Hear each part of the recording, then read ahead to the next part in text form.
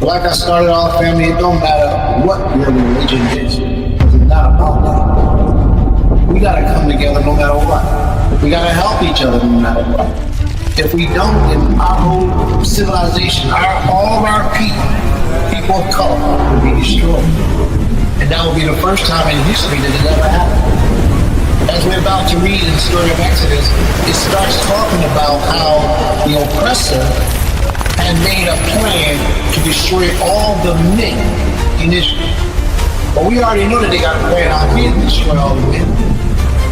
The story in the book of Exodus is very much like the story of today's time that we're going through today.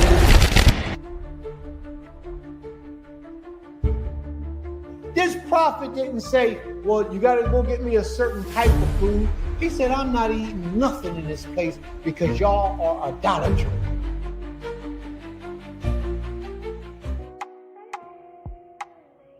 Shabbat shalom, everyone.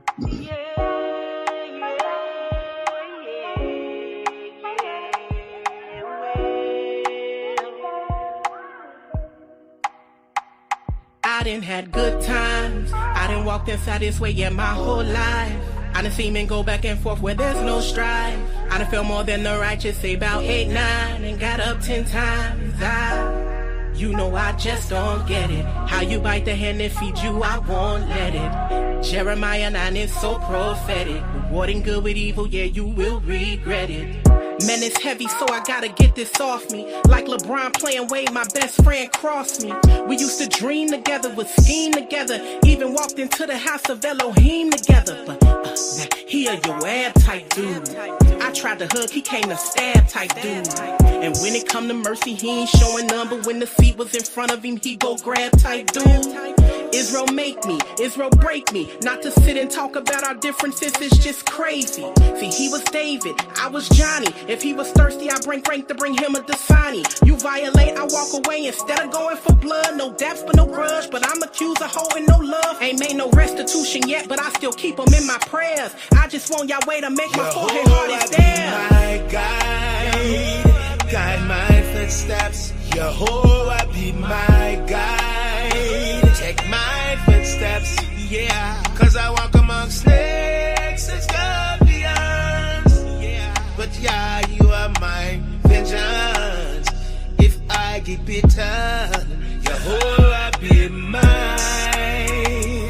Guide my footsteps, Yehovah be mine. Protect my footsteps. Cause I walk among snakes and scorpions, but yeah, it's my vengeance. If I get bitten, Yehovah be my guide. And if I couldn't go depend on my misters, I should have been able to come lean on my sisters. We should be trading recipes and remedies, but I'm your enemy because your man enemy. And I can't even go to council, they some scammers.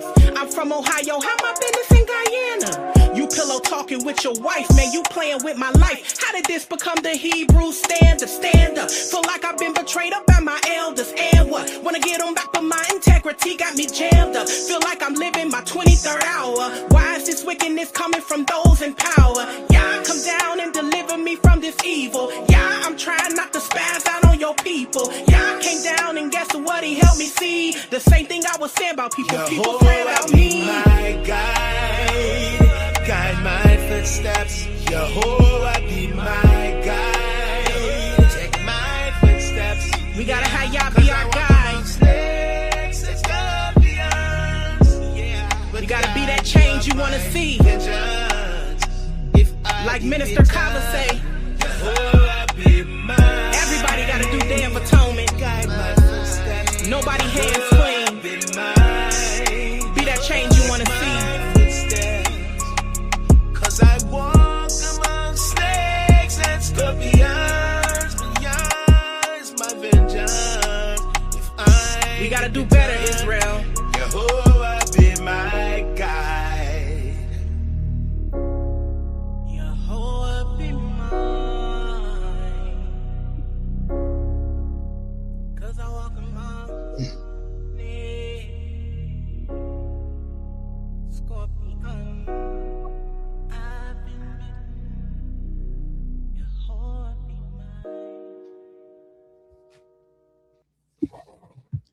May the Most High be praised.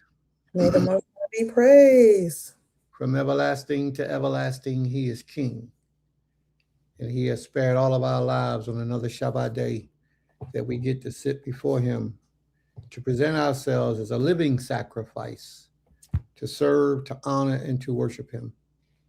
May we always uplift the name of the Most High forever, without ceasing, without pause, without hesitation, without falling, sleeping, and slumbering. May we always be grateful for the wonderful blessings of this King that he places upon our lives, how he wakes us up every day, how he puts food on our tables, clothes on our backs, a roof over our head. I think that's where a lot of people get stuck, with the roof over their head, because everybody's roof over their head are not the same. I sat back and I watched this video with this man. He lived in a different world, the rich and famous world. And I'm talking about $1 billion world. And I'm sitting back watching the movie, and a man walking in one of his neighbor's house. He rode past the house, and then he went inside. I mean, the house was so elated, so fabulous, so wonderful, beautiful house. And the first thing that comes to your mind is, well, I'm not living like that. Not me, not me. But I know how we think as a people, and we become envious, and we become, devious sometimes in nature to figure out, how can I get enough money so I can go get all that? Because of his roof over his head, you look at your roof over your head and you say, this isn't enough. But I promise you this, that the roof over your head is based on the work that you put in to determine the roof that you have. I promise you. Even if you're in jail, it's because of the work that you did to get there, 99% of the time. If you're sleeping in a car, it's because of the work that you did to get there. If you got a room, it's because of the work that you put in to get there. Okay. If you got a nice little house, it's because of the work that you did to get there. If you got a mansion, it's because of the work you did to get there. And I think that's where the majority of our people fall. And I think that's where we make our mistakes and our errors, because we look at the man next to us or the woman next to us, and we envy, violate the laws of the Most High. We envy what they have. And then for a lot of times, we hate the individual because of that. And we try to set up traps. We try to set up devices. We try to do evil deeds to hurt that person, harm that person, or bring that person down. What's that rapper who used to be partners with Jay-Z? What's his name? What's his name? Somebody tell me his name. He used to be with Jay-Z, and he got broke. He went broke. He fell off, and everybody talked about him. One of my favorite. I can't think of his name. Tell us, not Kanye West, the other guy, Damon. Not Kanye. Dame Dash. Yeah, Dame Dash. I knew his Dolly knew, because that's New York right there. That's it. That's who I wanted to holler at, because Dame Dash is a proof of how a man is supposed to reflect righteousness. Not even just righteousness, manhood. Dame Dash, from what's been reported, because I don't know him, I wasn't there, but what's been reported, fell off. I mean, he was in that multi-billion-dollar world. Benzes, Rolls Royces, Bentleys. He was in that world. And when he fell from that world, he could have gotten envious, which I'm sure a little bit might have crept up in him, but he got himself together. And now he's out speaking and helping people to rise in their intelligence. When I hear some of the things that they put out about him, the things when he's speaking, and I listen to some of these things, Dame Dash is one of us. He's an enlightened brother. He don't hold no corners. I don't know if he's serving the Most High. I heard him speak a little bit about how he lived, but I don't believe it was about being a Hebrew Israelite, worshiping the Most High and the Most High alone. I didn't hear that. I would love to hear that one day. But that brother got a mind on him. And I mean a mind of principles, a mind of discipline. He has turned his world from the negative end, where he has no reason to envy anyone right now. Whereas a lot of us, instead of getting down with the program, bettering ourselves when we fall or in our hard times, and pulling out the strength from within to manifest it on the outside and become the best versions of ourselves, we fall to evil doings because of envy. Because we look around us and see what the other people have all around. Sometimes it's your brother that's sitting right next to you, that you see what your brother has achieved or have accomplished. And you yourself might not be to your epitome of greatness yet. You might be like you just woke up out the bed for 15 years later. You haven't begun to put all of your energy and strength into greatness. So you look at your brother who dedicates his time, he puts it in to be the best he can be. When you out partying, clubbing, he's somewhere making money, building money, or thinking of plans to maneuver strategic plans so that he could make money to provide for his family and his children. But you at the club, you at the party, you at Jamaica, you in the Bahamas, you on your trips, having fun. He don't take trips. He stay home and grind. He might send his woman away once in a while with the family, with her sisters and brothers. They may go somewhere once in a while, but he on his grind. He been doing that for 5 years. And in the 5th year, you get back and you sit back and you look at him. He got a nice little car, but you would never know he had a nice car because he drive a little beat up hoopty majority of the time everywhere he go. But he got a nice Benz sitting in the back. Nice Benz, brand new. You got a nice car too, but you over the budget, taking care of your car, taking care of your mortgage, taking care of your insurance, taking care. You got to borrow money every week to trying to figure out how he's doing what he's doing, and why is he so successful? And we the same. I knew him all my life, and how's he getting all this? And in your mind, you become envious. Sometimes you try to repeat his ways and imitate his steps, but you don't go to the source. You don't go to him and ask him how to do what it is that you have just embarked upon. You see, he in the real estate. You say, well, maybe I'll get into some real estate. And you go out and you spend all your money on real estate, not understanding that there's a rule and a principle to purchasing real estate. Now you got all these houses that need work done to them, and you can't get the money to do the work, and the houses are not worth much because you paid too much money to buy. You didn't go to him to ask him for advice because you envied him. You despised him, but he was supposed to be your friend. Sometimes them people, they're covered up, they're camouflaged, and you don't know who they are. Look at the works, and then you can tell. You'll get a hint. Look at their works. But I understand, because sometimes you a good person, you have a calm spirit, you want to help people, you're a good person, and you tend to transition your feelings and your personality on others because y'all so-called friends. Now, people got to earn that. You can't just give it to them. They have to earn that.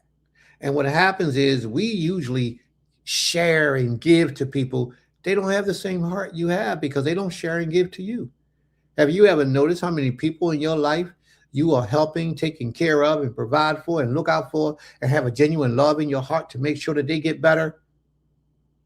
But if you stop and think, every one of those individuals, how many of them actually do anything to help you, to watch you, to make sure you safe, even give you a phone call, say, yo, bro, I ain't hear from you this week. You cool? Or I ain't hear from you this month. You cool? I ain't heard from you this year. Are you all right? Very few. That's how you know who the haters are, the real envious people. And a lot of us got envious people, haters in our lives today, and we still think it's cool. We don't even know that they're envious. We don't even know they're hating. Some of them laying right next to you in the bed. It's like they're in a silent competition with you. They'll call you up and go party with you, but let you fall on hard times. They might let you sleep on their floor, on their sofa downstairs for about a week. After that, you got to go. The Creator says in the scriptures that if your brother waxing poor, then you ought to give him of you. Open your doors, open your house, and welcome him into your home as if it's his home. That's brotherhood. This stuff that we doing today, we playing. This is a game. But yet we talk about we serve the Most High King and we love our people. This is a game. We got sisters right now sleeping in cars. I wish I knew who they were because I would help them. We got sisters sleeping in cars, brothers sleeping on the street underneath of a cardboard box. And I'm talking about spiritually strong brothers. I'm not talking about them dudes who don't worship the Most High and lost their mind and you know, because the medical institutions closed, now they're forced to be on the I'm not talking about them. I'm talking about the same people that show up in the Shabbat service every week.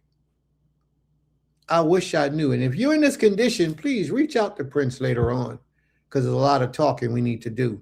But you got to worship the Most High and the Most High alone, and we'll be cool. And we'll make it happen. We got to know, family, that there is help for us. And it's beyond that of envious people, because envious people always want your help with a price. Well, I'll let you do this, but you got to pay me this. Or I'll let you do that, but I got to get this. This is how you got to help me. When is true brotherhood going to be expressed? Like my sister put in a post earlier, when you give your word and keep your word as a brother. It's not too many people like that today. It's just not too many.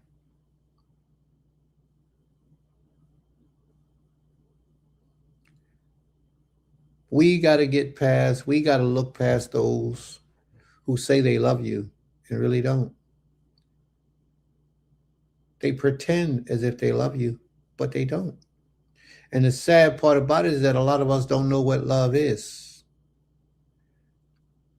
A lot of us don't. As long as you're benefiting them in their lives, then y'all in love. But when you stop benefiting them, you get to see who really loves you.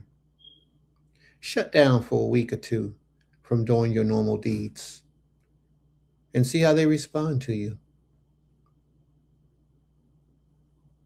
Shut down. I'm not talking about to your husband and your wife. I'm talking about those people who's supposed to be your brother, your sister, or your friends. A lot of them you will find are really envious of you because of your success and all that you've achieved and how the Most High has blessed you. A lot of people you will see are truly envious of you. They'll be in need and won't want to come to you because that's how strong their envy is.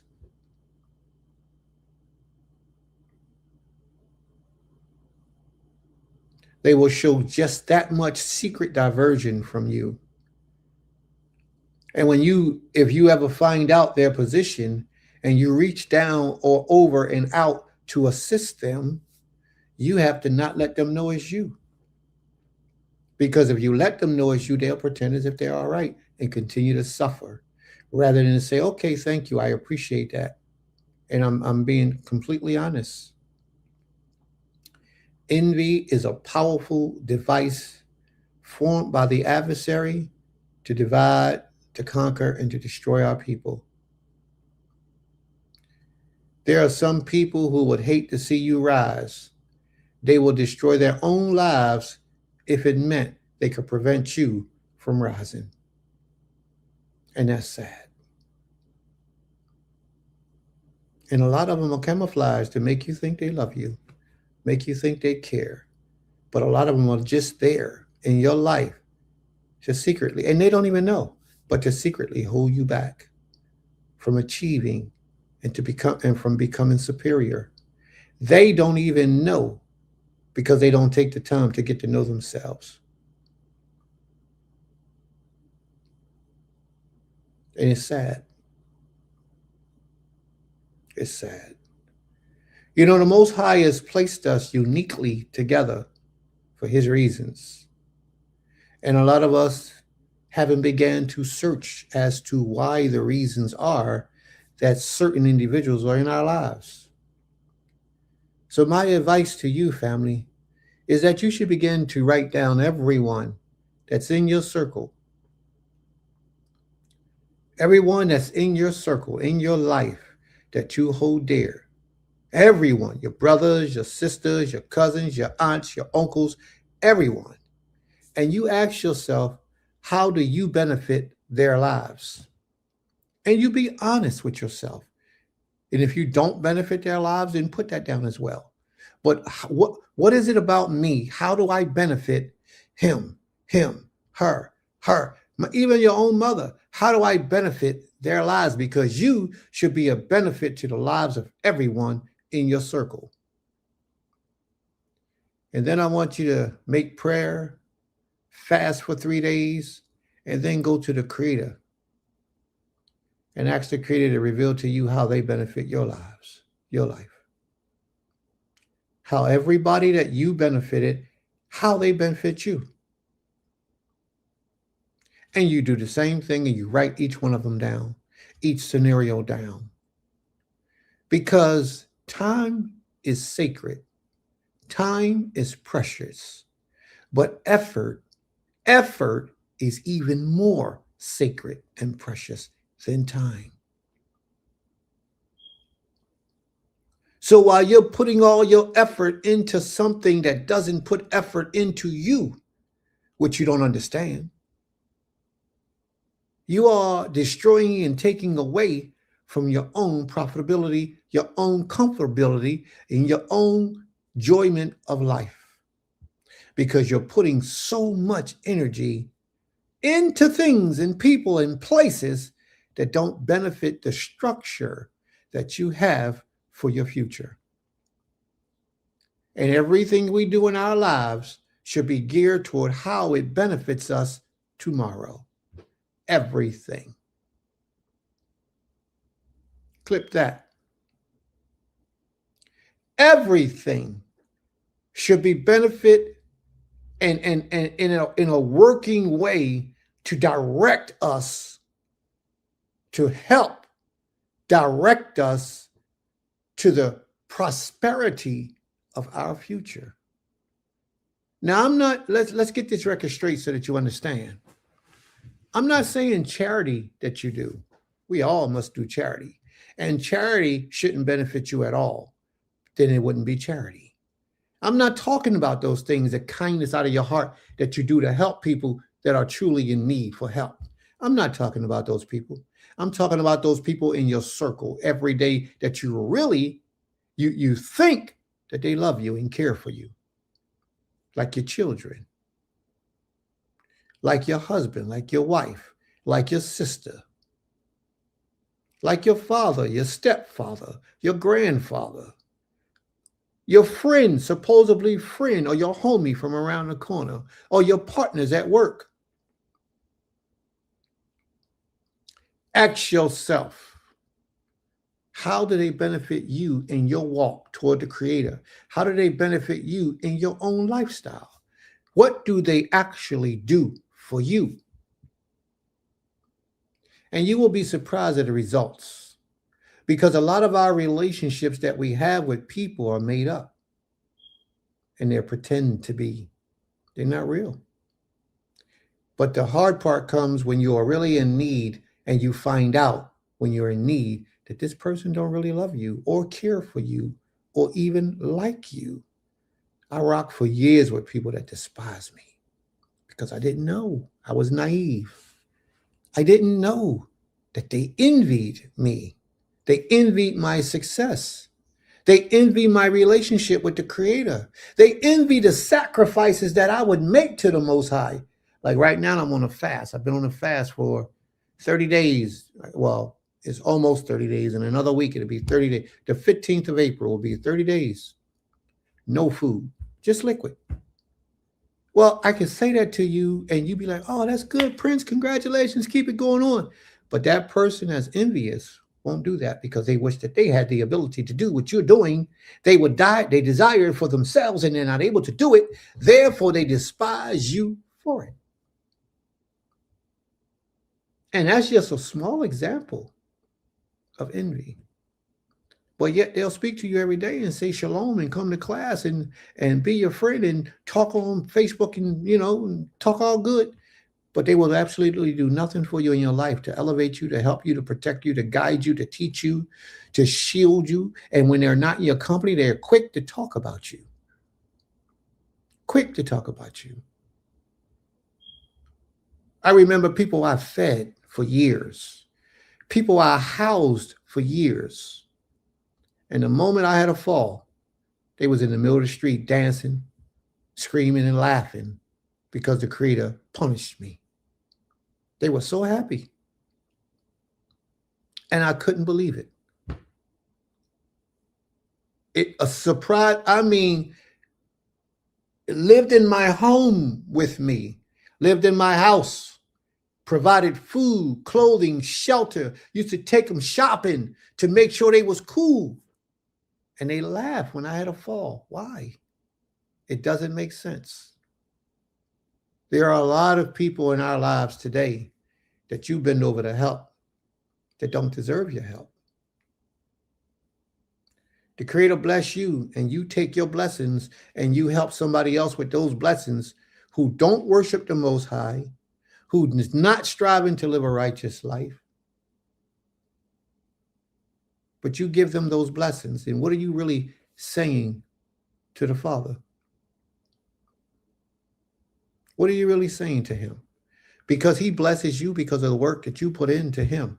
But because you're so emotional and you're stuck in your human mindset, you want to take the Most High's blessings that he's given to you and you want to share it with undeserving people. And that's not righteousness. That's a quick way to get the Most High to slow down on your blessings. Because you took what he gave to you and you gave it to evil, wicked, sinful people. And those same people that you went out of your way to help despise you, hate you, don't like you, talk about you, ridicule you, disrespect you. And you don't even know. But you took the Most High's blessings and you disseminated it amongst all of those people because you had the ability to do so. That's just foolishness. So I would advise everybody to take the time and do that circle and find out who's really on their team, the real ones. Because a lot of people are just here to use you. And as long as you're giving, they're going to be taking. You're giving, they're going to be taking. You're giving, and they're going to be taking. And it's going to come to a point one day where you don't have anything else to give, and then they're going to get angry because of the way you treat them. You don't do nothing for me. Or you don't do enough for me. See, they keep a track, but you don't because you're so sweet and kind and loving and passive. They keep a track. They know who does for them and who doesn't do for them. That's why they gravitate to you, because you're a giver.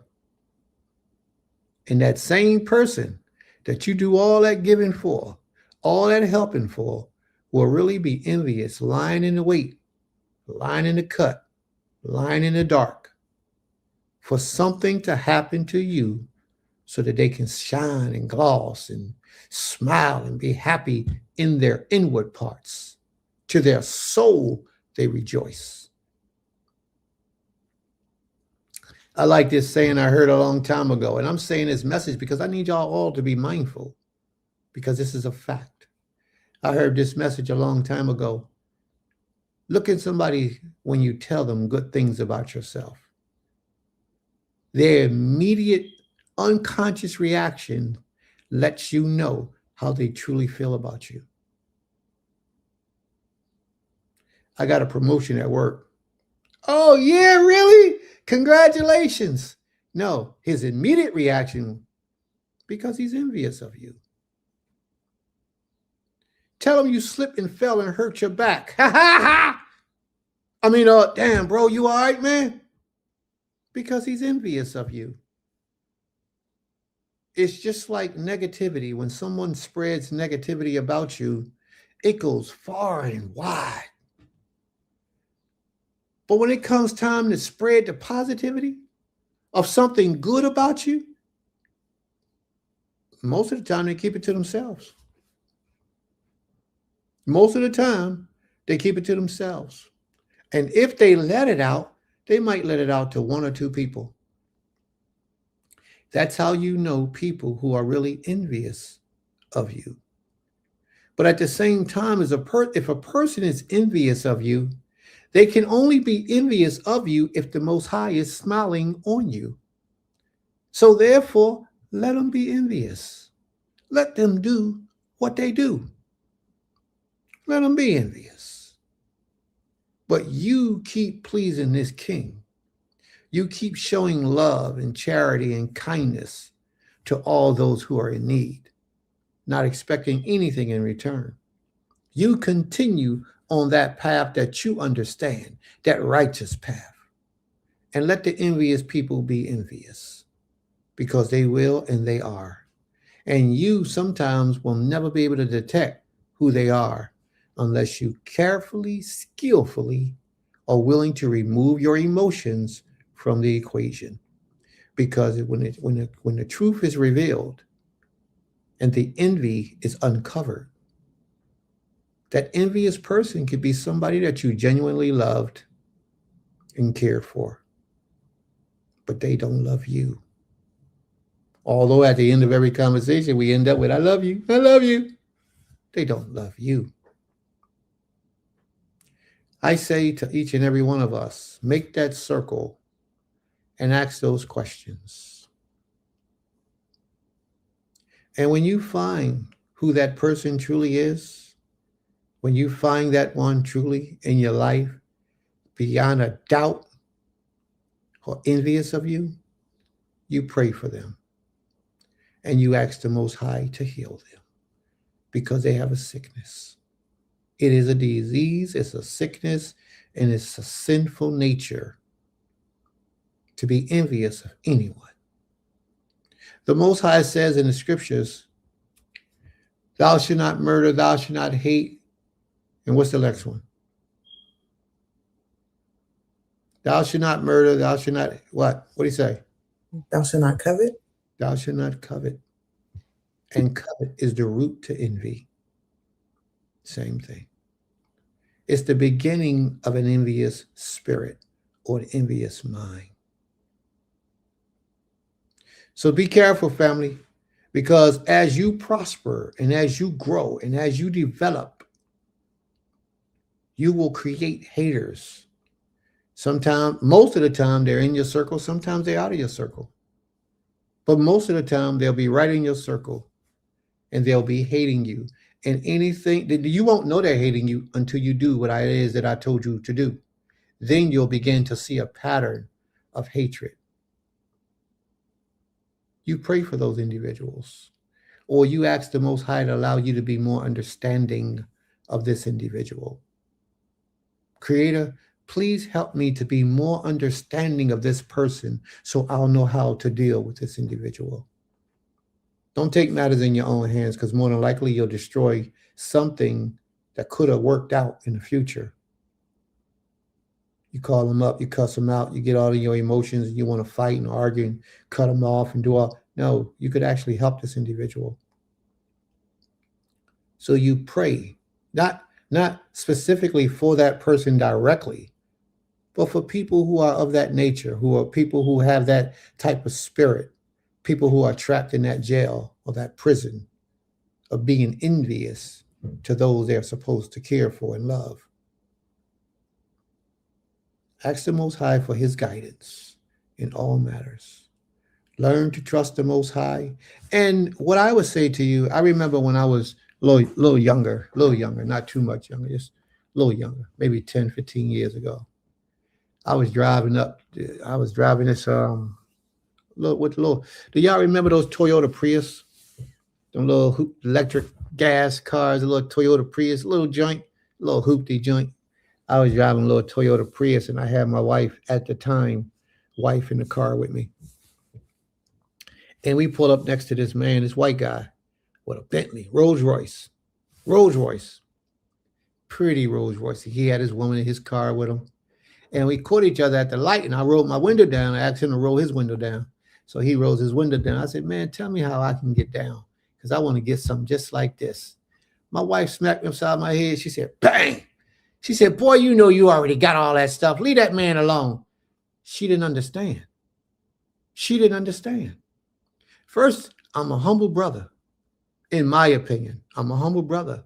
Whereas if I see somebody doing what I'm not doing, or what I wasn't able to do at that particular time, or don't know the knowledge of how to do, I'm going to ask that individual. So maybe he has a better way of doing what it is that you desire for yourself.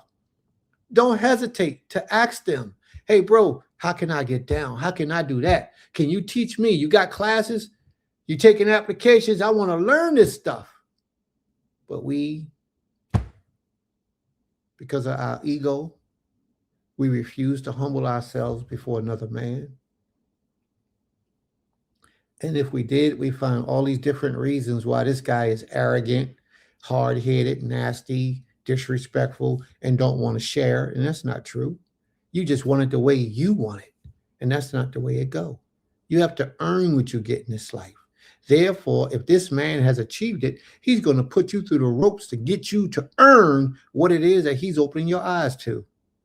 But because it didn't come the way you want it to come, you make up all these bad sayings about the brother, about the sister.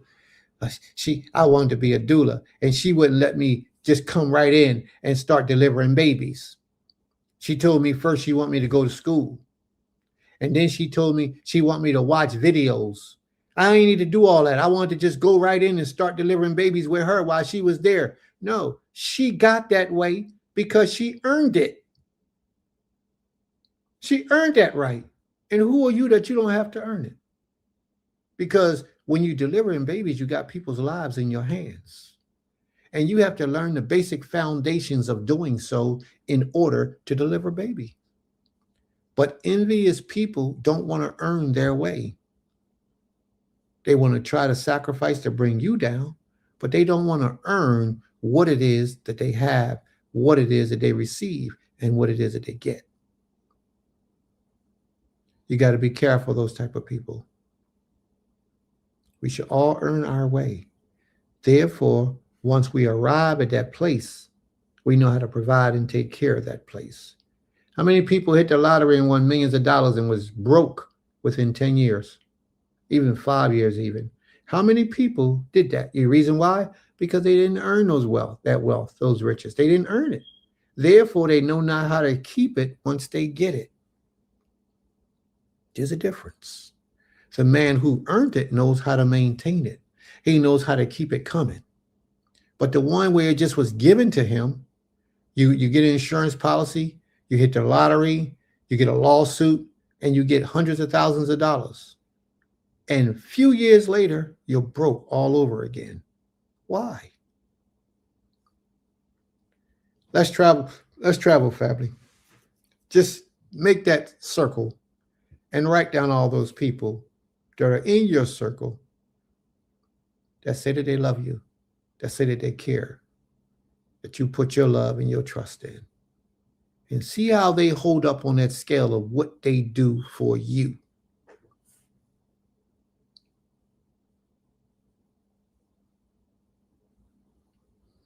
You got to go back and watch the video, sis. You got to go back and watch the video. She says, I missed that. I missed what you said. Was there specific questions you said to ask to find those envious ones? What specific did you say to do? Go back and watch the video when it comes on, and you'll get your answers. And Shabbat Shalom to you. Shabbat Shalom to Hor Kodesh. Shabbat Shalom, Sister Kaza. Brother Asa, Shabbat Shalom, Brother Asa. My brother, my Isha, Shabbat Shalom, Ishi. Aim Katir, Shabbat Shalom, Feathered Goddess. Shabbat Shalom, Feathered Goddess. That's Sister Shemaiah. say it again? That's Shemaiah. Oh, so she got all these different names, huh? Shabbat Shalom, Shemaiah. Shabbat Shalom, nephew. Sister Brittany, Shabbat Shalom. Sister Higdal, Shabbat Shalom. My brother Kezu, Shabbat Shalom. Wherever you at, brother Kezu, Shabbat Shalom to you. All right. Sister Bahira, Shabbat Shalom. Sister Bashira, Shabbat Shalom. That way I don't miss neither one of y'all. And Brother Benjamin, Shabbat Shalom. May the Most High be with you as well, bro. May the Most High be with you. All three brothers Benjamins, all three of y'all, Florida, Ohio, and the other one, I don't know where he live at, Brother Benjamin. I don't know what city you live. I forget what state you live in, Brother Benjamin. I forget which one you live in. Shabbat Shalom, everyone. May the Most High be with you all. Brother Daquan, Shabbat Shalom, Brother Daquan. Shabbat Shalom. Is Sister Ornette here? If you are, Shabbat Shalom, Sister Ornette. Shabbat Shalom. All right. So we're going to move forward, family. Sister Hadassah, Shabbat Shalom. Sister Esther, Sister Hadassah. Shalom, Shabbat Shalom. May the Most High be with you as well, sis. And tell my boys I said shalom. All right. Where we at? Sister Laurel. Shabbat Shalom, Sister Laurel. Shabbat Shalom. May the Most High be with you, sis. All right, Ima. We ready to rock and roll? Shalom, King. All right, let's go. All right, Shabbat Shalom, everyone. We are going to now do our thankfuls. What are you grateful for? What are you thankful for to the Creator? May we always give him his thanks. May we always show him how much we love and appreciate him for all he does to us on a daily basis. Not just, on the Shabbat day, but I pray everyone gives thanks to him every day. So we are going to get started. Malka Higdalia has, of course, set us off with the thank yous.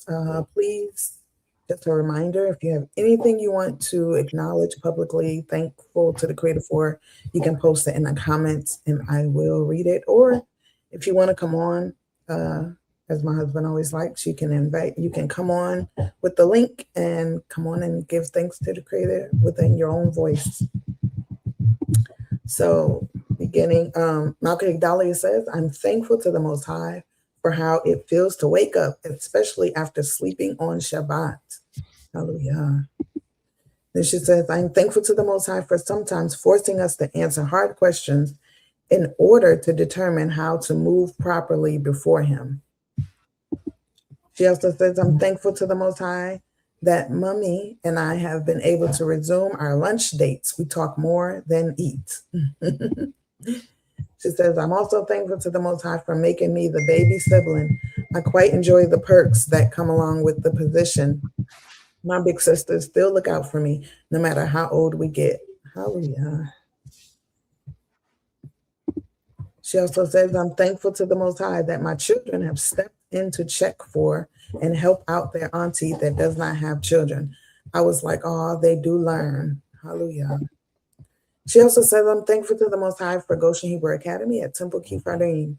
The staff and even the administration care about each student as they would their own children. It's beautiful to witness. It's like they're just natural mentors. Hallelujah.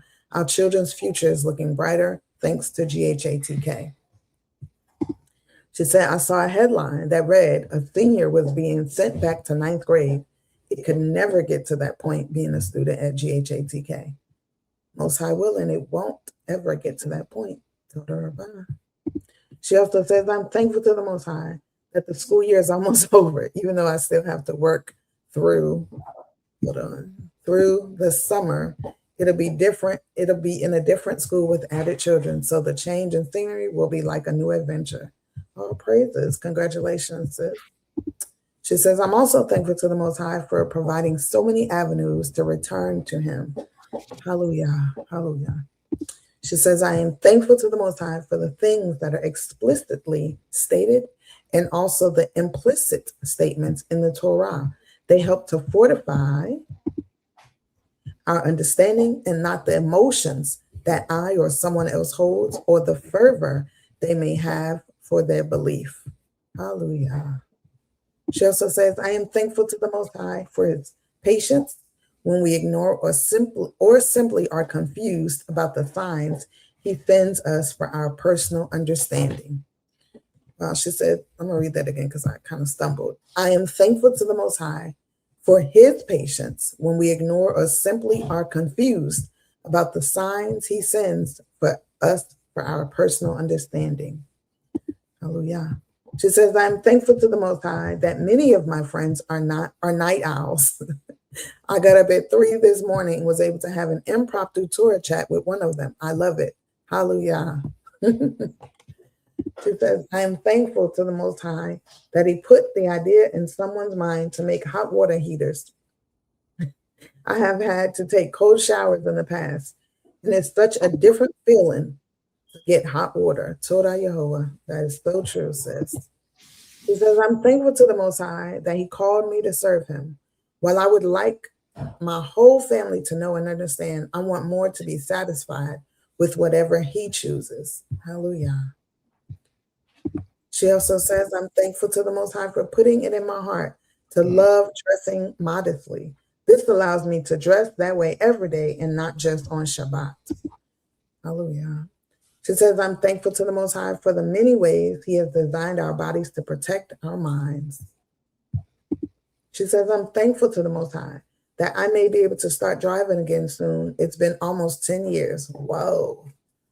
Ooh, that's a long time. Okay, sorry. So let me go to the thank yous. More thank yous. My sister wife Autumn says, I'm thankful to simply be alive with my family and dear ones in the land of the living. She also says, I am blessed in life because I'm alive. Once you're mute, you're mute. There's nothing more to do. As long as you're alive, you still have opportunity to take your Most High given will to love and change. Sister Kaza, Sister Aisha says, I'm thankful for the cleansing the Creator is allowing me to go through currently. I am grateful for my spiritual gifts and spiritual connections. I am most thankful for our divine instructions and laws. Hallelujah.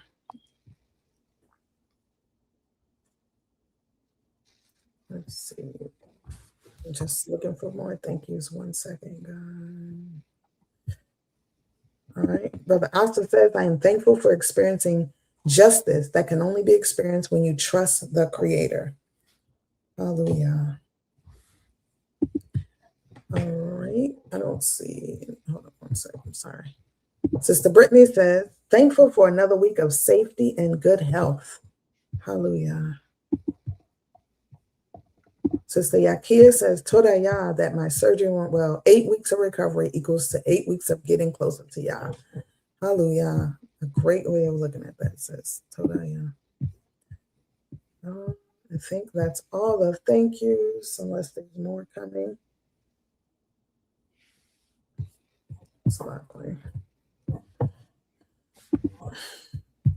She said, I am thankful for Yah's mercy.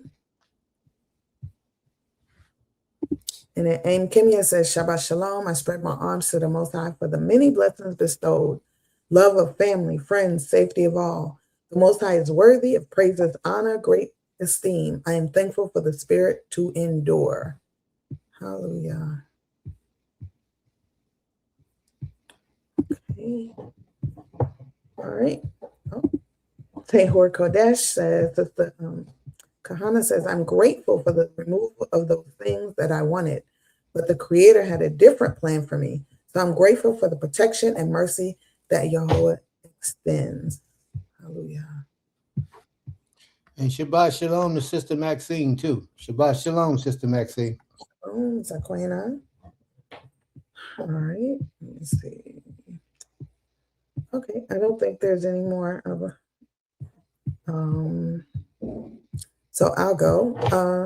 All praises, all glory unto the Creator, for he is an everlasting power that I am super grateful for him opening up my eyes, my heart, my body, my mind, everything within me to take in him and his laws and his way of life in trueness, and to take it in and teach it to my children, to embrace it in the fullness thereof. I'm thankful that he saw fit, or that he saw and knew from the moment I was born that I would be one of his chosen. And so I'm grateful that he opened my eyes to acknowledge it, to accept it, and to not just say I accept it, but to follow what he has set on record for us. So to our Most High for that.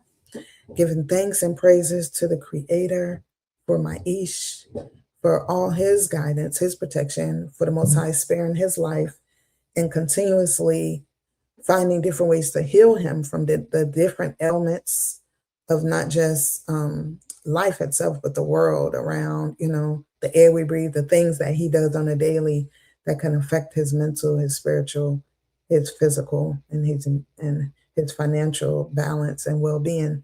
So grateful to the Creator for that continued protection and guidance.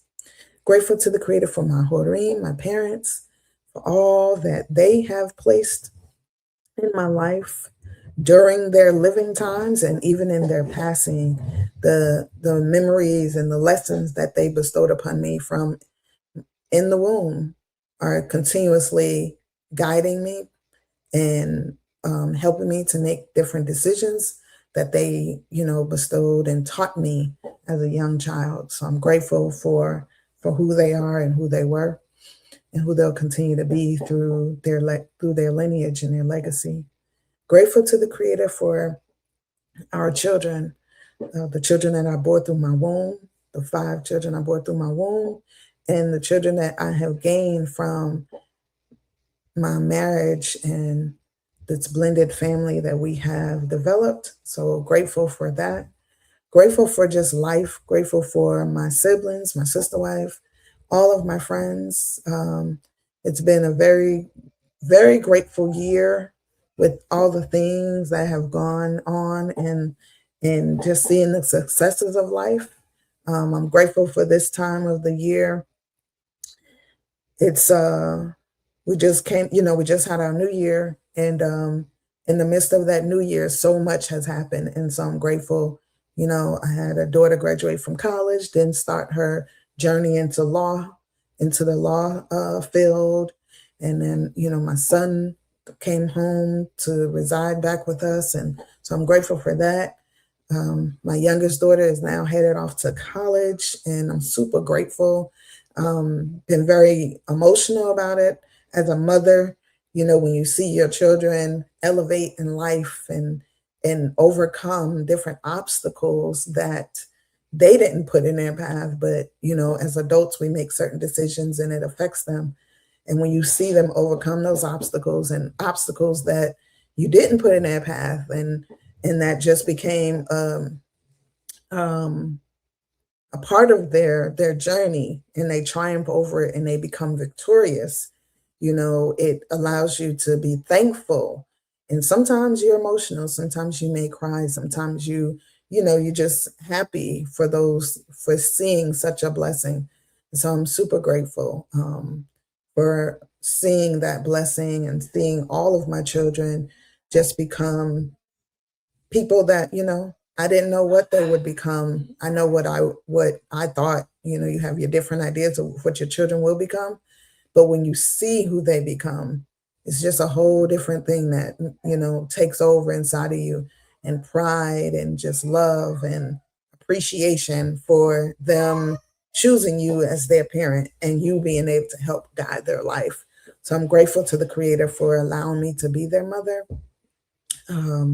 their first mother, the one who gave them birth, and the one who, I just can be prideful, and not even in an egotistical way, but a very humbled way, because so many people don't have that same experience. And every time I go on social media, I see some rest in peace post of some either young woman or young man from just the environments of the world that has taken them outside of police brutality, but the drugs or social pressure, suicide, mental depression, all these things. And so I'm grateful, that I can smile and be proud and pleased with my children's choices and all the things they've overcome. So Most High continue to guide us, protect us, shield us from all hurt, harm, and danger, and allow us to grow. I'm super grateful for, my sisterhoods. Had a couple of calls this week from different sisters who, we just talked and just kind of like reflected on our past and how those were times that were unforgettable. And even though we have all kind of like walked in different journeys, we're still connected through those times. And they were really beautiful times, until they weren't. So giving thanks to the Creator for those moments and sisterhood, and just knowing that through Him, all these things are possible. And we've been able to, just live and enjoy. And I just pray that the Most High continues to allow that and continues to allow us to build more with new sisters, with, bringing those bridges, meeting each other, introducing new people to older people, and, having that camaraderie, because as we grow, we're supposed to, if we able to, Most High willing, reach back and bring others with us. And that's one of the things that I love about, the people that I have come into connection with, is we, consistently do our best to do that and stay connected and uplift, not just ourselves, but others around us and our children as well. So tell the Most High for this day and for His many blessings. Exactly. You're on mute, Abba. Said, may the Most High be praised. Shabbat Shalom, Ra. Shabbat Shalom, Ima Sukari. Shabbat Shalom, Sister Yoshiro. Shabbat Shalom. Tell your husband I said Shalom, sis. Tell my brother Antoine I said Shalom. And Sister what's her name? Dominique. Ashet, Mr. Otter. Shabbat Shalom, sis. May the Most High be with you as well, you and the family. And tell my little man I said Shalom. Give him a little pound for me. I know he can't get your pound back yet, but go ahead, just give it to him anyway. Tell him I said Shalom. All right, family. If there's anyone else who would like to thank the Most High for anything special, now is the time to do so. If you like to acknowledge and thank the Most High, now will be the time to do so. Who would like to thank the Most High? Most High does a whole lot for us. Whole lot. And sometimes all He wants to do is hear you say, thank you. I appreciate it. And you'd be surprised how that would just make you feel on the inside and also turn your life in a different direction just by praising the Most High and giving the Most High a portion of yourself. She is thankful for her life. May the Most High be praised. Well, that's a sister that once you start talking to her, you can't stop talking to her, because she got so many different avenues in life that she's familiar with, so much information. She does so much research and she's investigating so many things. So anybody want to know anything about sovereignty, about how to get birth certificates, how to get a portion of freedom in this land, that's the one y'all want to contact. And she'll help y'all out and fill y'all in with information. May the Most High be praised.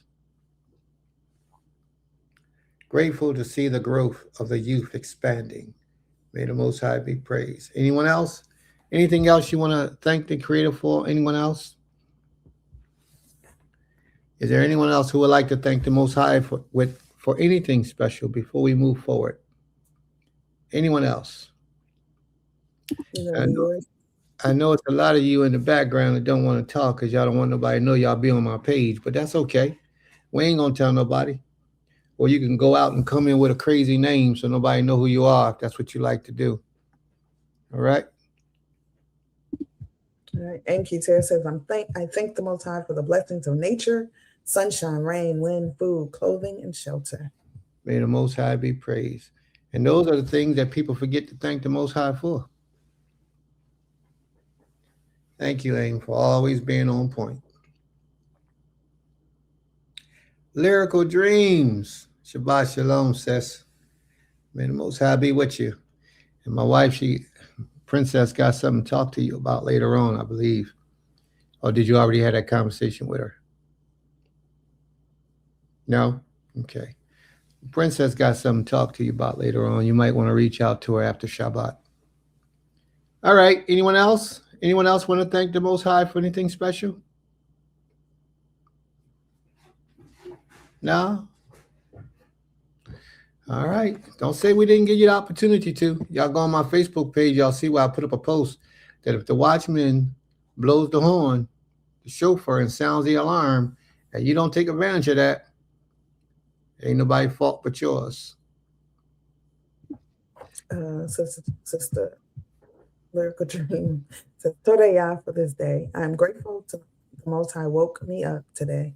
I look forward to the Shabbat every week. Just being able to provide for my family is a blessing. I'm very grateful for my career path. Oh. Okay. That's it. I'm sorry. She's very grateful for her career path. And be praised. And Shabbat Shalom, Sister Yakia. Shabbat Shalom, my sister Yakia. Shabbat Shalom. Welcome, welcome. May the Most High be with you, sis. And I'm sorry to hear that you had to have an operation. I pray that everything went well. And may the Most High speedily give you a recovery real soon. Shalom, shalom. All right. And Sister Tehor Kodesh is thankful for every single breath. We can go months without food, days without water, but can't go a few minutes without breathing. There you go. That's the absolute truth. May the Most High be praised. The absolute truth. So yes, y'all might want to start putting y'all commandments in the room now. Start posting your commandments so that when we go to the commandment portion, you already got your commandment posted with the explanation of the commandment. So when we go to that portion about an hour from now, maybe you will be already listed and don't have to think about what commandment you're going to put up. Already have it done. May the Most High be praised. What's the name of the lesson today? Does he/she love you? Mm-hmm. I know what they tell you. I know what they want you to believe. But do they really love you? Well, one question I want to ask first is, what is love? Can anybody give me a definition of what love is?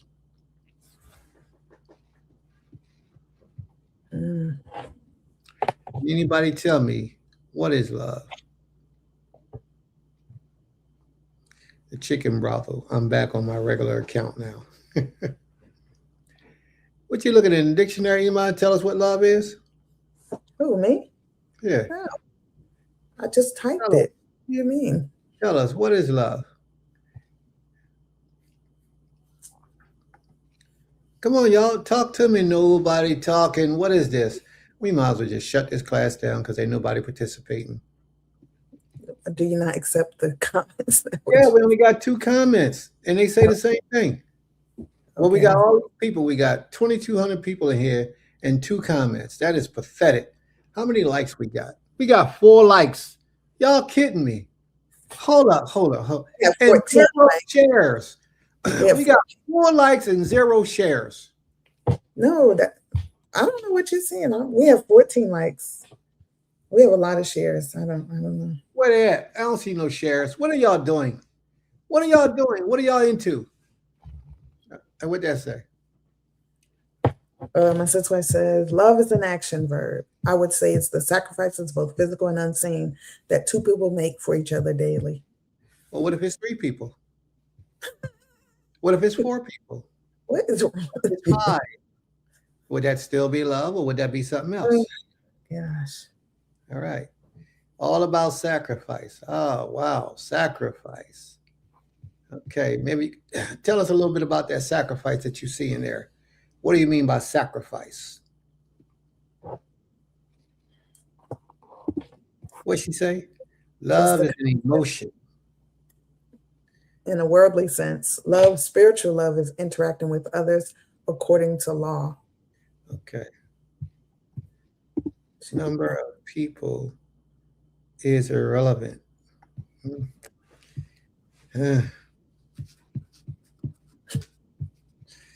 Scratch my head on that one. Anyone else? What is love? Talk to us. Family, y'all making this class go slow. I like when the class be upbeat and it moves fast. Does he or she love you? So, all right, I tell it to you like this. Since y'all don't want to answer on that, since nobody don't know what love is, how many of you in this room today think that you're loved? How many people in this room, within the sound of my voice, love is dictation? I like that. How many people in this room feel like they're loved? How many? Does any of you feel like you're loved? How many? Hey, Sister Tahor Kodesh, can you explain that to us? Love is dictation?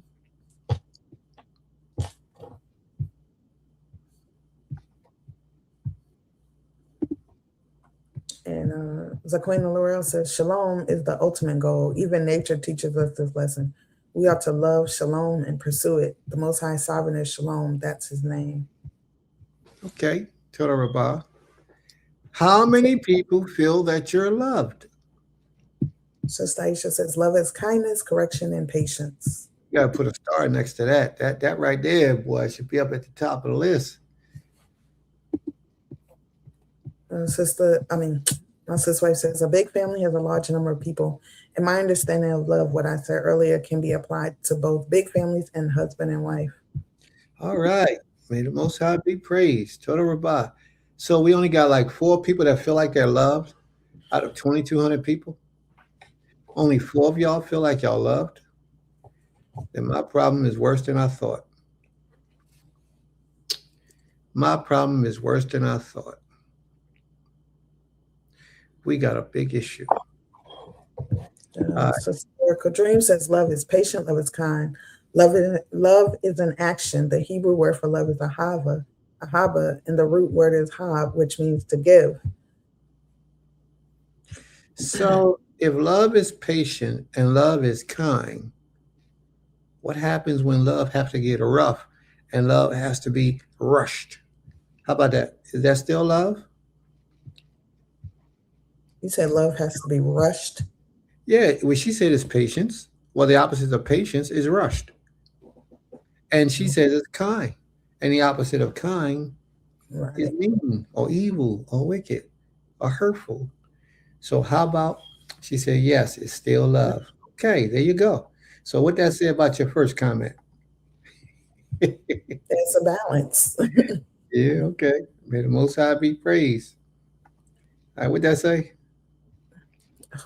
Which one are you trying to? You know what? I'm going to resign from hitting the buttons. You hit the buttons, babe. I'm sorry. Okay. And Kimia said that was part of her commandment. So let me start. Right. Oh, but, okay. Aim Sukari says love is the ability to define phenomena and act in the desired manner. All right. May Most High be praised. Okay, Sister Tahor. What you skip over that for? Because I was lyrical dream was answering. She said, because at some point the patient ran out. Like when you discipline a child, it's patient at first, and to a certain point, you will have to show what we call tough love. Okay, understood. Tell her about that, sis. And then Tahor Kadesh says, dictation. Love can be considered dedication when it moves beyond a feeling and becomes a sustained choice expressed through action, loyalty, and responsibility.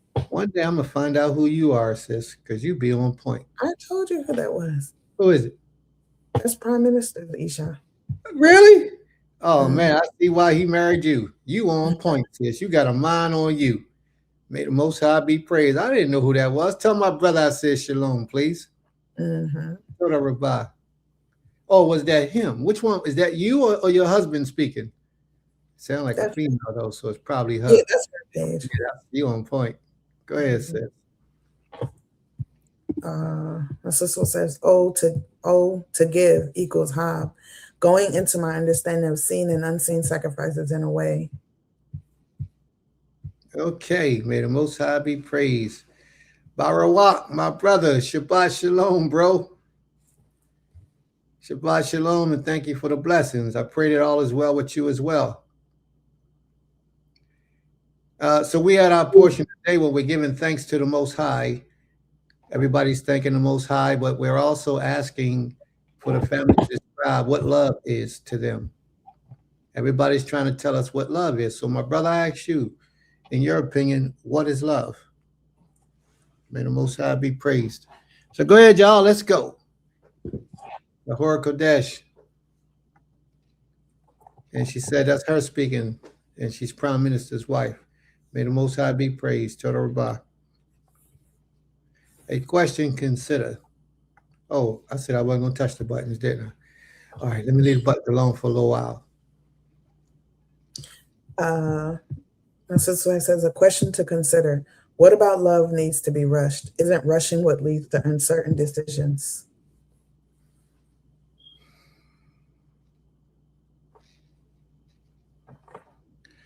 Well, to honestly answer that question, one form of rushing to one person might not be rushing to the other.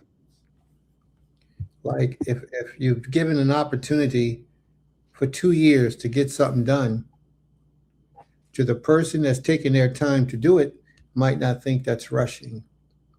But for the individual that's waiting for this thing to happen, he's like, yo, man, where you at? I've been asking for this for 2 years. Can you hurry and get this done? So it's a different way of what we might understand to be rushing and what's not rushing. Okay? All right.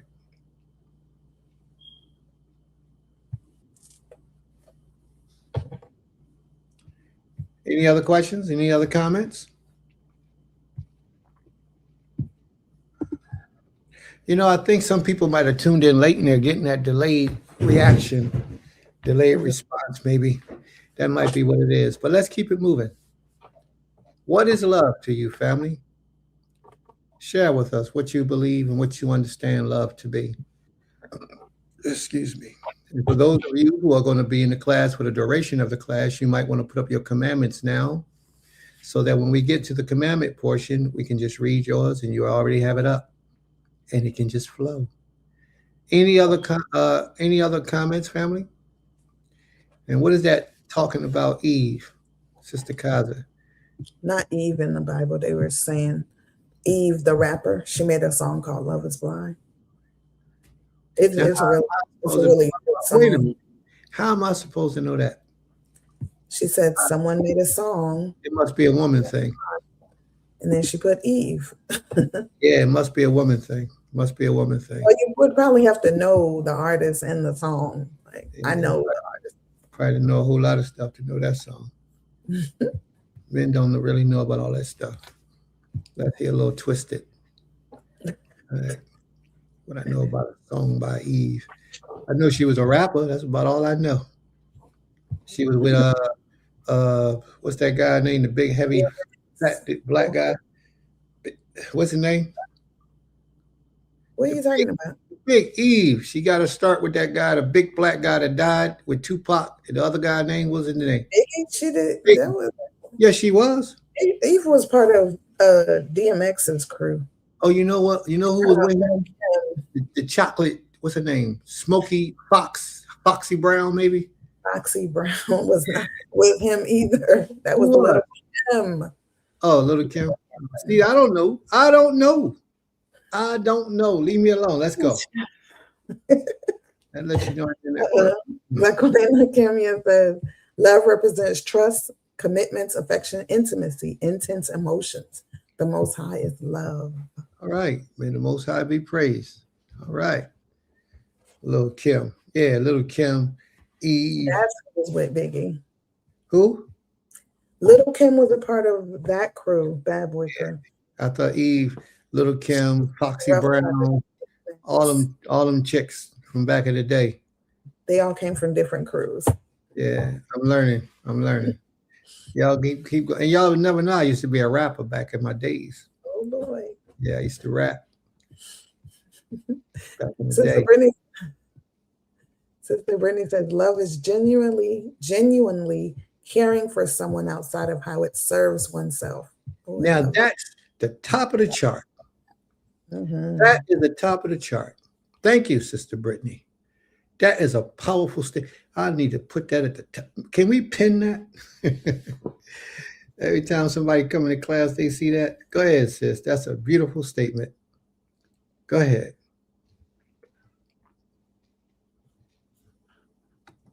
All right. Let's rock, y'all. Anybody else? What is love? I guess that's it for love. So does he or she love you? Aim Kitel says love is dimensional and is the foundational framework from which all life exists and maintained. Absolutely, Aim. Absolutely. And then my sister says love ultimately seems like it's a balance of all things. Daily sacrifice met with daily reciprocity, kindness, but sometimes tough love when needed, forgiveness, but also holding space for accountability. Well, let's go back to that first statement she said. That's the one that reciprocity. I don't see that in love. I would take that out of there. I don't think reciprocity. It's just my opinion. Of course, you gave your opinion. That's what you feel. I agree. But everything else in here is beautiful. But I don't believe that reciprocity has anything to do with love. Because when you love somebody, you don't look for things in return. You don't look for them to do for you. You know what I mean? You might want some appreciation and some love and some respect in return. But for real, then it's not love. Because love is done without any expectations from the other party. Yeah. Like right now, you care for your little baby, your little child, your daughter, your son, whatever it is. You care for your child, not expecting your child to look up at you and say, thank you, Ima. Or without your child urinating all over you when you're changing his pamper or pooping all over and you got to clean up after. And you don't, that's, those things doesn't happen. In my opinion, in giving love, there is no reciprocity. There may be, it may happen, but don't look for the expectation of it. Mm-hmm. When you look for it, then it's not love that you're giving. That means you're doing things with an expectation of a return. That by definition is not love, in my understanding. Mm-hmm. That's just, you brought that up. And actually, my sister's wife and I, we were having this conversation yesterday.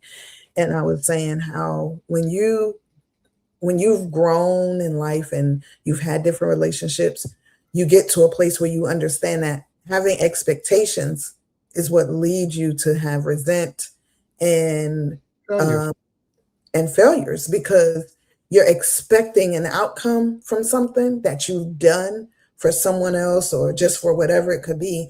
And that expectation, especially if it's not the expectation that you had in your mind, is going to cause you to have resentment for either that person, that thing, or whatever it is that you did, because you didn't get that, what you expected from it. So that was, that just reminded me when you said that. And a lot of people do love with the expectation of getting that same love back. And then we don't even understand, and it's going into part of what I wanted to talk about today, but we don't even understand that when you love like that, it's not really love. You're going off of a kind of like of a user, a proposed I don't know, just a proposed environment that's already been kind of defined for you. Like when people, like what you ask, what is love? Most people will sit back and say, well, love is whatever I give and what you give back, because that's what society has already defined and shown you how love is supposed to look, quote unquote. But a lot of times we only learn truly what love is through actually going through relationships. And there's different forms of love, because the love you have for your child is completely different than the love you have for your husband or your wife or your parent or your sibling. There's all these different dimensions, but a lot of times we put it all together because we haven't figured out a way to kind of like, define or separate, the differences of love. So, yeah, just wanted to say that. And then nephew Carlin said, love is defined as a profoundly tender, passionate affection or deep attachment toward a person for you. concept. It encompasses romantic devotion, selfless kinship, intense liking, and admiration. He looked that up in the dictionary. Get out of here, Carlin. Thanks, Carlin.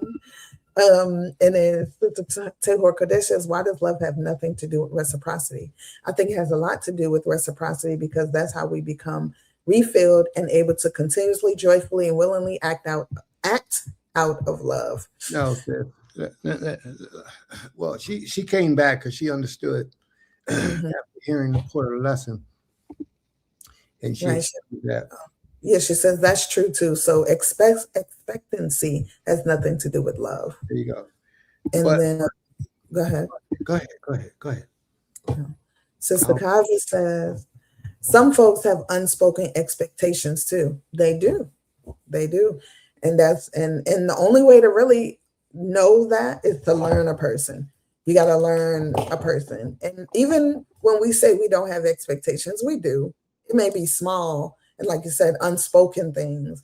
We just have to identify it. But and I'm not saying there's nothing wrong with desiring an expectation. It's how you look at that expectation. Because if you're gonna base everything off of that expectation, then you're not gonna be happy with most things that people do. And that's only because what they give you is they're not you. So they don't know fully how to give you exactly what your expectations are. And some people's expectations are over the top. Like it's ridiculous because of pressure and what society has said, what you should get for giving, and I just grew up where it wasn't about or waiting for what you get after you gave, it wasn't about that. So it's like, it's just how we also were taught about it too. It's just the different things. So Zaquina Kimmy says, oh, go ahead. You wanted to add? Go ahead. I've been trying to talk for about a half hour, but somebody just keeps going and going and go like an Energizer battery. All right. You said, go ahead. Now you go ahead. You got the show. I'm listening. I'll talk when I'm ready. Go ahead. Okay. Zaquina Kimmy says, doing everything possible to preserve the life of the sick and suffering, preserving the life of another with every fiber of your being. Ooh, that's a deep one. And it's true. I love it. Carla said, I did look at the dictionary. I told you. I love it. He's on it. Copied and pasted right out the dictionary. That's cool. That's good. My sister Wave Autumn says, I agree that expectations leads to disappointment. What I mean by reciprocating is that when you love someone, you'll reciprocate on your own to the best of your ability. You'll give on your own to the best of your ability. And that effort is what matters, not the actual thing you're receiving. All right. Now I listened to everybody talk. I did. You did. But my conclusion of this matter is that we're mixing love with responsibility.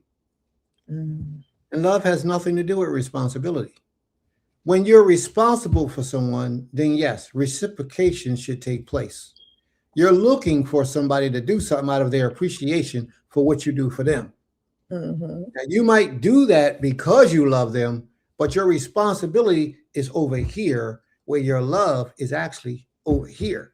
There's a whole lot of things that fall under the realm of love, but responsibility has nothing to do with love, because you can despise somebody and still be responsible for them.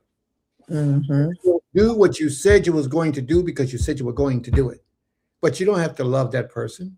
So now let's deal with love. Love itself has no reciprocation in it.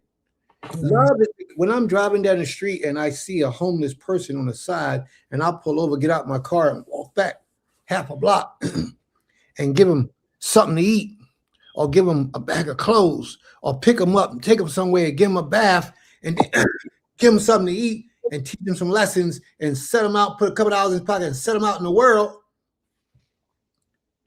that can only be done out of love. And you're not looking for anything in return. And if it's not direct love for him as an individual, then it's the love that you have for your people or the desire to please the Creator for all that you've done for these individuals. You'll probably never see these people ever again in life. You'll probably never see them again in life. So when you do things out of love, it should be done because you have no expectation of return or getting anything back from that individual. Because if you do, that's not love. Now, I'm not talking about your responsibilities. Sure, your husband, he should be taking care of the family. He's responsible for the family. That's his responsibility. So do you show appreciation for that? Absolutely, you do. He come home, you want to rub his back, you want to massage him when he go to sleep at night, you want to cook his food for him when he eat, when he wake up, you want to keep the house clean, you want to do what he says he needs you to do, you want to obey his voice and his instructions, you want to talk to him before you go out and make major decisions. All that stuff is appreciation for what he does for you. That has nothing to do with love, because you do the same thing at your job when you go to work. It has nothing to do with love. Those things are forms of responsibility. You are responsible for him. He's responsible for you. You're doing your part. He's doing his part. It's a reciprocation process there. You're doing these things because of what he does in your position. He's doing these things because of who he is and his position. You follow me? That's supposed to happen. You don't have to love somebody to provide and take care of them, to cherish and protect them. You don't have to love them.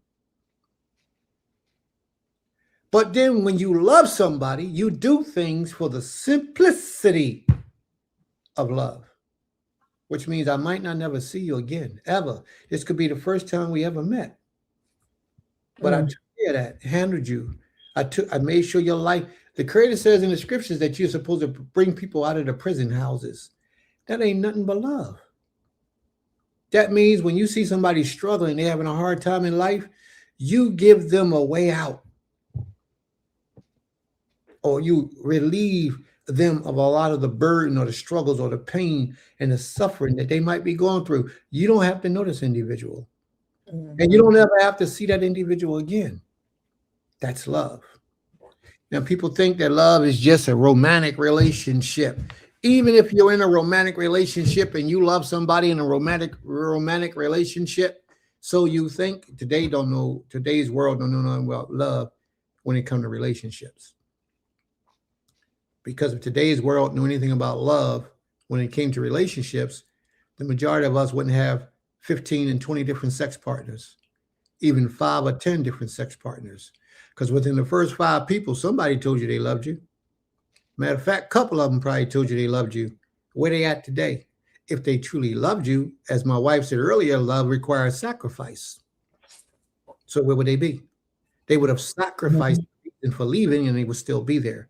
That's how you know who loves you.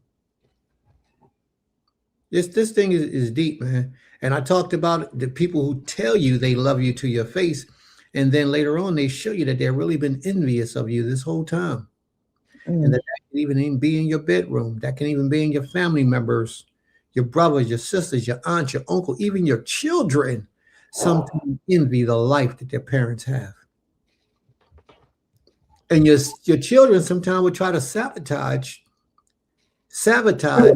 the happiness that you may have with your husband because they don't like your husband for whatever reason it might be.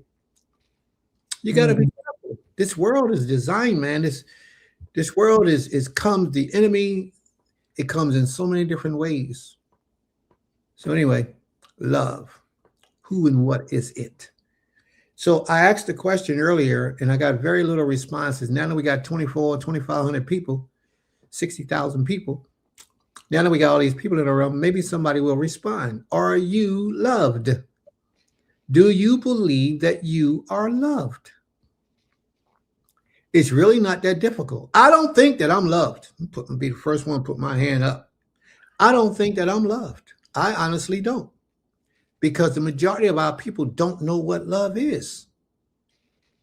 The majority of us today, we put love based on what we get out of what they do for us. That's not what love is. I don't think too many people in this world, that's just my opinion, understands what love is. I don't think they are. And then that might just be my imagination feeling that way. The people that really love me, I might not even see them, and I might be loved and just don't realize it because my expectations of what love is different from their expression of love. Mm-hmm. Y'all follow me? It's just that simple. It's just that simple. My expectations of what it is not being met, or what I understand love to be. Because when I be telling people I ain't got no money and I'm poor, don't nobody dig in their pocket and give me none. When I say I need, don't nobody meet that need. Don't nobody say, yo, Prince, don't worry about it. Here go 20 million. I say we trying to build a school over here. Don't nobody give up no donations. Don't nobody help in the process. Ain't nobody doing nothing. We got all these projects that we're trying to do and ain't nobody helping. Now that brother who got his paycheck this week and said, you know what, Prince, here's $30. Bang, out of his paycheck.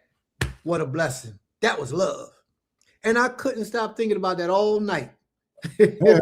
I mean, look, anybody that want to give you of what they have, a portion of what they have after they get it is nothing but love.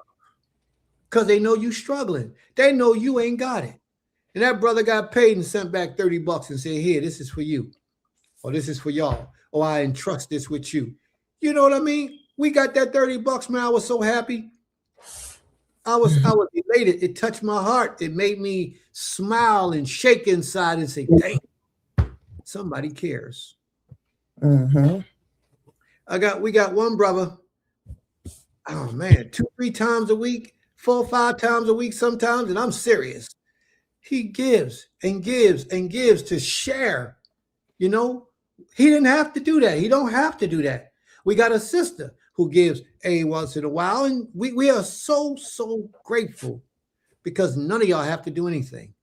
But then there's some of y'all. Let me fold my arm on this one. You know who you are. And it's not right. But you say you love me. You love us. You love what we do. You love how we do what we do. And come on, y'all. This is what I'm talking about. And when people really love you, they give without any expectations. They don't look for anything in return. They love and they give out of the kindness of their heart. And then they go stand before the Most High, and the Most High says, because you helped my servant. Bang. And their whole life changed drastically all of a sudden because of that one small gesture of love. You'd be surprised how you turn the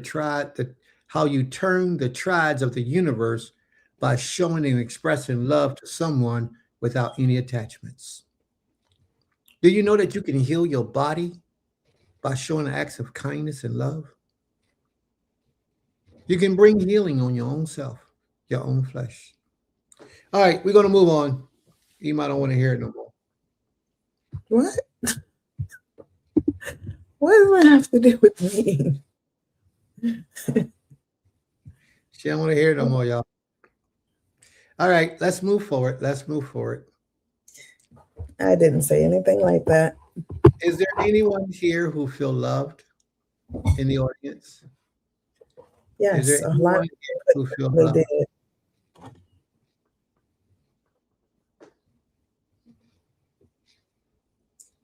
A lot of people did. I must also say, my sister wife Autumn says, when it comes to any relationship, how you just say your expectation is different than someone else's. And are those two people or more willing to die to their own expectations in order genuinely understand the other person? Oh, okay. Well, that depends. I'll answer that question like this. If you're the wife, then you're supposed to be willing to die to understand or give into your husband's expectations. That's absolutely right.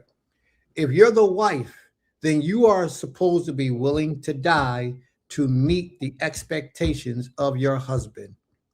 I say that with a confident heart, and I have scripture to prove it. The Creator said that your desire should be to your husband. He never told your husband his desires is to be to you. Never, not once. But what he did say to the woman is that your desires are to be to your husband. Let's examine that for a minute. Now we're going to go somewhere. Let me bring something up, family. This is a whole conversation for the whole day, and this is the day. Where's that found at in the scripture? Somebody tell me. Genesis, the 3rd chapter, verse 16. Somebody tell me where's it at. Oh, I thought you just said it. No, I did. Oh, okay. Genesis 3:16. That's right. All right, so let's go there, family. Let's examine this for a minute, because I got a question I want to ask. Some great breakthrough miracle came to me the other day, and I wanted to ask this question, and you just brought it out, Isha. Thank you very much. Now, this is what it says in the scriptures, and you probably never thought about it this way, but y'all know how Prince, his mind be running sometime when it comes to this book. Here you go.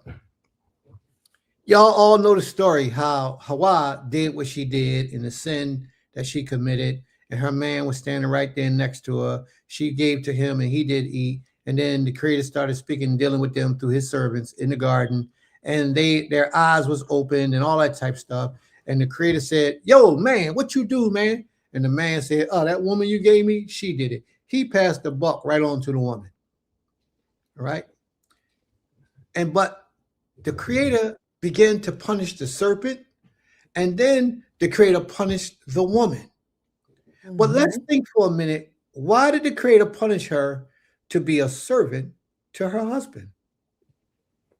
Because she was a servant to somebody else. There you go. There you, boy, you a shark, girl. Who your husband? Girl, you shark. That's right, because she actually gave her servitude to somebody else. Her desire wasn't toward her husband. Her desire was toward the serpent and his desires. The Creator said to the woman, "I'm giving you a command. Matter of fact, I'm going to fashion your soul so that your very purpose will fulfill this soul." This is what he says. Unto the woman, he said, "I will greatly multiply your sorrow and thy conception. In sorrow thou shalt bring forth children." Is that true? Do we hurt when we bring forth? Do y'all hurt when y'all bring forth children? Yes. This is for different people. It's a different amount of pain, but there is some pain when you bring forth a child. Now, we all acknowledge, we all recognize that part is true. But how about this next part? And thy desire should be to thy husband. Thy desire should be to thy husband. Is that part true? No, okay, no, Prince. That part ain't, well, I ain't got a desire, no man. No. We don't want to accept that part. We don't want to acknowledge that part. But the Most High commanded to the woman that your desire should be to your husband. And then what he say? And he shall rule over you. Have you ever taken the time to question why the Most High said this? What was she doing that the Most High had to put and let it be known that her desire should be to her husband? What was she doing that the Most High said or had to say that he shall rule over you? You know what she did? Yeah. You know what she did? What you think she did, babe? I mean, what Moray just put too. She listened to someone else. Yeah, we passed that though. You said that first. We passed that. And follow someone else's commands. Absolutely right. But today's women, a lot of our women today get beyond themselves. And they do what Hawa did. You know what Hawa did? That a lot of people don't see when they read this? She made herself equal to the man. Bang, I slammed the book. Click that. She made herself equal to Adam. But she wasn't equal to Adam. No way, shape, and form or fashion. Now, I know I'm getting a lot of people upset with this. A lot of people don't want to hear this. But guess what? Guess who cares? Scripture says that the Most High made Adam, right? And then after he made Adam, well, we're gonna go to verse 18. Well, we're gonna stop before we go to 18. We're gonna go to 12, maybe 12. No, we're gonna go to 15, 16. And the Most High Elohim took the man and put him into the Garden of Eden to dress and to keep it. And the Most High Elohim commanded the man, saying, of every tree of the garden thou mayest eat freely, but of the tree of the knowledge of good and evil thou shalt not eat of it, for in the day that thou eatest of it, therefore shall thou die. Now, verse 18. Y'all ready? Now, verse 18. What does it say? Watch this. And sisters, I don't say this to bring any hurt or harm upon your spirit or your ego or your arrogance or however you may view yourself. I don't say this for that purpose. I say this because it's time that the truth be known and we stop living in this delusional state that we're living in, thinking that we are equal to men or greater than men, when we're not. We all have a purpose. All of us are responsible at our purposes, but today's Western mindset has us destroying the very fabric that the Most High made by putting men at a certain level and women at a certain level, and then children at a certain level. The children get old enough, they think they're going to rise above the mother and the father. And that's another misnomer, something that shouldn't be done. But only in this Western world do we get like this. Verse 18. And we're in Genesis chapter 2, verse 18. And the Most High Elohim said, it is not good that man should be alone. Now, stop, pause, don't read ahead. Think for a second. Now we're thinking that is a word that everybody say all over the world. It is not good that man should be alone. That's why every man has a desire and seeks for a woman, or he should have the desire and seek for a woman, but some of them seek for other things that ain't got nothing to do with being a woman. But a man should not, the Creator said, it's not good for a man to be alone. Sometimes a man gotta be alone for his own peace when he's dealing with the American women, the American-minded women, that don't fear, serve, and obey the Creator. That man needs some time to himself. But let me finish now. Let me finish, because I'm going to open the door to something else that you might not have ever seen before. And the Most High said, it is not good that man should be alone. I will make him a help meet for him. The Creator said, I'm going to help him. I'm going to make something that is good for him that can meet his needs and demand in this life. So we would think that the Most High is now about to create the woman, but he's not. He ain't getting it. It didn't even cross his mind about a woman. Watch what happens after this. I will make him a help meet for him. And out of the ground, the Most High Elohim formed every beast of the field and every fowl of the air and brought them to Adam to see what he would call them. And whatsoever Adam called every living creature, that was the name thereof. He didn't even think about giving Adam a woman. He gave Adam beasts, animals, birds. He gave him everything that came out of the earth as a helpmeet for him. Now think about it for a second. We use all these creatures to help our life to be that much easier. Am I right? We use animals to plow our fields in the ancient days. Today we use machinery. But in the ancient days, we use animals to plow our field, to break up the earth, to plant our vegetations. You know, we use animals to guard our houses from intruders. You know, we use animals to do hunting for us. We use the falcons, the birds. We trained them to do huntings where they will go and bring back things and all types of things. We use animals, but they served us. They were our slaves to a degree. Absolutely. And Adam gave names to all the cattle, all the fowls of the air, and to every beast of the field. But for Adam, out of all the animals that was created, out of all of the beasts, there was nothing pleasing that was suitable for Adam. There was not found a helpmeet that perfect helper for Adam, because those animals couldn't comfort his mind.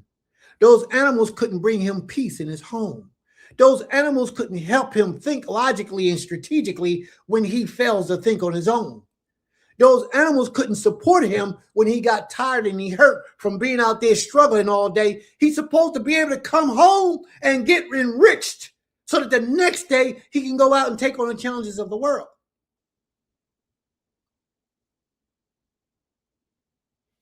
The animals couldn't do that. So the Most High caused a deep sleep to fall upon the man. And he slept.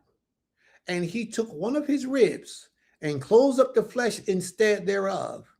And the rib which the Most High, Ha Elohim, had taken from man, made he a woman, and brought her unto Adam, unto the man. The Most High said, you know what? I'm going to go inside of the man, and I'm going to abstract a portion of him to take something from him to create or to make it, to form and fashion, and make it into something that can bring him comfort and to bring him peace. And he did that. And he formed a woman. Her name was Hawa. She was the first woman on the planet. The Creator formed her to bring the man comfort, to bring the man peace, to help him when he can't help himself. Y'all understand what I'm saying? To help him when he cannot help himself. And Adam said, the man said, this is now bone of my bone and flesh of my flesh. Adam gave her the name and said, she shall be called woman. Clip that. Why did he name her and say that she should be called woman? To show his authority over her. Y'all don't understand. A lot of y'all don't understand. He gave her her name to show his authority over her. That's why today, when a woman gets married, whose name does she take? She take her husband's last name. And sometime in our Hebrew way of life, he changes the first name and the last name. What this does is it shows his authority. Now, sometimes when you run into a woman that's really a man in a skirt, a woman, a female, she's supposed to be, but she has that Western mentality, she'll take and keep her own name. Or she'll take her name and have to attach a hyphen between her name and his name. She'll take and drop his name off and use her name, although she's married, because she's not going to let no man rule over her. And a lot of times this shows through the lifestyle that she lives. There's a lot of women in the planet who has a problem with a man ruling over them. I know it's not none of those women here. I know none of y'all sisters are like that. But I know those women are out there that, it would never be anybody who served the Most High who thinks like that. It's all the women out there that serve the world. I know it ain't y'all. So the Most High designed it. The Most High caused the man to give her name to show his authority over her. And then this is the part where it says, therefore shall a man leave his father and his mother, and shall cleave unto his wife, and they shall be one flesh.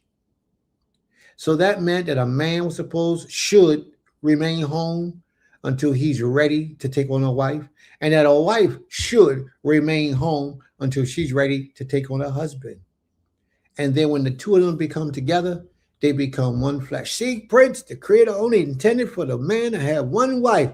That's not what it means. But you can say that if you want. Because the first man had one wife, you think that all men has to have one wife. That's not true.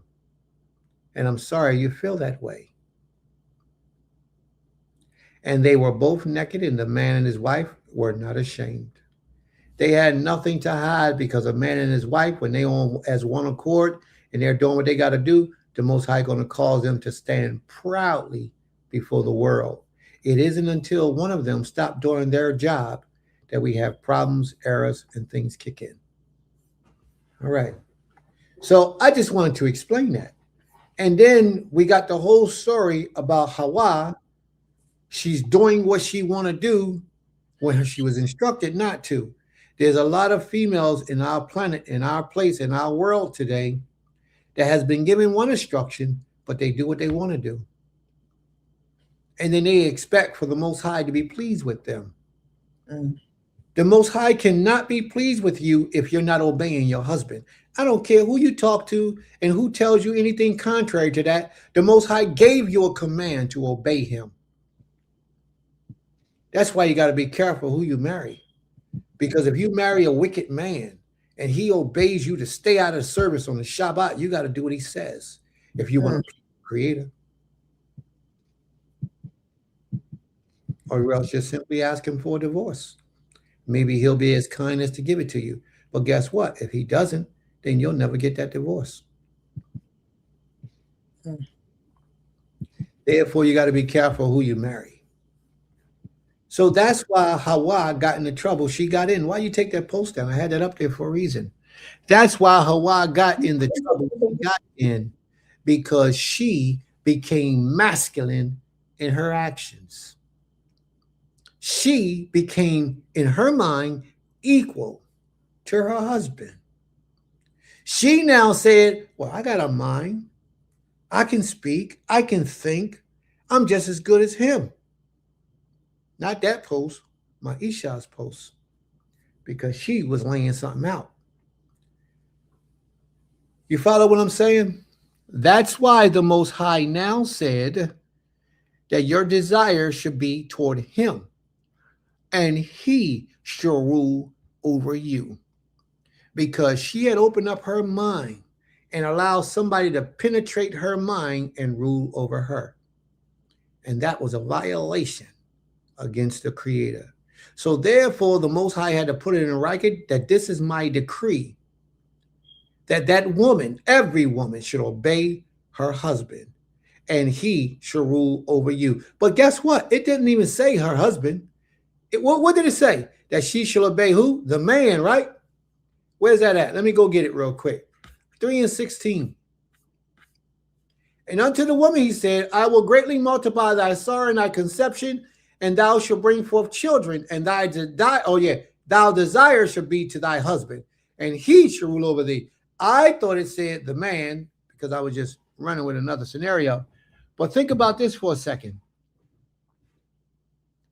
Every woman should have a man ruling over her as a covering, as a shield, as a protector in every type of way.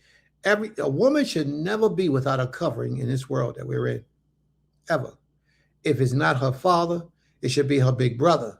If it ain't her big brother, it should be a husband. If it ain't a husband, it should be an uncle. If it ain't none of those, it should be your spiritual leader. But the problem that we have today is that we have too many women willy-nilly in it on their own, slinging those things on their own, taking matters into their own hands, and then say, I don't have a man in my family. When you do, you got a spiritual leader.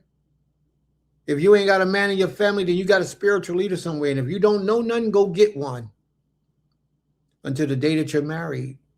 But too many young women today, and older women, because you could be under a covering too. He doesn't have to be older than you to be your covering. But too many of us want to do things the way we want to do things, and we don't want nobody ruling over us.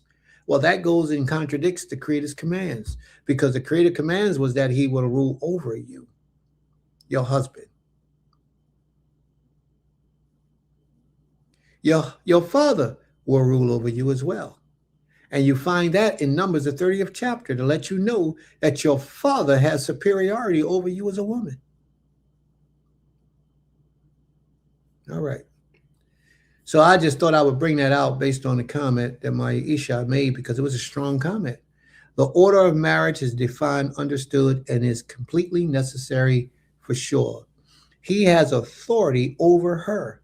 I was just referring to both parties having the ability to understand one another, not needed and necessary. It's not, see, This is the mind of an independence. This is the mind of a woman that wants to be independent, a woman that wants to be equal, a woman that wants to have equal say, equal rights. That's not how it goes. That's not how the Most High laid it out. And we have to be mindful of that. That's not what the Father said. A lot of our women, does he or she love you? We're going to find out. A lot of our women today think that this is an equality thing where I got to listen to him, but he got to listen to me too. Or I could tell him what to do and he got to tell me what to do. It's both. It's an equal exchange. Not necessarily true. I would actually say it's not true. A lot of women get to the point where they favor their children over their husband. If their husband say that boy can't live here, he got to go. And then the wife say, well, that's my son. He going to live here. Then sis, you out of order. He got to go. You're out of order, sis. Well, what do you mean I'm out of order? If your husband says so, he has the final say in our family, not you as a wife. You don't have the final say. But there are too many Americanized Hebrews in our culture today. We want to do what the American culture has taught us to do. And what the American culture has taught you to do, think for a second. Think about this for a second. If you tell your son, yo, you can't stay here. You got to go move. You got to get out this house because you're too disrespectful. And your wife turns around and say, he ain't going nowhere. You're going to stay right here. If that boy sleeps in that house that night, and therefore he will never respect his father ever again. Ever. Because his mother has more authority and rights and more strength, more fortitude, more authority than his father. So how does that mold and shape him to develop and to grow up as a young man? Subservient to women. Because he's going to be a reflection of what he sees in his household with his parents. He's going to be as his father. His father put his head down, just walk in the other room. All right, man, whatever you say. He's a wimp. He's a simp. But yet he called himself a Hebrew, servant of the Most High. Not possible. If he say, so shall it be. But if the woman says, and it is, then that man he might as well just leave because he'll never be respected and honored in his own home with his own children ever again. That's why it's so difficult for a lot of us to take on the role of a stepfather. Because the moment you take on the role of a stepfather, that mother always have the time or the opportunity or the space to say, that ain't your child.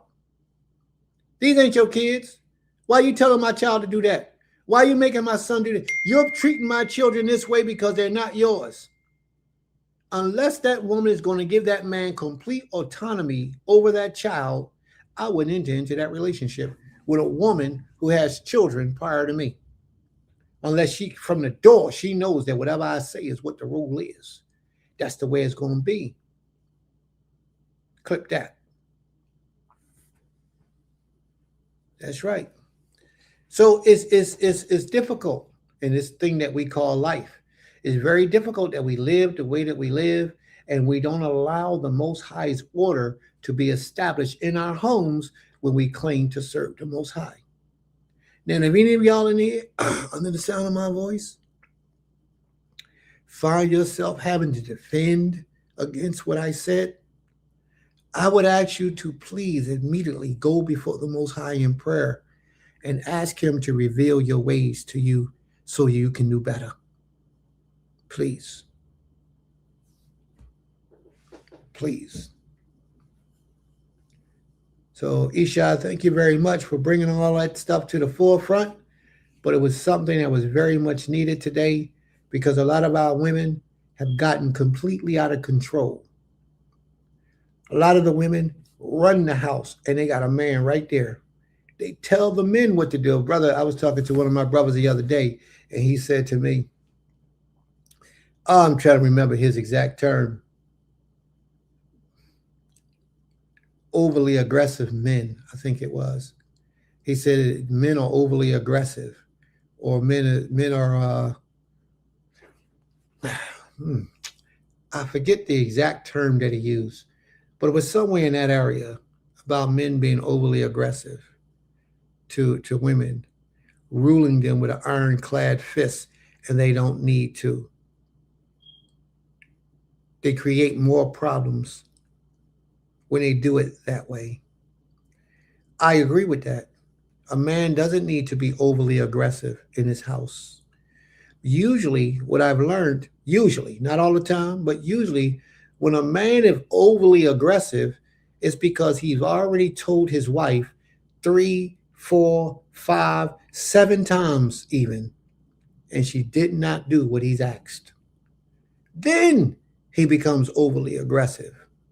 And then too much actions of disobedience, disrespect, and overly aggression will eventually cause that man to look for a new wife.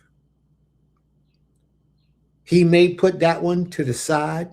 He may give that one a bill.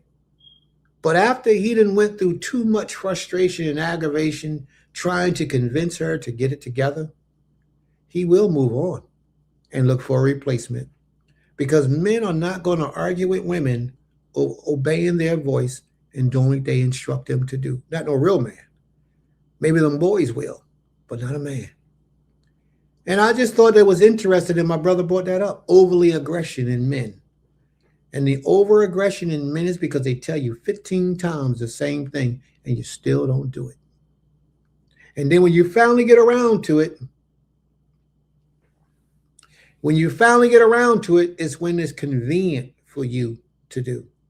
Same thing with children. When you got children and you're telling your children to do something, they take their time to do it. How do you feel about that as the parent? As the mother telling your child, pick that up off the floor, clean your bathroom, get up and make prayer in the morning. And then you see your child ain't doing it. You might say it to him again, and then you see he ain't doing it again. How many times you go and keep saying it to him before you decide to deal with him? How many times? And how many times are you going to keep saying the same thing to him before you become overly aggressive or somebody they're going to say is overly aggressive to your child? See, somebody walking in the room seeing that for the first time be like, dang, boy, you mean to him. No, you're not mean to him. He's one of those hard-headed boys or one of those hard-headed girls that don't want to listen. And then you appear to be, oh, man, I wouldn't want to be her son. I wouldn't want to be her daughter, because all that you see is what they're doing to the child that's disrespectful or rebellious. You don't see what the child has done to lead it up to that point. Same thing in a marriage with a husband and wife. A lot of those things are similar. Not always. Sometimes you got an angel of a wife. An angel of a wife, and the man is twisted in his mind. He doesn't know how to be a man. And he is overly aggressive. Everything he say, he got to beat you up to get his point across. My opinion, if you got to put your hands on her, let her go.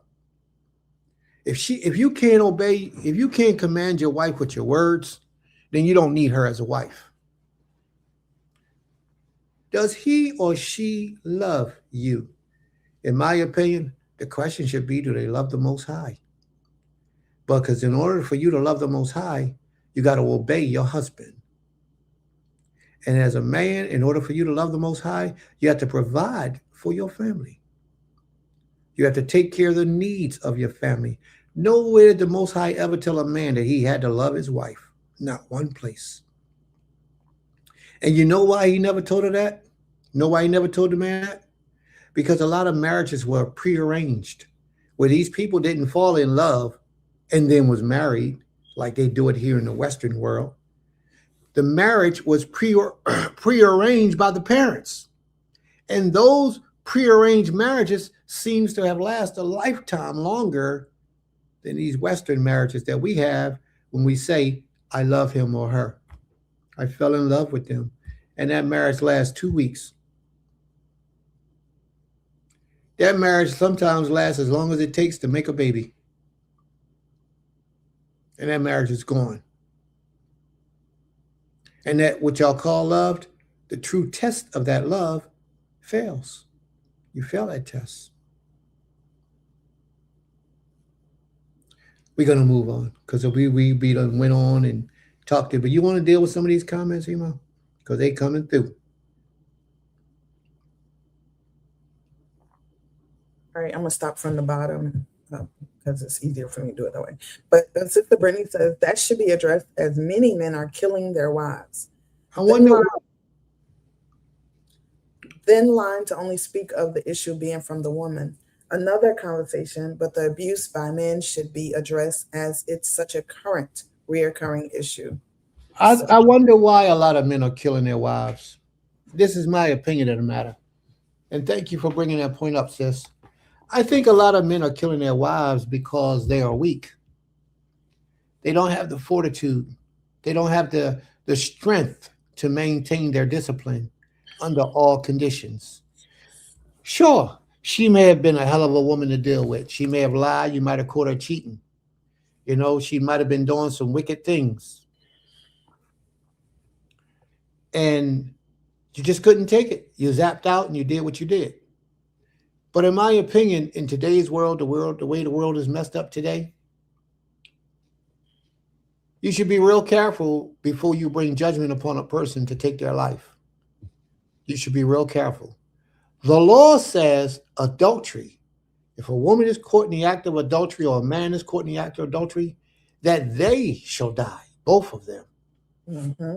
So we're not dealing with that right now. So let's move that to the side. Let's deal with what we're dealing with. A lot of these dudes are killing these women because they're not strong enough to handle the disrespect or the harsh conditions that their relationship is going through. The only thing they do is retaliate by taking her life. And sometimes they take her life and his life. Sometimes they take us all out, take the children out and everything. Those are weak individuals. Weak individuals. You meet them, they will stand strong. They will point their positions and tell you this and tell you that. But in reality, a lot of it is just a front. A lot of people are really suffering. And a lot of people have demons. And those demons are tearing them up. And those demons get the best of them because it talks to their subconscious mind. And that subconscious mind becomes a part of their nature. And then their nature speaks to what their thoughts are. And then their thoughts speak to their reality. And they can completely rationalize something that doesn't exist and execute punishment on it and take them out. Sis, the best advice I would give to you, any of you sisters out here, if you feel your man is trying to harm you, hurt you physically, the best thing you can do is ask them for a divorce and get away from them. If your man is not trying, your husband is not trying to control you with his voice by speaking to you, if he got to put his hands on you, if he raises his hands to knock you upside your head, one day he may lose control and actually do it. That could be the last time anyone ever put their hands on you because you're dead. So if he's scared you with that in the past, and he's warned you with that in the past, please ask that man for a bill of divorce so you can find a man that's going to do right by you. But you, after getting out of that relationship, you should really seriously go to the Most High and ask him to reveal to you who you are and what you're doing wrong. Even before you get out of that relationship, you can do the same thing, because it may be you that's taking that man to that point. It could be that this guy is not willing to accept his responsibility level from the mistakes that he made by having you and his wife as his wife in his life with all these children, all this responsibility and all these duties. It might be getting the best of him. And he ain't holding up to his part, and he's not able to manage it, and then he snaps out of his mind and just go crazy. That could be the case as well. Because that happens. A lot of guys get frustrated because of their other things that's happening in their life, come home and take it out on their family. And that's wickedness, but it's true. So you got to really take these matters to the Most High. If you think you got that kind of man in your life, go to the Most High and pray and see if you can get some help. No, that's a good point, because, you heard about the guy in Louisiana who killed all those children and shot the mothers of his children, a couple of them. So it's a lot of. Why? Did he say why he did what he did? he killed himself. Well, he killed himself, or he was killed by the police, something like that. No, he killed himself. The one I heard about killed himself. Yeah, so he killed himself. Yeah. Some people leave a letter, leave a note, and they tell you why they did what they did. A lot of men can't take it. She was leaving him. But one, not all of them. But okay. No. Sometimes, look, listen, I'm not justifying what they've done. It's wrong. It's wrong. There is no excuse for what they've done. In my spirit, I believe they're just weak people.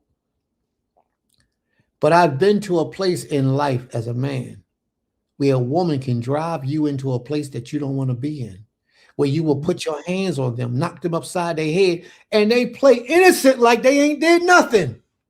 I don't know where he come from with this. I don't know why he's acting like this. And he caught you on the phone with another man in the room. If it was me, I would just give you a bill and let you go today. But if that was me years ago, I would have went upside your head. And it would have just been that. You'd have had black eye, busted head, or whatever it was.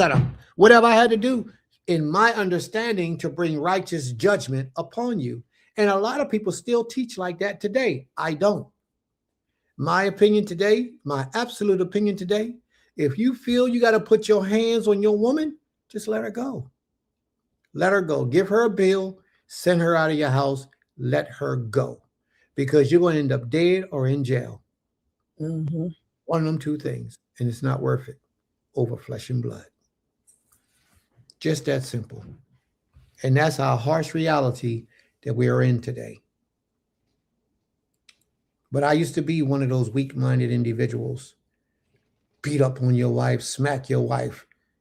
You know, I used to be one of those individuals, but I had to learn. And I was that way because I listened to the old school Israelites teach.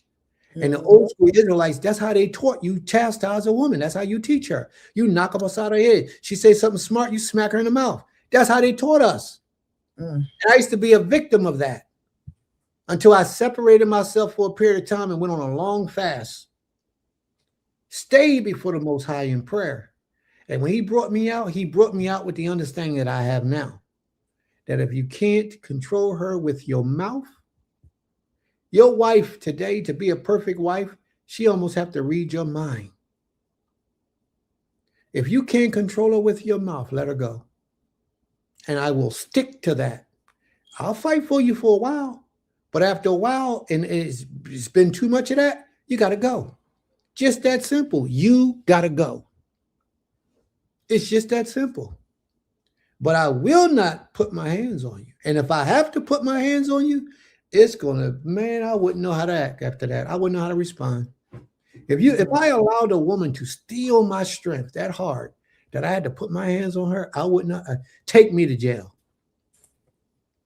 Because I didn't just lost it. A man should never have to put his hands on his woman, ever. A woman, a righteous, virtuous woman, who's really a wife, there's a difference between a woman that's married and a woman that's a wife. There's a difference. A righteous, virtuous woman that's really a wife should be able to read her husband's mind to know what he needs, what he desires, and how to conduct herself. He shouldn't have to keep telling you the same thing over and over. You should already know certain things you do and don't do because he will be disturbed by it. Let's move on. You want to read those comments or you want to go with the rest of the class? It's your decision. So Sister Shemaya posted, she says, some don't have men in their family that are righteous. That's when you were talking about. Then you go to a spiritual leader. You go to a spiritual leader, but don't do like some people do. When the spiritual leader says something that they don't like or they don't agree with, they turn away from the spiritual leader's advice. A lot of females do that. They'll walk with the spiritual leader as long as everything is in their favor and he's paying their bills and he's helping them out. He helped you get a new car. He taught you how to straighten your credit up. He taught you how to get a job. As long as he's doing those type of things, you with him. But the moment he tells you to go celibate don't have sex with anybody until you get a husband, oh, you got a problem with that because your thing get an itch and you want to scratch it. and you think it is okay for you to go out there and allow others to scratch it for you, and your spiritual leader is saying, no, that's a violation, don't do that, but yet you got that passion and you want to do it, so you step away from your spiritual leader for a while, then they don't listen.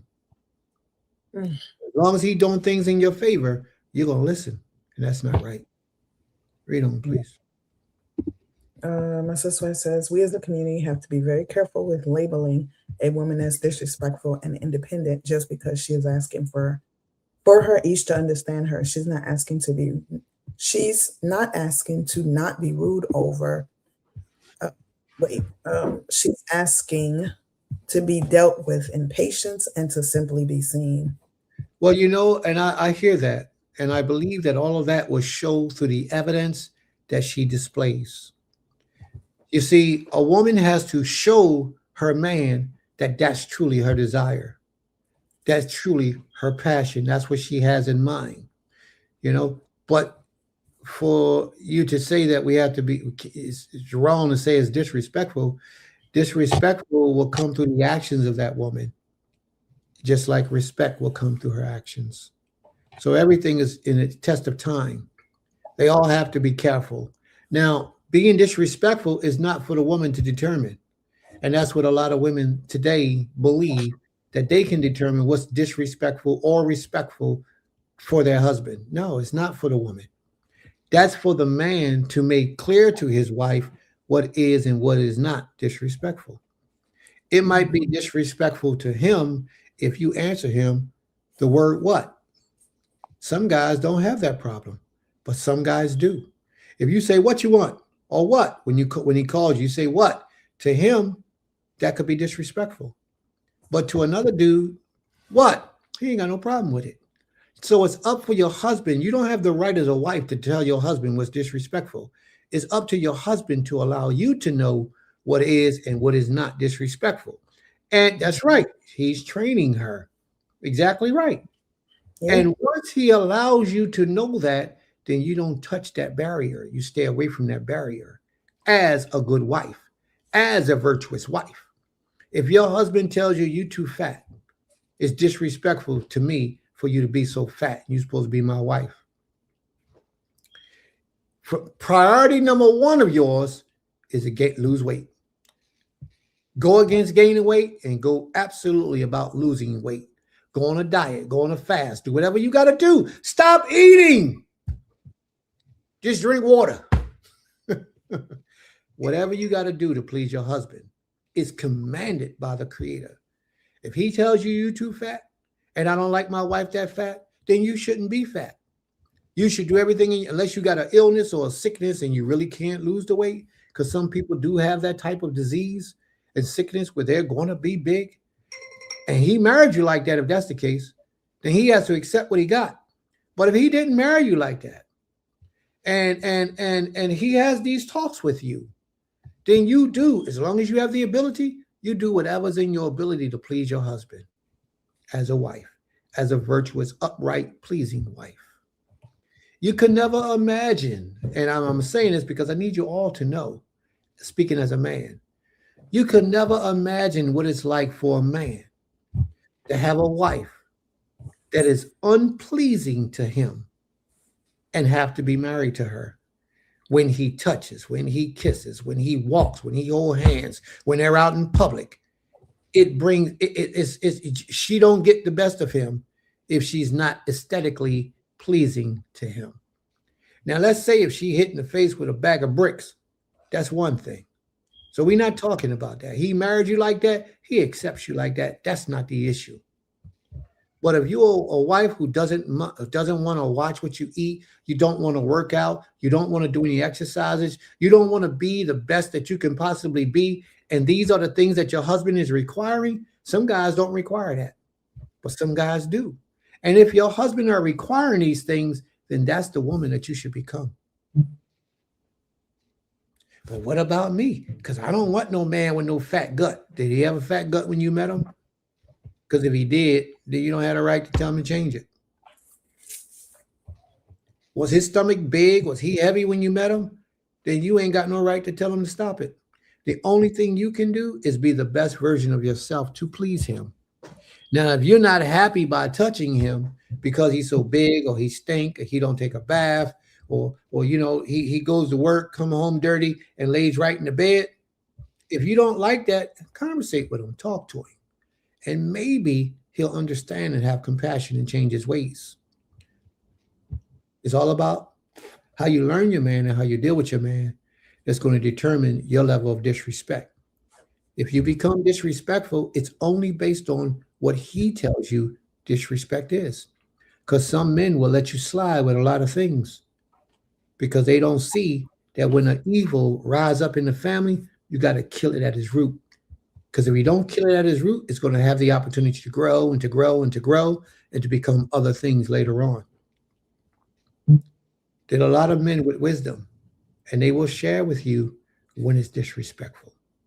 You might not even think it's disrespectful. All I said was, what was that? All I said was, oh, but he didn't like that because that's disrespectful.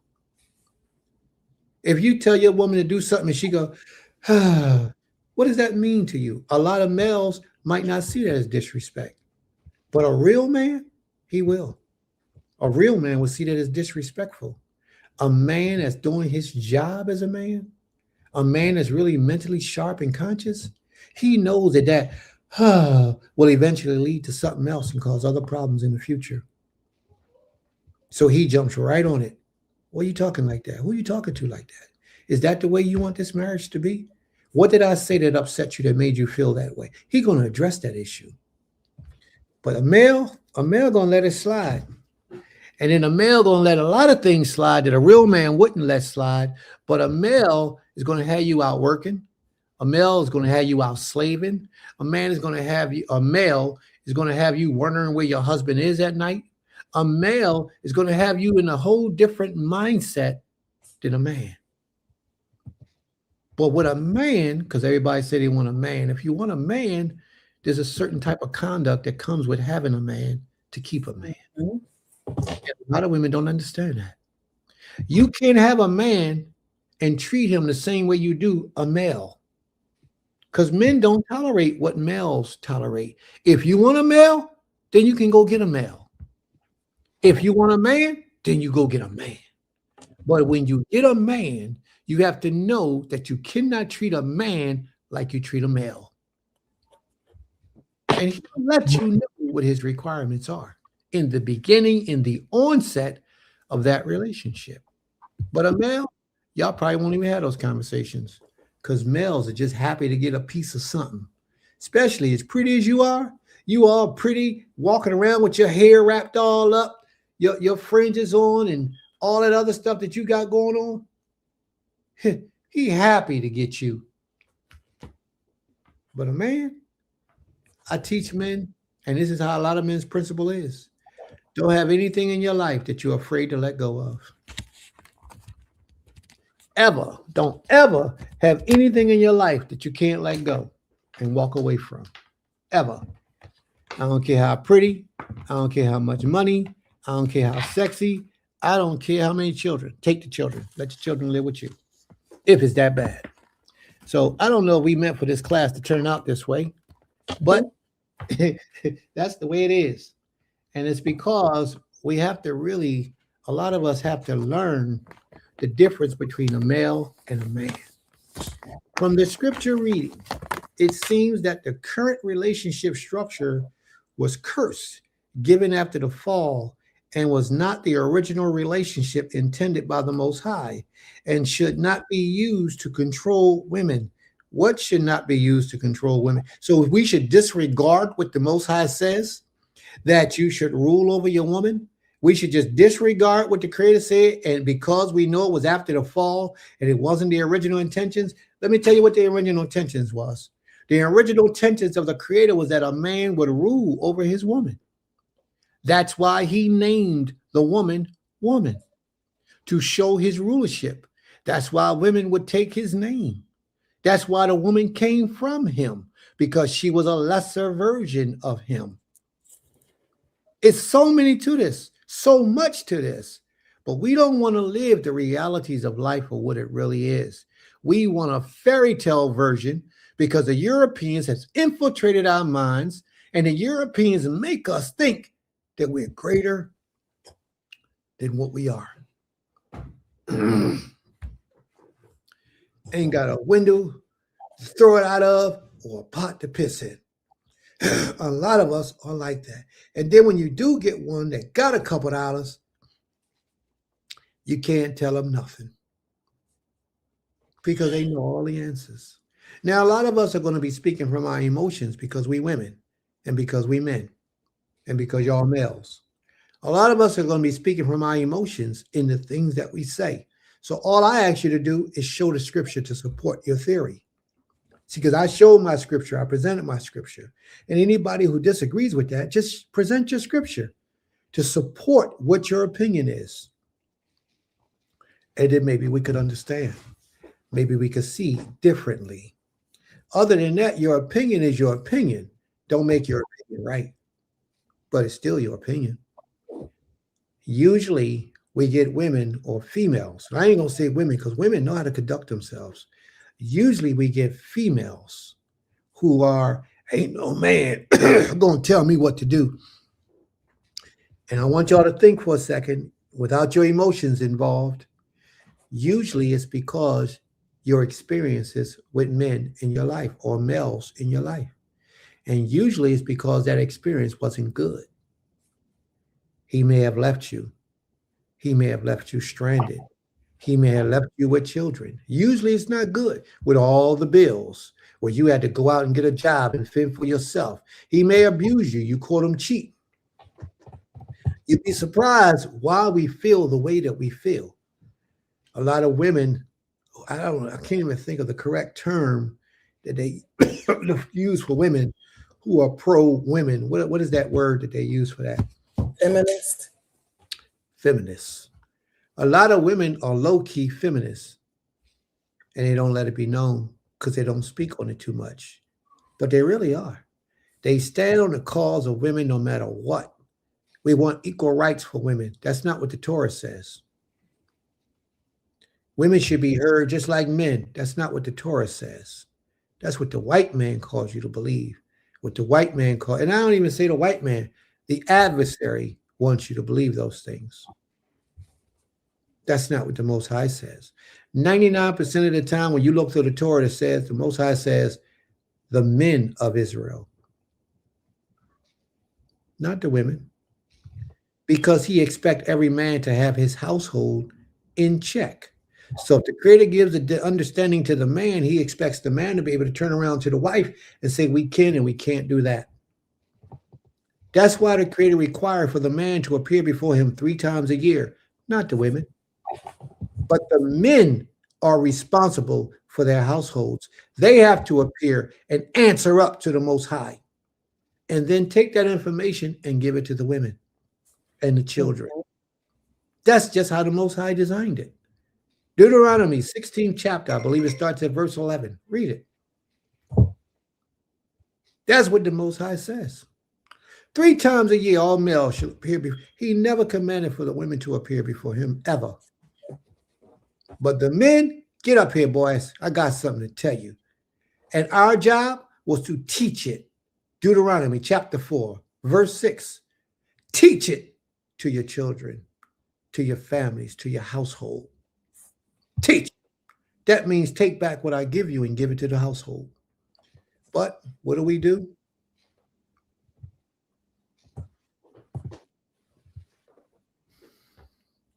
Right. Sometimes, you want to read that, Emma? Yes. This way bottom says, right. Sometimes it really is the woman not knowing what is disrespectful to her man. She's definitely supposed to learn the language of her husband. To add to that, sometimes a man is truly dedicated to not understanding her, no matter how she is. Inner work is needed to recognize these things on both parties for things to be healthy. You know what? That's a very righteous and true statement. And this part here, I want to speak a little bit about this part she just said. She said sometimes the man is dedicated to not understanding her. I don't know if that part is true, because if a man is dedicated to not understanding his woman, he's an evil man. And there's no way that a evil man like that, who's dedicated to not understand his woman, could stand righteously before the Creator. A lot of the times, it's the complete opposite. He understands her. And because he understands her, he's not going to allow her to do what it is that she wants to do. That he's just going to let her get away with what she's accustomed to doing. Like, for example, let me give you an example. Some women grew up ruling over men, telling men what to do, telling men to shut up, even fighting men and beating them up and winning the fight because they scratched them all up. Some females grow up like that. And then when they become adults and they go get married, because it's in their nature to rule over men, they think they can rule over their husband. Now, when they met them, they put on a camouflage. Oh, lead me, teach me, show me the way. But once they got in and got some time under their belt, their true nature began to reflect in their behavior. And when they was once telling their other men, telling males how they supposed to act, and if you don't get in line, I'm going to jack you up, or I'm going to take this from you or hold that from you. A lot of females are like that. So when a man knows her true nature and he don't want to let her go, he's being compassionate by trying to have her to understand her flaws. So in my opinion, it's not that he's dedicated to not understanding her. It's because he understands her that he's trying to teach her and work with her. But a lot of females who are in that position of ruling over men, no matter what you say, you're wrong. No matter what you say as a man, no matter what you say to her, you're wrong, because it is not in her nature. She didn't listen to her father. She didn't listen to her stepfather. She didn't listen to her grandfather. She didn't listen to any of her boyfriends. She did what she wanted to do, and she told them what she needed to tell them, and they obeyed, and they did it, and they listened. Or she looked down on those males as she was growing up. This guy ain't nothing. He ain't really nothing. He don't do nothing. He ain't worth nothing. A lot of these things play out in the psyche of the mind of a woman. And I know because I've talked to and I've coached hundreds of women. So I know what happens in their lives, and they talk to me and they tell me these things. A lot of women have to face the reality that they never had to listen to the leadership of a man ever in their lives. They grew up away from, they had all female teachers in their school. They never had to listen to the leadership of a man. Their father was a piece of crap. You know what I mean? Mm-hmm. Daddy wasn't much of a man, if he was even around, because a lot of them ain't around. A lot of them don't even know who their daddies are. But the reality is that a lot of females grew up without authority in their lives from a man. They grew up in a single parent household with their mom. And if their mom had a man, she was the man. Their mom wore the pants in the house. She dictated the show to her husband or her dude that was in their house. She told him what it's going to be. And guess what he did? Yes, ma'am. Put his head down, put his tail between his legs, and did whatever she said. Maybe she was the breadwinner. Who knows? But you got a lot of females who grow up in broken homes where they ain't got nothing to do with their daddy, grow up resenting their daddy all their life, and then get in a relationship and don't want their man to what to do because they're taking out the reflections of the relationship that they had on their father on their husbands. A lot of females expect their husbands to be like their fathers. Well, I was able to tell my father what to do. I'm going to tell my husband what to do too. They don't consciously think that. They told me they don't consciously think that. But what they told me is that's a reaction from how they grew up. They don't know any better. Therefore, when they do have a husband and he's a real man, everything he does to them is a threat or an assault against them. Because they're not accustomed to having a man in authority over their lives. And that's bad because their mothers didn't raise them to be wives. Their mothers raised them to be independent and to look after themselves. That's not how a wife is raised. And you know this because when you look at the young women, most of them are encouraged to go get a job, go to school, get a job so you can take care of yourself. Most of them are encouraged to do that. Most young women are not encouraged to learn, go to school and learn psychology so you'll learn how to deal with your husband. Go to school to learn how to cook so you'll learn how to run your decent household. Most young women today cannot cook because they was never taught how to cook. They can microwave, or they can pick up the phone and order Uber. They can order Uber Eats, something simple like that, and feed their household like that. But they go in the kitchen and burn and cook something, that's far from them. The house is nasty. They get people to come and clean their house for them. So the question is, if you're not working, what are you doing all day? It's because of the way they was raised. The way they was raised, their mom didn't hold them accountable to cook, to clean, to be ordered, to structure things a certain way, how to manage their finances. Their moms never taught them these things. How to build your house so that it doesn't crumble. They never taught them these things.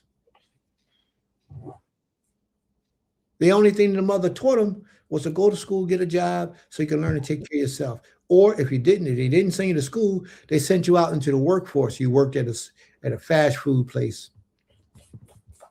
A lot of them work at a fast food place.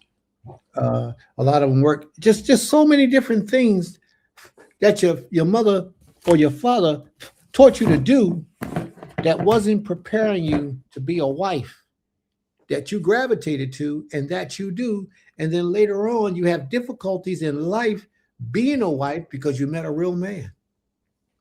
And you don't want to listen to the teachings of your man because you're used to telling men what to do and not having men tell you what to do. And that's a reality for a lot of our people.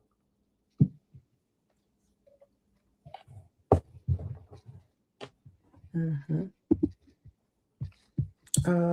My sister Autumn also says, dedicated to not understanding her, no matter how respectful she actually is. Inner work is needed for this to be recognized on both parts, for this to be healthy. Go back to that first. Go back to that first. Now, look at this part, right? This whole statement that you just read goes back to learning what disrespect is for him. Once you learn what disrespect is for him, then all this goes away. Because if you don't know that you're disrespecting him, he probably won't even talk to you, to give you the opportunity to let yourself be heard or to be recognized, because he was disrespected. And from the beginning, when he's disrespected from the beginning, he's going to shut it down. Disrespectful, and he hates it. And when a man hates the actions of his woman, he shuts her down. She will not be heard. He won't allow her to be heard. This is just a reality. Mm-hmm. Speaking as a man.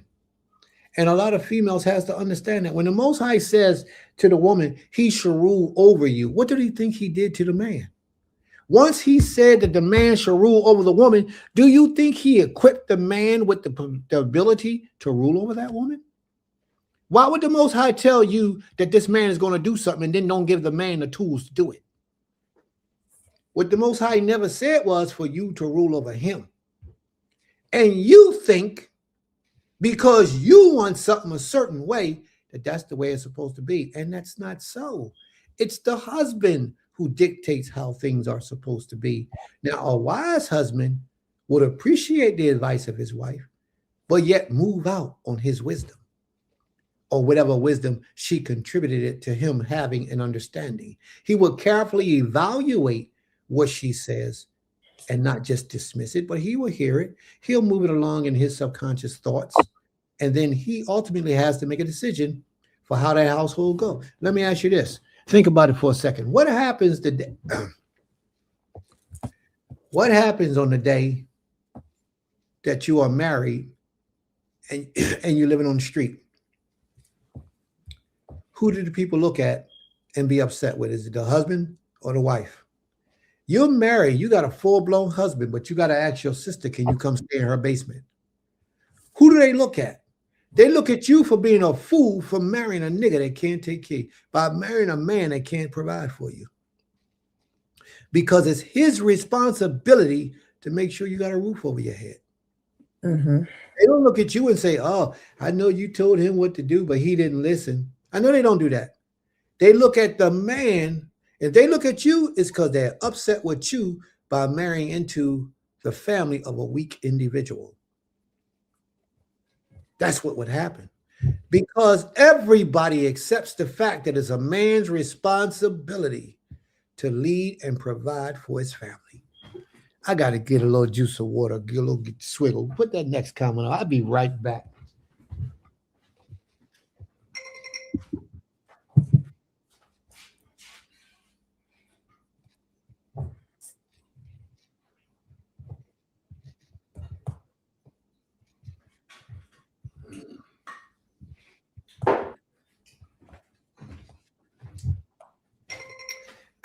I ain't get out my throat yet, but please forgive me. There's still something back there. You want to read that? Yes. Coach Red Tent says, first of all, giving thanks and praise to Yah in respect to teachers in house, we must obey Yah and what he left on record as example, which is to look to Isaiah 51, 1-2, which gives us the research we need to form our righteous ways. What'd you say, Isaiah 51? 51. Did you grab it already? No, but I can if you want Got it. to. Let me pull it up. Isaiah 51, verse what? 1 and 2. All right, let's see what it says. Hearken to me, ye that follow after righteousness, ye that seeks the Most High, look unto the rocks from which he was hung, unto the hole of the pit from which he was dug. This is so accurate and so beautiful because Sarah and Abraham was the best examples for mankind. Look unto Abraham your father and to Sarah that bare you, for I called him alone and blessed him and increased him. Look how it says, though, I called him. I didn't call her. I called him. He was responsible for his household. That was a great example, sis. And look unto our forefathers. You look unto Sarah, I look unto Abraham. Look how Abraham provided for his family. Mm-hmm. Look how you never seen an example through the scriptures where Abraham and Sarah was fighting. Sarah was such a beautiful wife that she went out and got another wife for her husband. How many of y'all can see yourselves doing that? She was such a humble and submissive wife that she actually went out and got a wife for her husband and said, hubby, have a baby with her because I can't give you any more. And because of that act of righteousness, the Most High blessed her womb and allowed her to give forth the promised child. This king is awesome, man. See, we read these things and we don't read. This is awesome. Abraham was a man who provided for his family. And then Sarah, when she had a problem with Abraham's decision, what did she do? She talked to her husband, but she also talked to the Most High. Mm-hmm. She probably talked to the Most High first, but she talked to the Creator and her husband. And guess what she did? She mentioned it. You don't see it over and over when she keep repeating herself. She mentioned it to her husband one time and left it alone. And she left it alone. She didn't get like this and she didn't become this. She didn't start shutting down, not wanting to share, not wanting to give of herself to her husband. None of that happened. She spoke what she had to say, trying to convince her husband to put her out. Sarah didn't put nobody out. Sarah asked her husband, can you just put her out? Can you just let her leave? Although Sarah had a problem with her. And what did the Creator say? The Creator said, listen to your wife. Let her do what she wants to do. And Sarah and Abraham packed up and said, hey, God, you got to go. Mm. So sometimes they're right.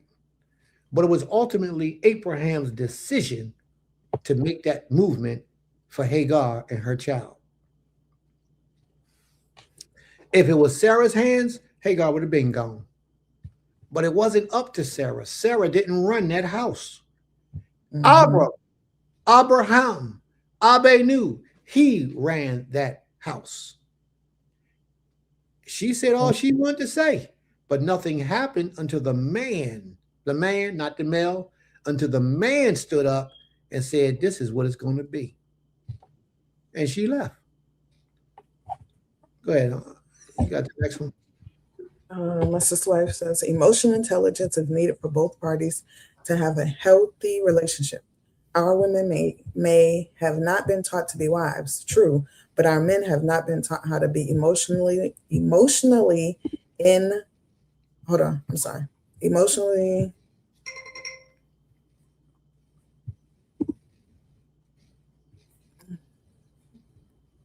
okay. I don't see the rest of her. All right, let's put that one back up for a moment, please. Which one? Oh, the first one that you just put up and you was reading. The other part that you thought, okay, can you read that again? My sister's wife says emotional intelligence is needed for both. Stop. Emotional intelligence mean what? That statement is wrong from the door. No man should be emotional with anything that he does when it comes to making decisions for his family. And that's what a lot of people don't understand. Women are emotional, not men. Men are not supposed to be emotional. Men are supposed to be logical and strategical. Men are supposed to think and weigh the balance, not move off of a feeling. You understand what I'm saying? Women move in their emotions. So this example is right for a woman to put up because women think that men are supposed to be emotional and they're not supposed to be emotional. No man should be trying to make decisions for what's best for his household off of an emotion. Clip that. It shouldn't be. Anytime a man is making emotional decisions, he will find out that 99% of the time it failed and it's the wrong thing to do. Mm-hmm. So that statement right there is from the door. It's not a good thing. It's okay for a woman to be in her emotions, which usually they are, but not a man. A man should never be in his emotions. Never. Not when he's dealing with matters that pertain to the upkeep, the provisions, and everything pertaining to his household.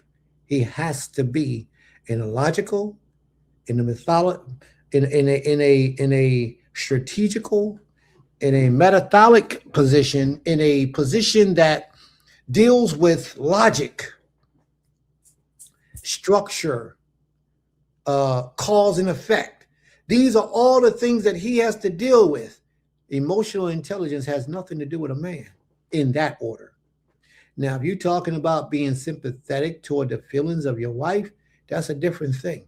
But even that has to be approached with logic and reason. Because a lot of females that I've learned will play. If you're an emotional person, they will play off your emotions by making them pretend like they are a certain way and they're not. That's how a lot of males got into this trap they're in today because they have fallen victim to how they feel versus the evidence that lies right before their face. So we don't want to do that. We don't want to raise those kind of people. We don't want to teach people to be emotional. Women, y'all could be emotional. That's all right. Y'all could be emotions all day, all night. Y'all want to be. But a man cannot afford to be emotional ever.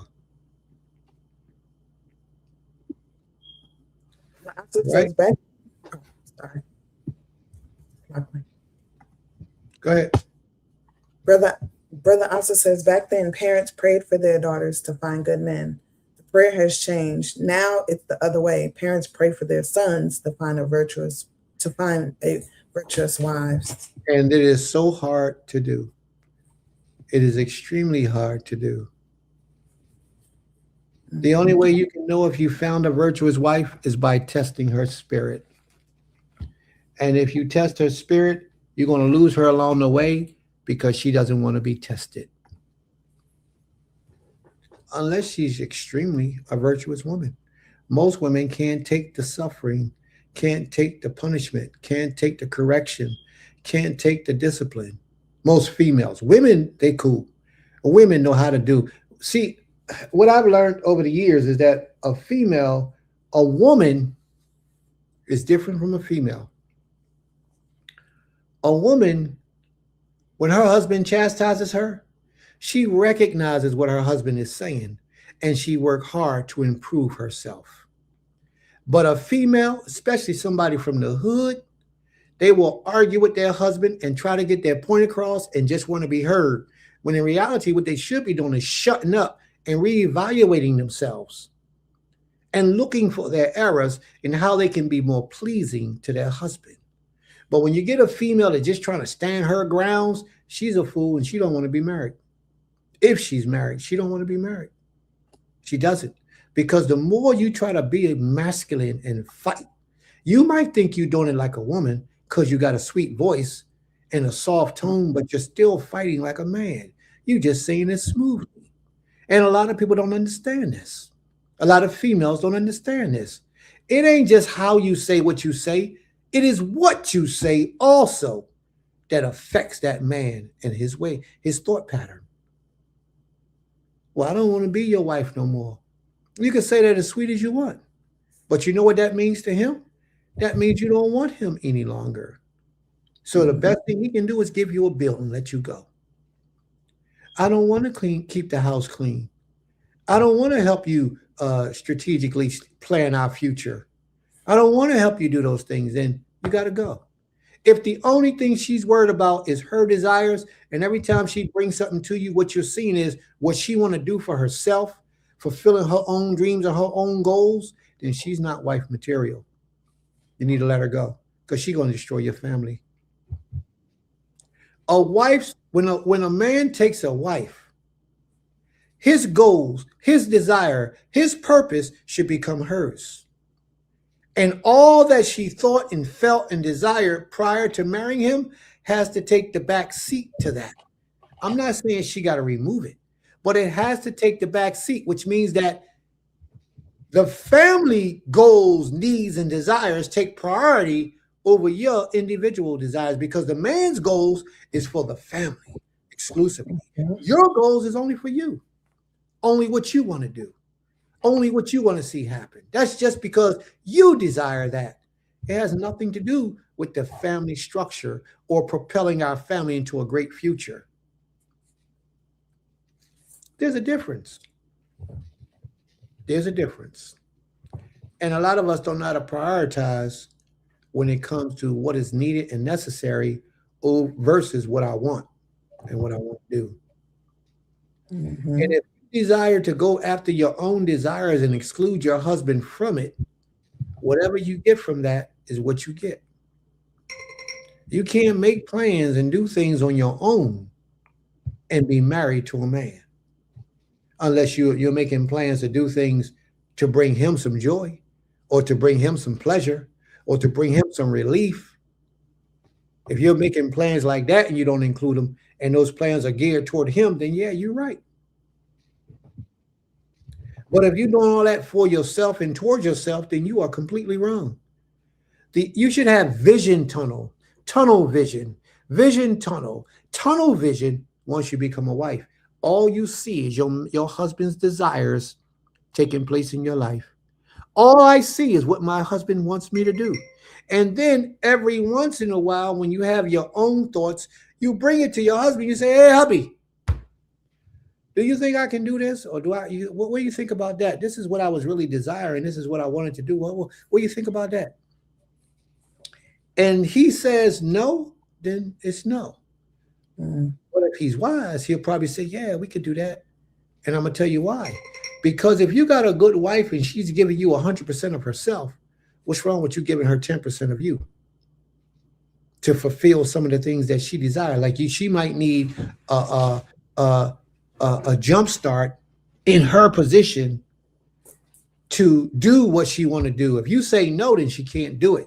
Now that will make her sad. That will cause her to be depressed. She'll still do her job as a wife, but she won't do it with the same enthusiasm.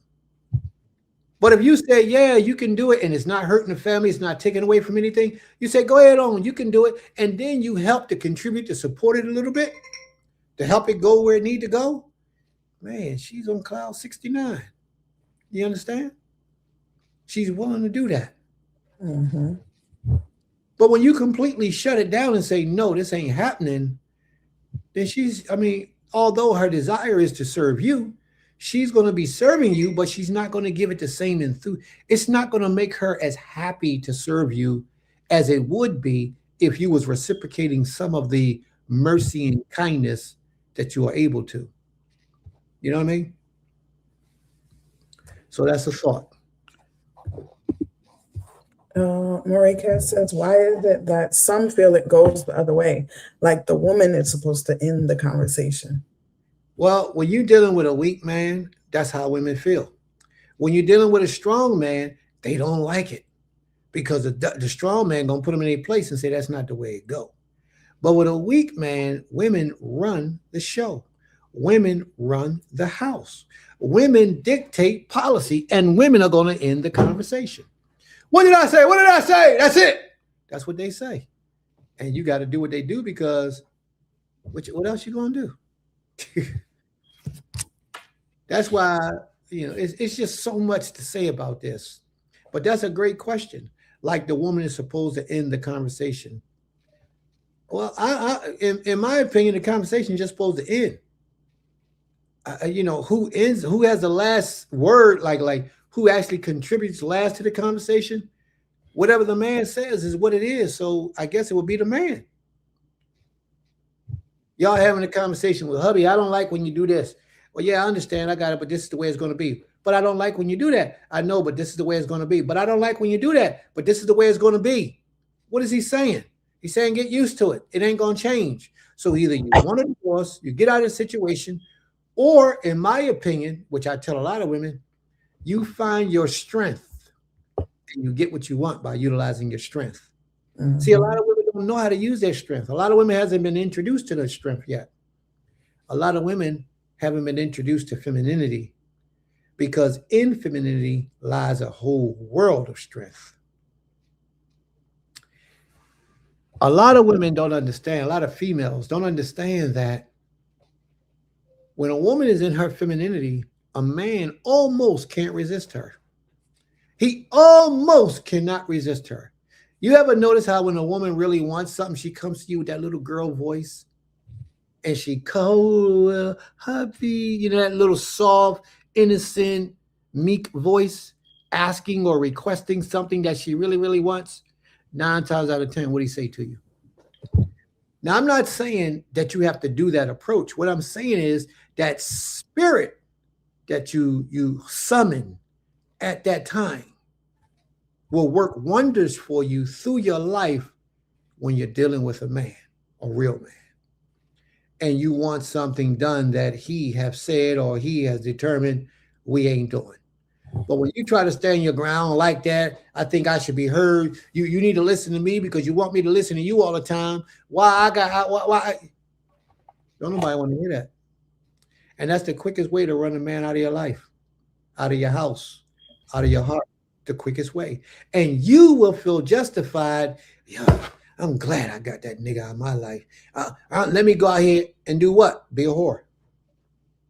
Let me go out here and do what? Run the streets. It ain't going to start right away. It's going to eventually lead to that. 9 times out of 10, that's what it is. Because most females, not all females, but most females are not really here to serve the creator. A lot of females are not really here to serve. A lot of females are only here because their husbands want them here. Because their husbands dictate that life. Because that's a requirement by their husbands. But a lot of them ain't really about this life for real. That's why when they break up, they gone. Mm-hmm. It don't take too long. They gone. And they start sinning and start doing all, and then they justify it in their minds, and then they find loopholes, and then they gone. But when you find a woman, a female, that's worshiping the Most High without a man, it's much harder for her to depart from the Creator, which usually she won't. Mm-hmm. And then when she get a man, that solidifies that union. But the majority of the females today that came into this way of life because of a man, they're not really about the Creator. Some of them do. Some of them fall in love with the Most High, and the Most High is their power. They embrace that. But those are the ones who make excellent wives. Who don't make excellent wives are usually, for real, it's because of the lack of trust in the Creator that they don't make an excellent wife. How could the Most High say to you that your desire should be to your husband? You submit yourself to your husband, and then the Most High is not going to allow that to prosper. There's no way that the Most High would do that to us.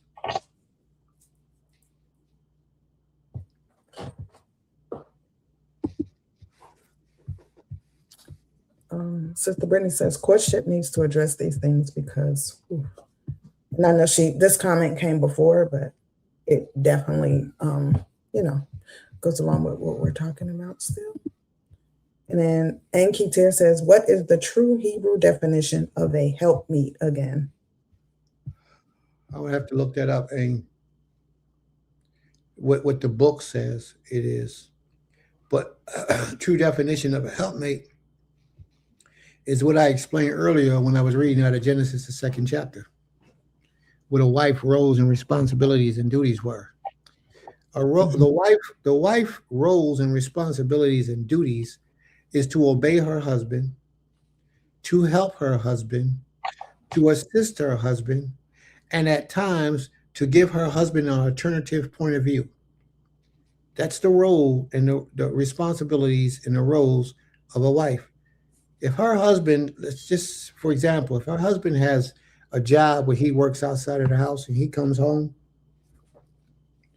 the wife should make that home as pleasant as possible, as peaceful as possible, so that that man doesn't have to focus on struggling against her while he's struggling against the world. When he comes home, honestly, in my opinion, and it's just my opinion, she should meet him at the door with her arms opened, her heart is exposed, and ready to please her man in any way that she can. That's my opinion. A lot of people don't desire that from their women.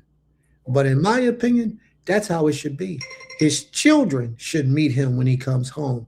Hey, Abba, they should run up to him, give him a hug. If they understood what it was like to be a man out in this world today, to be out in these streets and be a man, a male even, that's how they would greet him. I remember this one story where this woman, she dressed herself up as a man and she lived in the life as a white woman. She dressed herself up as a man and she went into the world as a man. She killed herself. Said she couldn't take it. She wrote a note. She said it was too difficult. She couldn't take it. She had no idea that the life was like that. She killed herself. Y'all look it up on the internet and look her up and it'll tell you her story. It was too much for her. Y'all not built to be men. And to be in the world of a man, you have no idea what we go through just on a daily basis, having to manage the home and provide and all those things. Now, I'm not saying that men have to rule their home with rigor and viciousness. I'm not saying any of those things. But once you realize that you got a wife and she's worthy, then you shower her with everything. But in order for a woman to be worthy, she got to prove her worth. So if along the way of her proving her worth, she fails that test, then you got to move on and find somebody else that can do it. And if she doesn't do it, you move on till you find somebody else that can do it. She doesn't do it, you move on till you find somebody else that can do it. There is someone out here in this world that will be better equipped to serve your husband than you if you're not doing it. And that's what we have to keep in mind. And I mean, I just got to be real. I'm not talking about your husband if he's just a male. That's one thing. But I'm talking about when you got a man. My opinion, and it's just my opinion. Now, how in the world did that happen? When you got a man, it's just what it is. When you got a man. It's like having a great career.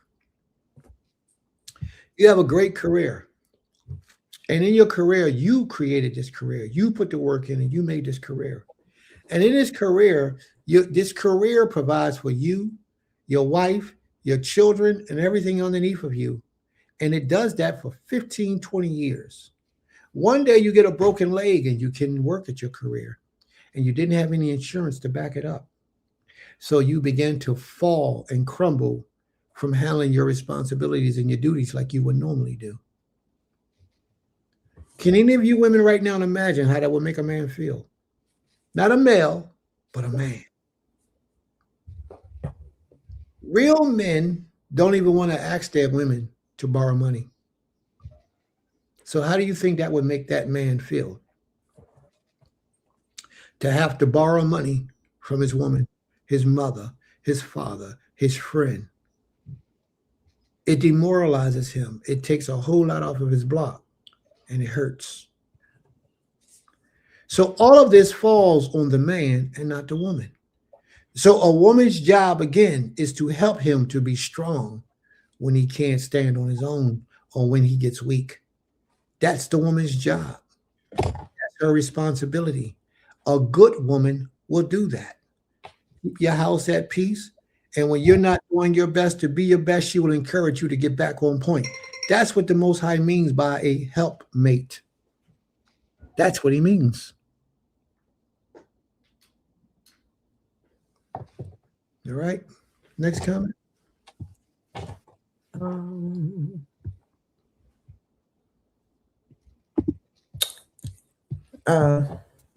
That's just what it says. What I got from M. Keter's comment is that men use the words of the Most High, saying, "He shall rule over you, and her desires shall be towards him," as an excuse to put all accountability to put all accountability of the relationship on the woman, which gives them a pass to not look at themselves and be accountable for their actions. Well, I think I addressed that when I gave the example of if the household crumbled, all the weight and pressure and everybody look at the man for allowing the house to go into disarray because he couldn't afford to provide and take care of his family. No, the accountability is always on the man first. And then the accountability is on the woman because she's supposed to be his helpmate, that when he fall off, she's there to help him to focus on what he needs to focus on to get himself back on point. So first, the accountability is on the man. The man holds all responsibility if it doesn't work. Mm-hmm. So the man doesn't put accountability on his woman other than what a woman is accountable for. That's it. And the only thing that the woman is accountable for is keeping peace in the home, keeping the home in order and doing her job as a wife, governing and ruling over the home. That's her responsibility. Bringing peace in his soul and his essence when he comes home. Making sure that she gives him what he needs so that when he goes out into the workforce, he's still thinking about her and not what's going on out there in the world. See, that's when a woman knows her strength. When a woman don't know her strength, she's going to be contentious with her man.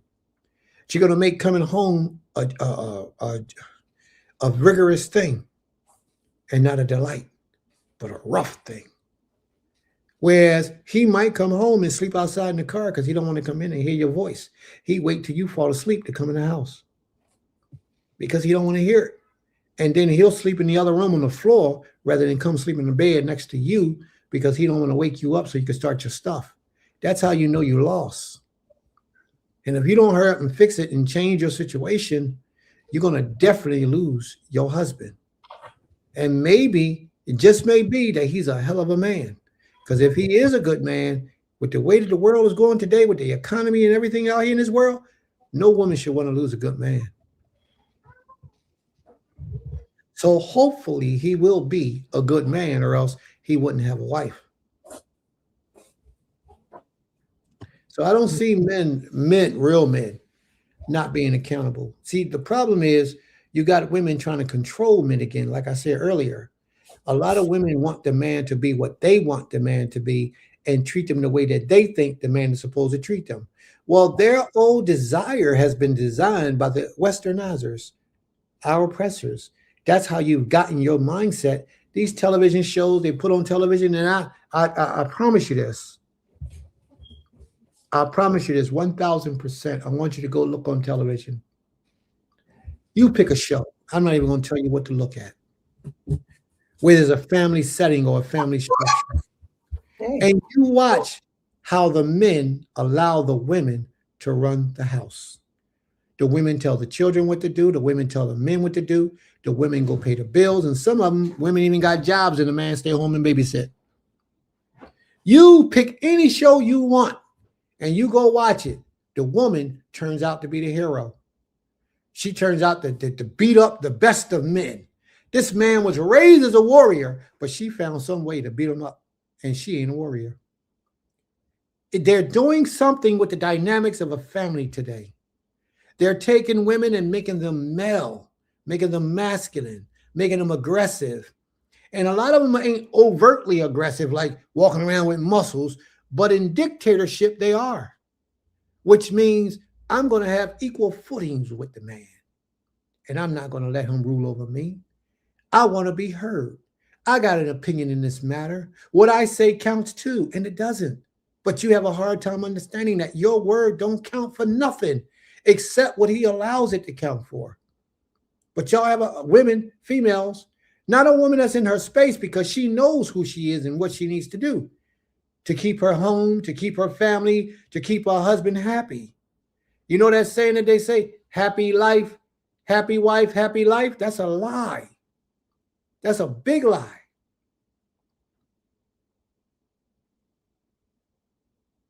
Because that whole principle is not designed off Torah. So it's a lie. Nowhere in the scriptures does the Most High says a wife or a husband has to be happy. Nowhere. Not one time. So think about that, family. But a lot of us base our relationship off of how happy this man or this woman makes me. Just do your job and do your duty. And if we both do our jobs and our duties, we'll be happy. I ain't got to like you. You ain't got to like me. But my family will be provided for. So unless your needs and your desires have grown somewhere, you'll be cool. But if your needs and desires have grown somewhere, you're going to want something that you're not able to attain. And once that happens, that's when you're disappointed and you're unhappy. But if you got everything you need, what else you got to want for? And some of the things you want, what else you got to want for? But because we crave what we don't have, innately, just as people, we crave what is out of our reach. And we desire those things that wasn't meant to be.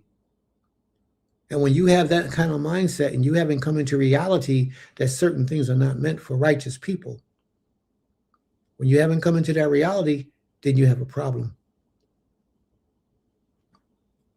So there we go.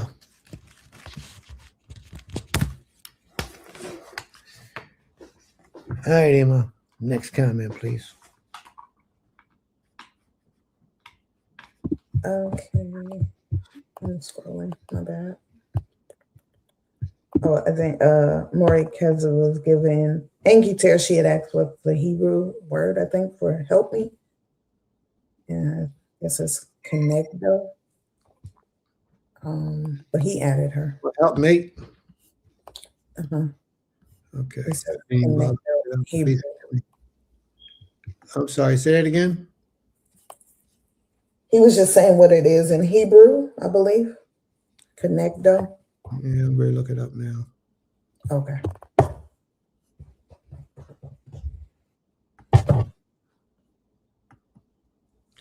Go ahead. You want to post the next comment? Next comment is from my sister. She says, I don't think Angie Tear was saying cross off what the Most High ordered for marriage. We know we shouldn't do that, but the Most High's words can also be exploited against a woman, even a great one, to remove responsibility from them altogether. And then she says emotional intelligence is the ability to recognize, understand, manage, and utilize emotions effectively in oneself and others. I think that's when you ask, what does emotional intelligence mean? All right. I don't see the word for helpmate. What I do see is helper. And helper, you know, we all know is Azer, meaning, let me see what they got. Helper, Succor, help Succor, one who helps. Azer. Now, Azer sounds like the root word for strength. Azor. Oh yeah. Yeah. But Azor does not also mean stop, or what's stop? Yeah. Azor can mean stop. Oh, because it's strong. It's like Uzor. Uzor is strength. mm-hmm. Like Uzi. Mm-hmm. Yeah, Uzor. Azor, Uzor, however you pronounce it. All right. Marie Kessler says, lost my father before adolescence and was raised by women, strong women, yet even still, I was allowed to make my own decisions, consistently taught that I would have to deal with the consequences. All right, let me address that for a minute. He says, I lost my father before adolescence and was raised by women. When a man is raised by women, he take on feminine traits. I myself was raised by a single parent. Then she got married to a man. I had a lot of uncles in my house in my life. And so I had a lot of men around in my life too, but they wasn't much of men. You know, they were more males than men. But I had some men, but the majority of the ones were males, wife beaters.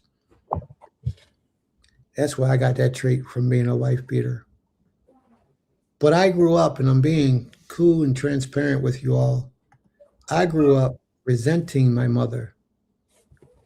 And what I mean by resenting my mother, I felt my mother put too many feminine ways in me that I didn't like. And I would consciously come in tune with those feminine ways, and I would repel against those feminine ways and do the opposite. Because I came up primarily in a woman-ran household. And I repelled against those ways that I've learned that was feminine. As growing up as a young man, I had to learn masculinity from either the streets or the few men that I had in my life that could be respected. But the majority of the lessons and teachings that I got came from that single parent woman in my household. When I got into the Hebrew walk, well, I joined a lot of men's things along the way too. And, you know, I talked to a lot of men as I was growing, and I gravitated toward a lot of men behavior in a lot of things. So I learned the difference of a lot of things between right and wrong, do's and don'ts, and allow and don't allow from men. But I had to go out and search out those men. But what I've learned being raised in a household by women, I had two sisters, had one brother. He passed away at a young age. And by that time, I was an adult. But what I've learned is that as a male, you incorporate a lot of feminine actions in your personality. I'm not talking about you walk around like this with your hand bent. No. But you are a lot more compassionate, a lot more emotional in your decision makings. You know, you deal with more about your emotions than you do with logic and reason. You know, how I feel like this, I feel like that. I think this, I think that's all emotional stuff. And that's how a lot of males who have been brought up in a household with a female, how they raised. And because I know for me, because I was raised in a household with females, I had a thing in my heart for females where I just didn't want to let them go. I didn't want to let them go because subconsciously I felt like I was letting my mom go, hurting my mom, or you know, hurting that essence of a female in my life. But then I grew up in maturity, and the Creator blessed me in my understanding. And I've adopted the principle that I will never have anything in my life that I can't let go, ever. Nothing, nobody, nothing. Because I've learned by having that principle of not ever wanting to let these women go, that would allow me to give the doorway for the women to abuse me, to mistreat me, to run over me. Even to the point, I remember much younger, even to the point where she would lay down with a different dude, sneaking, cheating. And I knew she was laying down with a different dude, but I still wanted to be with her. That's a simp. That's a weak dude. And I was that weak dude them years ago. And I contributed that to my relationship with my mother, being raised in a household with 2 other women. So that was 3 women in total. That's what I contributed that to. And it wasn't until the Most High had mercy and allowed me to come into the company of men. I'm talking about men who handle their business, doctors, lawyers, professionals, educators, real men, spiritual men, who was really about their business, that I had the opportunity to learn some great things. But being raised by females is a danger. And if you look at statistics today, it'll tell you that it's a danger. It's a horrible thing. And most males who are raised by females usually end up in jail, homosexual, or yes men to women. Yes, ma'am. Yes, ma'am. Because we worried about what they're going to do to punish us if we don't give them what they want. We're worried about what they're going to do to punish us if we don't go along with their ideals and their thoughts. You're not a man. You're a male. Men, and it ain't got nothing to do with money, being a man. Men has to have the courage to walk away from something that they know is not good for them.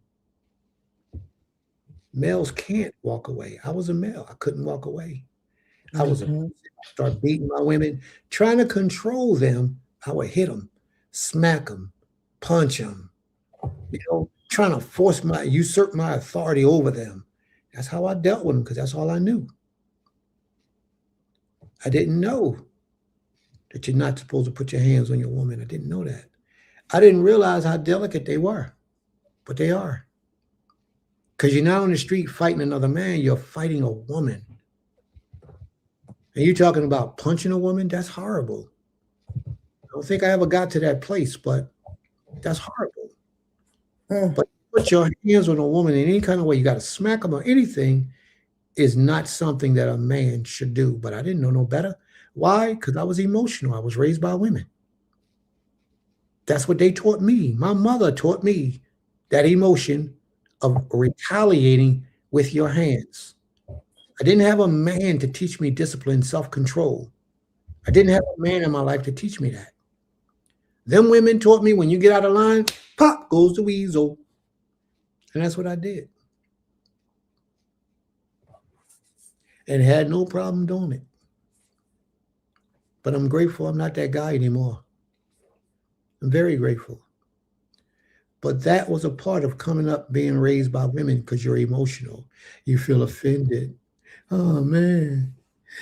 I should be able to be heard. You should be listening to me, too. I got a voice. I live in this house. And that's what you think. How many times you thought you were right, but your parents was telling you was wrong, and you went out and did what you thought you wanted to do, and it ended up smacking you in your face later? How many times did that happen? Because as a child, as a young man, you feel like you got the answers. Young women feel the same way. They feel like they know what's best for their lives, and you don't. But it took men to educate through the blessings of the Creator, whatever He's blessed me with. I'm grateful. He also used men to educate me and teach me a better way, the more perfect way. Most males that are raised by females usually end up dead, homosexual, or in jail. Most of them.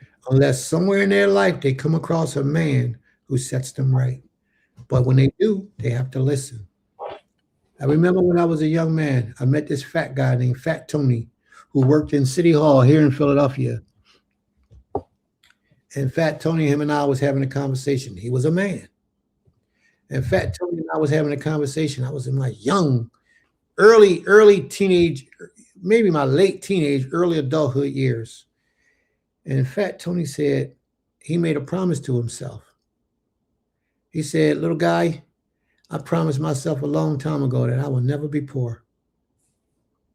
And when Fat Tony told me that, it clicked in my mind that I'm poor. And I adopted that same attitude from Fat Tony. A man. I adopted that attitude that I would never be poor again. There has to come a day in your life, a time in your life, when you look at your life in realistic time and make decisions that you will not transgress again. And make covenants with yourself about things that you will and will not do. And at that moment, that was one of them that I made with myself, that I would never be poor again. Now, I had a whole lot of struggling times. I'm going through a struggling time right now. Struggling times. But I'll never be poor again. I never will be poor again. I will do what I got to do to make sure that that happens. These are the types of ways that we have to view things. And as for a woman, you promise yourself you will never be a harlot again. You promise yourself that you will never be single again. I will never be a single woman ever again. So that means that you got to do what you got to do to keep your husband. Sometimes in doing what you got to do is not what you want to do. It's not going to be the thing that's most convenient for you to do. It doesn't bring you no pleasure to do what you have to do to get to that place in your husband's heart where he's in love with you again, where he desires you again. You had to go jump through hurdles and jump off a roof and then climb back on the roof and jump off the roof and climb back on the roof and jump off the roof to do it again, just to get into the right place of your husband's heart so that you can secure your place in the future, not knowing that you're going backwards in life, so that you don't do what the foolish woman did and tear down her household. So, brother, what I do is I sympathize with you, when you say that you was brought up in the house, raised by women, because I myself was in that same position, so I speak firsthand. I know what it's like. And it all depends on the type of women that you were raised with, because a woman will give a male a false sense of security because she's a strong woman, which means that she's a masculine woman. And then you will grow up looking for other strong women to rule over you, not even really understanding what you're doing, not fully like, I'm going to look out for a woman so she can rule over me. No. But what you do is you go look for a woman who got her stuff together and you go live with her. You go shack up with her, or you go live off of her job. You know, your income is basically whatever her income is. She pays the bills. She keeps the lights on. I'm just there. And usually we do it, a lot of us males, we do it with fat, obese women that they ain't getting no other man. They can't get no other man, or if they did, it'd be hard to find, women that we really not attracted to and really don't desire to be with, but we'll go be with those kind of women just for the sake of having somebody, our female, to rule over us, and we go sit up underneath for them. Usually we only do it in the wintertime, and then in the summertime we play the whoremonger all up and down the street. But then when the winter comes around, we go with the out of shape women, the unattractive women, and we sit up underneath for them because they got themselves together. They got their nice house, their little apartment, or whatever they got. And we go sit up underneath for them and be like, yeah, I'm your man. I'm your man. What's up? Yeah, uh-huh. And all y'all got is a sex thing going on. That's not what men do, but that's what males do. And a lot of males do it. And they find pleasure in doing it. They're never held accountable for anything. They don't have to be accountable for anything because they have no responsibility. And they end up making a whole lot of children all around the place and don't take care of none of them. 14, 15 different children and ain't provide a dime one time for any of them. And usually those are the ones who are raised by women. And I myself, I got 18 children. Well, 17 children, one on the way.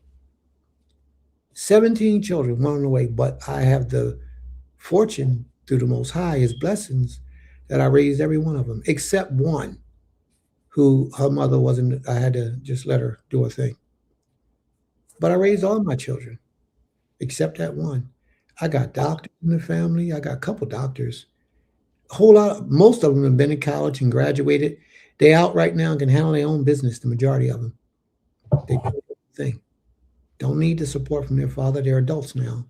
Most of them are grown. But the simple fact that I handled my business when it was my turn to handle my business. They ain't got a whole bunch of babies. They ain't a whole bunch of pregnant women running around with no dad. That ain't my situation. I mean, it's not what I would love for it to be. Also not what I desired. So I thank the Creator for it. I thank the Creator for it. They don't bring me no drama. I don't have to go put nobody to sleep. None of that stuff happens around here. Got to argue with people. Why you doing? Those things don't happen. So I'm grateful. But being raised by a single woman, had I not gotten control of myself, it used to be times when my little nieces used to call me up and say, hey, he hit me. And Prince down there ready to put somebody down. That was back in the day, a long time ago. But Prince was ready to put somebody down because he hit his woman, something that belonged to him. Now, I should have been minding my business because I was emotional, raised by women. I'm ready to hurt somebody. What they did to my niece because I didn't understand the principles of life. But now I do. Today, my own daughter couldn't call me and tell me her husband knocked her upside the head and have me go up there and try to hurt him and do something to him. That ain't going to happen. If I do anything, it's for me to talk to enlighten him and give him some jewels about why he shouldn't. But that's his wife. And if that's as far as his knowledge goes, I can't change that. If I have the opportunity, I'll talk to him and try to get him out of that. But if he refuses to change, that's between her and him. If she wants a bill, she will be given a bill. But that's just who I am. Ain't always been that way, but I've learned that emotional side of me is fully under control. Fully under control. But it didn't always be that way. Being emotional, it made me do a lot of emotional things. If I felt disrespected, I smack you in your mouth. From a man or a woman. It's gotten me in plenty of fights. Whole lot of shootouts. Whole lot of I got stabbed in the back of my head because smack somebody in the mouth that disrespect me. I'm really one of them dudes from the street that used to be out there in the street that the Most High spared and brought me out of it. So a lot of those things and a lot of those experiences that I'm telling you, I lived through. I've been shot, been stabbed. That was my life back in them days. And I'm grateful the Most High brought me through. But I've learned a lot. I've gained a lot of wisdom. I'm not up here fronting and perpetrating like that wasn't me, because that was me. I was that dude that was out in them streets living a horrible life. One of them average dudes who would rob, kill, take from a woman whatever I wanted. Y'all know what I mean. It didn't matter to me. But the Most High knocked me upside my head and smacked some sense into me. Caused me to be repentant for my actions. And I turned and I changed. And I don't desire to revisit those things again. I don't have no desires in my heart for any of those things ever to recur again in my life, like a lot of people who used to be harlots walk away from harlotry because they get married, but yet still fantasizing and dreaming about other men penetrating them. You still are harlot in your spirit. You haven't fully separated yourself from that life. Mm-hmm. And that's what I'm trying to explain. And until you really make that decision to worship this king and serve this king, then you're going to always be what you've always been. And you ain't going to change until you fully give yourself to the Creator. And your dreams tell you the real you. Some people just think it's just a dream. No, your dreams are revealing to you who you really are. But we don't want to hear that. Man, I ain't no homosexual. Did you have a homosexual dream last night? Yeah, I dreamt in my dream that I touched it, but I'm not a homosexual. Bro, you got a lot of spirits up on you right now that you need to get up off you. Just that simple. Maybe you seen something. Maybe you was in somebody's company that was, and that spirit jumped on you. That spirit tried to approach you through your sleep, just to test the waters to see how you respond when you woke up. Because he wanted entry into you. And if you gave him entry, he in you. He gonna get you. And then you're gonna find yourself having more and more homosexual tendency, homosexual thoughts, until eventually you're a full-blown homosexual. You want to test the water because you don't understand how the spirit world works. And that's how it works. Whatever you do before coming into this truth to dedicate yourself to the Most High is going to always be lying at your door until you master it. Mm. Remember the person you was before you decided to serve the Creator? Whatever it was that you was into, however, it's going to always, oh man, I can tell you specifically, Creator, clip that. Thank you, Creator. Listen, I'm going to tell you a part of my life that I ain't never really exposed to nobody. I'm going to share it with y'all because I want y'all to know how far I came to who I am and where I'm at. I used to be one of those guys who used to go around and do things to people because I thought they had what I wanted. Let's say if somebody drove a real big car, nice car, and me and my guys, we wanted what we wanted, and we didn't know how to go about getting it many moons ago. But I was one of them dudes in the street that walked around with them things and did a whole lot of bad stuff. So, and I'm not saying that to make me look good. I'm embarrassed that I was that person, but that was my reality. Mm-hmm.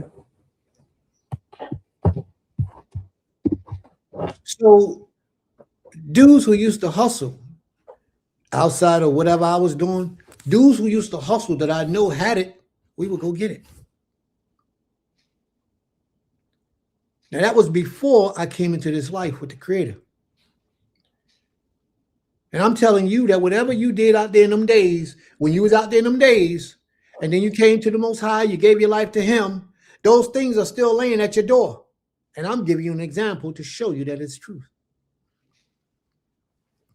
I would go get it. If I had to go by myself, I went by myself. But I got what I set my mind to go get, I did it. I would sit back and design a plan, a crafty way to go get it, and I went and got it. Then I came into this life 10 years later. Now I'm walking in, talking that Torah stuff, Creator, fearing Israelite. Actually, at this time, I think I was 2 book at this time. And I'm talking this stuff, man. I was actually teaching people. And I fell on hard times. Mortgage ain't getting paid. Children's tuition ain't getting paid at the school. Can't feed my house, my family. And I saw that happen. A little bit of money I had was running down, and I ain't see nothing happening for the future tomorrow. And guess what? I went right back out there in them streets and got tested to see if I meant what I said when I said I'm going to dedicate my life to you, Creator. The first time I got tested, I went right back into that world and decided I'm going to get what I need by any means necessary, even if I got to take it and violate the laws of the Creator. But I did. I went out there to go get it. Thank the Creator I didn't get it. I got shot. I thank the Creator for the lesson. I got shot right in my back. Pow. I don't know what the boy had. I don't know what he shot me with, but he lit me up, and I'm grateful. I'm grateful because it set me back on the right path of righteousness with the Creator. I'm grateful. He spared my life. He gave me another opportunity to walk right before Him, and I've never turned back ever again. So what I'm saying to you is the Creator calls all, like Job, He called all my substance to fade away just to test my essence as to who I was. To see if I was worthy to be his servant. He tested me with those things that I knew best: women, drugs, guns, violence. He tested me with those things just to see if I was really for him or for the streets. And I showed him that I was for the streets. So you know what he did? He shot me. He allowed me to receive the ultimate punishment of getting shot in order for me to realize that I was playing with the Creator. And I woke up. I realized that that's what happened. And I've never turned back. Matter of fact, the boy that shot me twice. But I had on a bulletproof vest. The first shot hit in the chest, never even felt that. The other one got me in my back. And ain't no bulletproof vest around the back. Tore me up. Tore me up. But I've learned. I learned that you don't play with this king. Some people ask, why do I live the way I live? The sacrifices I make is because I learned. First-hand experiences. I learned, don't test the Most High. And I don't. I don't play with him. Because I know what he has the ability and the capability to do. And the Most High is a famous jokester. He will hit you and correct you while having mercy on you and sparing you. Or he could have just, that could have been my last day on this planet.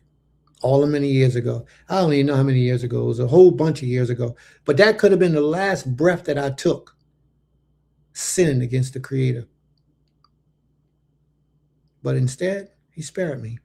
And I'm grateful. May he forever be praised. And that's why I live the way I live. I don't put my trust in man or woman. No one. Put my trust in the Most High. Because I've learned the nature of men. I've learned the nature of women. The first time you do something that is challenging them or going against what they believe and what they like or what they will want to see happen for themselves, they don't want no parts of you no more. So I don't put my trust in people. I don't rely on people. I'm a loner for real. Been this way for a very long time. I'm a loner. I make my own money. I do my own work. I build my own life. My life is what I designed my life to be. My life didn't just happen to me. I happened to my life. My life is what I made it. And I'm held accountable for it. I went out and chose and did and built and worked and earned and got and became. I did that. And I'm totally accountable for all my mistakes and errors that I've committed in this life. A lot of mistakes was made. But I built. I said, this is the life that I want, and I did it. I built it. And now I got it. And I'm grateful for it. But all I'm saying about all this is the majority of our lives, it just happened to go this way. You know, but no, I built this life. And I'm grateful for it. I thank the Most High for it every day. But I make the sacrifices that's needed, in my opinion. I make the sacrifices that's needed to maintain this life and this lifestyle. I make those sacrifices, in my opinion. If the Most High requires more of me, then I should do more. But all I know right now is this is what he's asking. And then therefore, this is what I give. Can you say the same thing about the Creator that you serve? The Most High that you know? That I ain't talking about that stuff they teach you to say. I'm talking about the reality that you know you give the Most High the absolute best of yourself. The absolute best of you. How many of us can actually make that type of a statement? We fast, we pray frequently. We meditate frequently. We deprive ourselves of our own desires to do that which is pleasing to the Creator frequently. How many of us can actually say that? Then why are you in that relationship you in right now with that dude who just got finished pounding your brains out the other day, and you talk about you're a Hebrew? He's not your husband. Why do you allow that to happen if you're making this sacrifice to please this king? It's so much to this, family. So much to this. Being raised by a single woman puts you in positions of thinking in a negative way, an unmanly way. In a way that's not pleasing to the Creator. So let's not do that. Yeah, the choices we make. The choices we make. And we make some choices, bro. We make some choices. Choices we make are still prevalent. That's right. You must put away your old ways, the old you, especially if this is the life you chose. May the Most High be praised. Ima, you still there?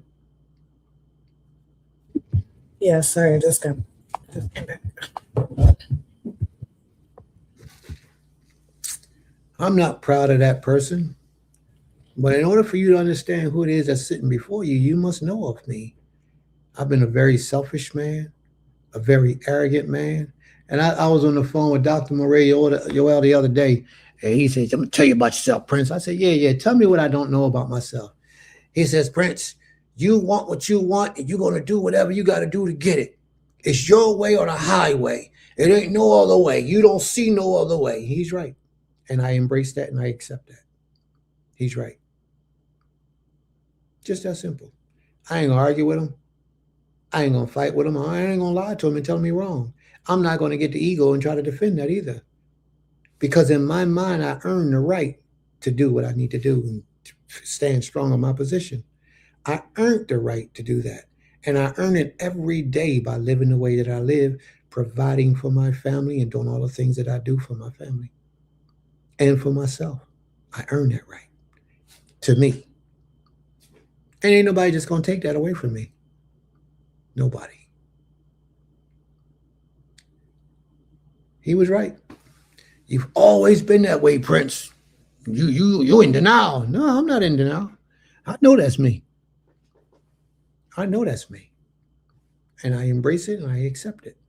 I pray that the Most High has mercy and allow me in the decisions makings that I do to do the best thing and the righteous thing at all times. Okay? I pray that he does. Fatima Ephraim, shalom, shalom. May the Most High be with you. Shabbat shalom, sis. Go ahead, Ima. Take that over. Brother Vadi Alewi, Shabbat shalom, bro. May the Most High be with you as well. Ima. Okay. All right. Yeah. You want to go up that list? We had a whole totally different class today, didn't we? Mm-hmm. All right. Let's keep rocking. Well, there's no more comments. There's a whole lot of comments. Babe, I went through them. Let me see. Yeah. Did you read this one? No, I didn't. You want to read it? All right. Brother Asa says, I also didn't grow with a father. A lot of things that happened to him also happened to me, but I made different choices. Brother Asa says he also didn't grow up without a father. How many women was in your life as you grew up, Brother Asa? Was it a lot of women or just one woman? Usually it's several women, sisters, aunts. I had a lot of aunts. But what that does is it makes us a lesser version of a man. So Brother Asa and Brother Kezu, how have growing up in a household with women affected your life that you see? And if there's anybody else here that can speak on this matter, please do. Feel free. Speak on it.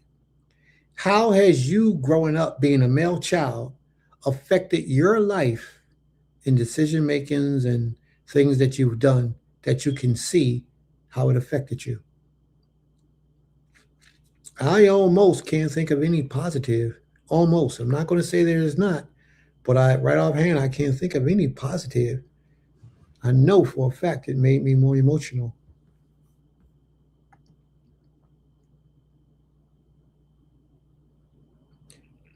I do got a toothache today. Sister Earl, I do got a toothache today. I just took some of my stuff and it helps the pain to go away. That's all. But I do got it. It's hitting me right now, but it's real faint right now because I took some of my stuff. But yeah, I do got a toothache today. Amy L'Oreal actually asked the question. She said, what do you think of this? Our men are so needed and they're killing them out. So sad. And then she went on and said, yeah, my problem is we killing each other out. Then she even went on to say, even what's being placed in the foods also affect men, medications, etc. Absolutely. In this society, we're losing our men in wars, etc. Well, sis, I totally agree with you. And when you watch the lessons, when the lessons come on, it says that as in the days of the Exodus, even in today's time, they're still seeking to destroy our men. It's a war against our men. And you're right. They are trying to destroy us on every level, every front. So what do we do as a man? No, no. What do y'all do as a woman to try to bring peace and comfort to your husband? Ema, Yes. you with me? Yes, I am. All right. Well, some things got to get put to the side. We got to do what we got to do. All right. Okay. Yes. What are you willing to do as a wife? If you know that your husband is fighting these wars on all fronts, why is it that when he come home, he got to fight one with you? You got another comment? Testosterone all-time low. That's right. Sister Brittany said testosterone is at an all-time low. And she's absolutely right. From the poisons, like Sister Laurel said, from the poisons they put in your food to just the whole mentality of how a man's mind functions and works. You know, it's at an all-time low. You want to go through the rest of them? I'm not sure what you didn't see, but the last two that I think this is one. I don't know if you saw this. This is kind of like just Autumn expressing saying, like, if this is how she says, hubby, please consider this. I don't like when you do this. She's not talking directly. She's saying, well, accept it. This is how it's going to be. This is teaching the wife that her concerns will never matter to the husband. And then she said, then her question is, does Yishra really want to teach that concept to their sons and daughters? We must truly be careful. Yeah, teach it. Because we women have to learn that our decisions don't matter. We have to learn that your decision, you place it at the foot of your husband, and he decides how it's going to be done. Just that simple. He doesn't have to accept it, or he can accept it. But women today, females today, have to come to the realization that it's ultimately the man's decision in how the family moves. So if you have a concern, you bring it to your husband. Your husband, if he's a righteous man, he should hear whatever it is that you got to say. He don't have to respond to you. He don't have to say anything to you. He don't even have to do what it is that you request. All he has to do is he heard it. And then as a righteous man, he will process it in his mind to see if it's what's best for him and the family. Now, if he's not a righteous man, you might as well just hold your tongue because you might get smacked in the mouth. And you could be completely right. But because he's so wicked, he don't like his women telling him nothing or expressing a good point of view. And therefore, he, shut up. Didn't I tell you, shut up? Is there any other? Sister Brittany said, most Hebrew churches, women was due to marriage. Walking in solo was very rough. I went through hell and really pushed out, if I'm honest, and was really pushed out, if I'm honest. Most Hebrew churches, what Hebrew church? She meaning like, congregations. Women was due to, it was expected of a woman to be married, or was they already married? I guess from her walking in solo was very rough. I guess she's saying that most women in churches was married. Mm-hmm. Yeah, I'm not sure. Hopefully she'll come in. Really pushed out a lot. Maybe she'll come and explain it. Okay. Let me put the link up in case she decides she wants to come in so she could explain that position, because I'm still a little bit confused. I think she's saying that. Comments. Huh? I said, or she'll text in the comments. Yeah. Yeah, I think she's saying that she was single and it was hard to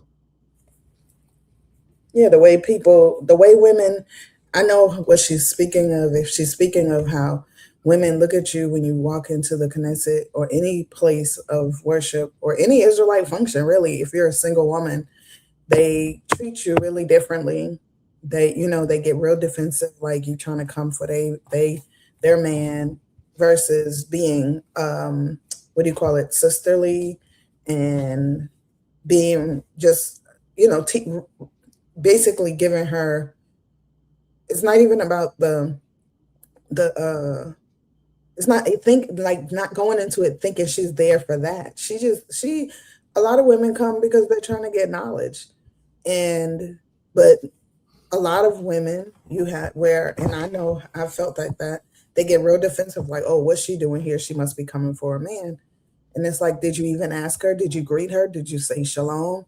And when you said shalom, did you say it in a manner that she would want to, engage in conversation with you? Because some people just will greet you just because they were told by their leader, make sure you greet, women when they come in, but they don't teach them, like, you got to, give them the hospitality. conduct yourself a certain way. Yeah. Don't teach And them. yeah, and so you have a lot of women who do feel pushed away and like, I don't want to come to that if that's going to be how I'm greeted and be treated in a hostile manner. Yeah. That's why we Israel, don't do that in Beulah Land and Temple Kefirene. no, we don't. No, we don't do that. We treat you so good. So All right. that's all the comments. That's it? No more comments? Yeah, All right. you were answering them, so yep. All right. Well, you want to go with your portion? If we did all the questions, you can go with your portion. Oh, she wants the link. She wants you to text her the link so she can come on. So let's not move on till she has the opportunity to speak. Okay. All right. Yeah. So here's another comment. Queen Fatima. I've always said women. Go ahead. You want to read that? I've always said women in our way of life hold their men close when single women come in, like how white women clutch their purse when a black man is close by. So true, and it's just bad. You know, a lot of women claim that they're with polygyny, but they're not really with polygyny. Some of them are even in polygynous relationships and still ain't really with it. They're even selfish within those polygynous relationships. I can't understand why, if you think your husband is all that, why wouldn't you want to share and let somebody else get a piece of that goodness? And we're not talking about sex. We're just talking about as being a man, as being a provider, as being a father.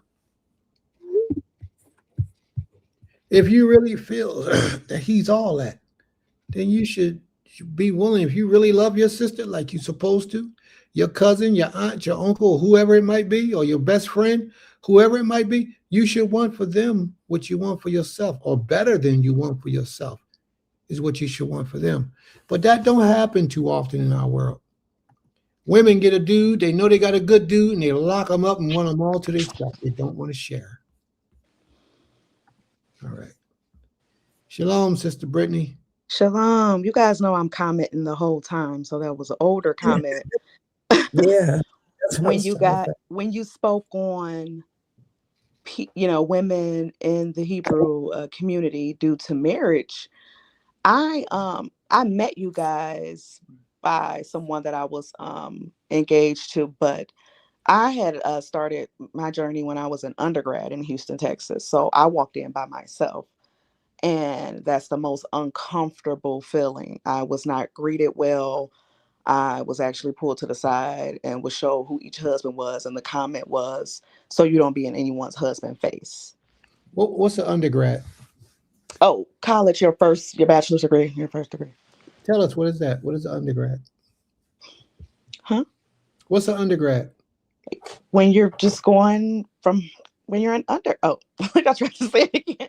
You're just getting your bachelor's degree. You're just in your first step of college. First degree in college. And then what's after that? Your master's. And then what's after that? PhD. I know. And which ones do you I just have my bachelor's, the first one. So you graduated college, Yes. and then you walk into a facility as a single woman, Yeah. and people knew that you was a college graduate, and you're a fairly attractive woman. How do you think you're going to make you intimidate people? What are you talking about? They looked at you and you like a one person clutch. What are you talking about? How else are they supposed to look at you? Tell me. The church was set up where the men sat on the total opposite side. I was nowhere even near them. Yeah, but you're missing my point, sis. Most people are not as accomplished as you are. Most people don't have those things going on as you are. So they envied you. Remember that lesson earlier? They envied you. They felt intimidated by you. They wished that they could have what you have, but they didn't put the time in to get what you got. So when you came in their circle, in their presence, they was like, huh, she come to get my man, because they intimidated. A real woman would welcome or embrace you in their family because they know the benefit that it could bring. A real woman. But we're not dealing with a lot of real women. We're dealing with a lot of females in the bodies of women. So when a woman comes around that looks like you, act like you, with the accomplishments that you accomplished, they're intimidated. They're intimidated. When I look on your Facebook page and I see you all over the place, taking this trip, taking that trip, do you know how many people are staring up inside their bodies, wishing that they can do what you do? You in business conferences, you're doing all these things. Mm-hmm. You get people upset because people will get envious of you. Even today, if you go into a Hebrew community and you're single, the first thing they're going to think is she's looking for a man. And that could be true. You're supposed to be looking for a man. You're a woman, a single woman, a fully qualified woman. You're supposed to be looking for a man. Don't let that bother you, sis. Don't let it bother you. Hold your head up high, keep on switching, and keep them heels on when you walk past. You hear me, right? Yes, I'm laughing, but that's rough because you just want the sisterhood. And it's like, I'm not going to. What sisterhood? It's a clique. If it's really a sisterhood, they understand. But a lot of that be cliquish stuff. As long as you in the program, you down with what they say, then you cool, you're a part of them. That's not a sisterhood. I'm not saying all of them like that, but a lot of them ain't sisterhoods. You come from a certain family, you know? You've been around for a certain time. People from you know you from a certain hood, then you're a sister. And they don't look out for each other. They don't care for each other. But when you get into a real sisterhood, they welcome people like you. As long as you want to serve the Most High to the best of your ability, they welcome people like you. Sisterhood. All right, come on, talk to me, sis. Oh, that was that. Well, let me see. I was talking a lot today, so now that I have a mic, what else can I talk about? That usually happens.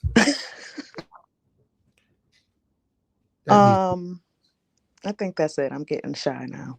Well, don't go nowhere yet because you might have something else to say. Brother Daniel, Shabbat Shalom. But Brother Daniel, I sent you a link to come on the platform. Why are you in the audience?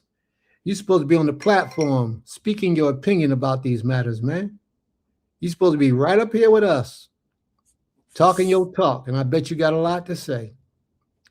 He said the real issue is a lot of us will not do the work on self first being entered. What happened? Sorry. This thing is malfunction. Okay. Being entered into a relationship or a society. Now, when you say society, you should envision like a secret society or a group of people, an organization, a structure, a body of men or women. It's not society like the world, but just a structure of something organized. And a lot of people don't want to do the work to get into those things. So there we go. Total Rabbah.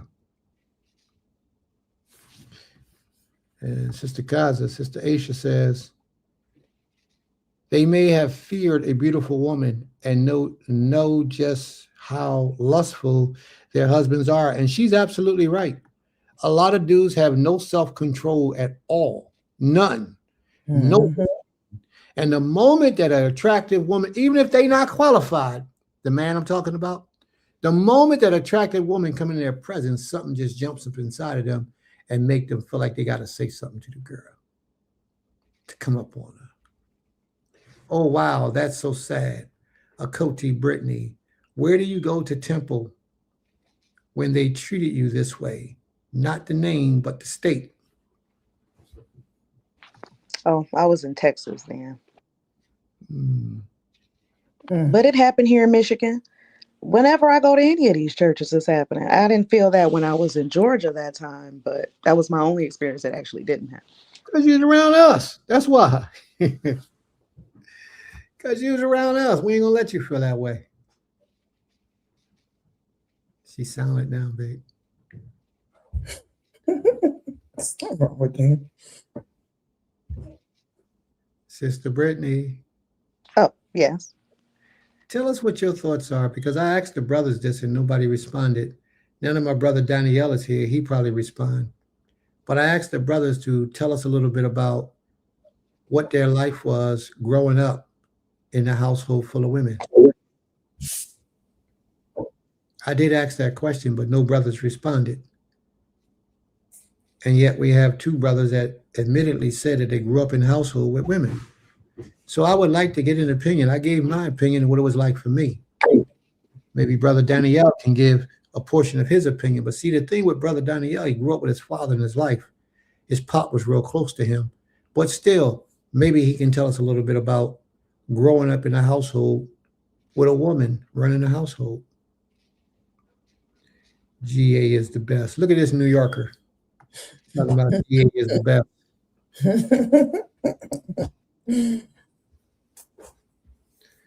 Yeah, we'll find out tomorrow, bro. He's coming down to Philly so we can go to drive to Georgia. And Danielle, you going with us tomorrow? We're going to Georgia tomorrow, Danielle. You going with us?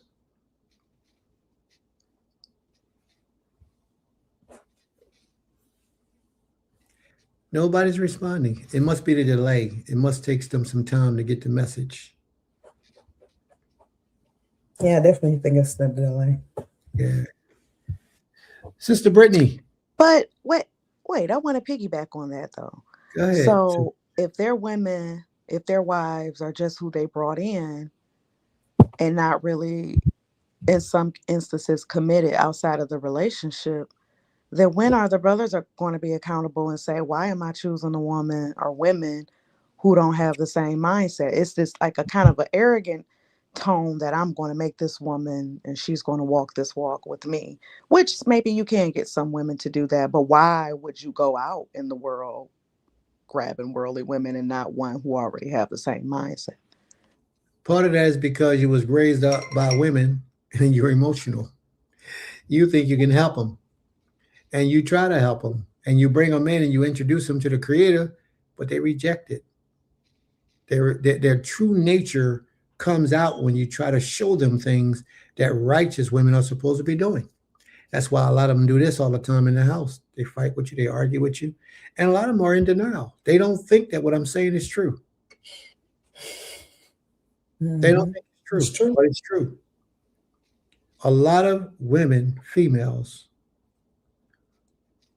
who don't know nothing about the Most High, that are introduced to the Most High by way of a man that's really about this life, they have difficulty making that transition. They will pretend and fake it out as long as they can, but eventually the real true them shows forward, and it comes out. By then, the man he done been there for a minute, and because women, they you know how they are. You know how people are, not just women, but you know how people are when they see something that they want. They make the adjustments to get what they need to get. And in reality, they be different type of people, but they don't show that up in the front. That's why I drive a bummy car, and that's why I look bummy all the time. I don't want to give you no misconceptions. Go ahead, sis. I'm listening. Oh, that was it. I don't know. Well, you've been very helpful today. Thank you. Thank you. So that's it. You nothing else? Um, you can be a little harsh on the women sometimes. I sure am.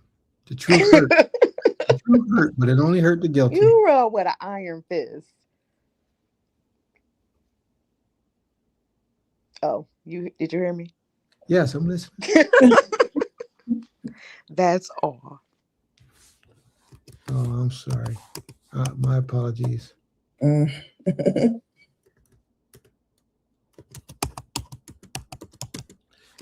I know, but I tell you the way it is.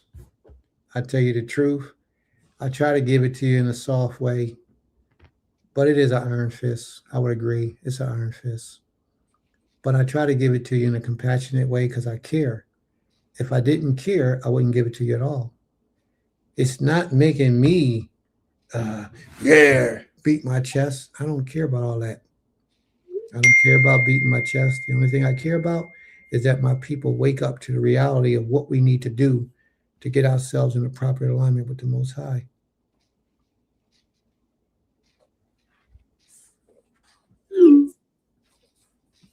And that's what we need to be doing.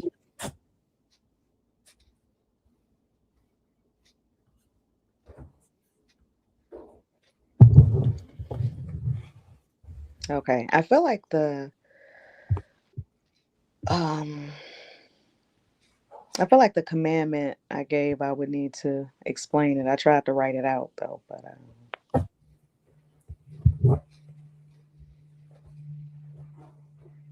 Say that one more time.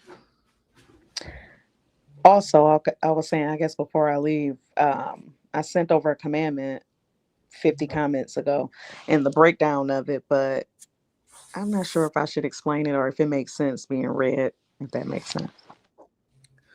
Okay.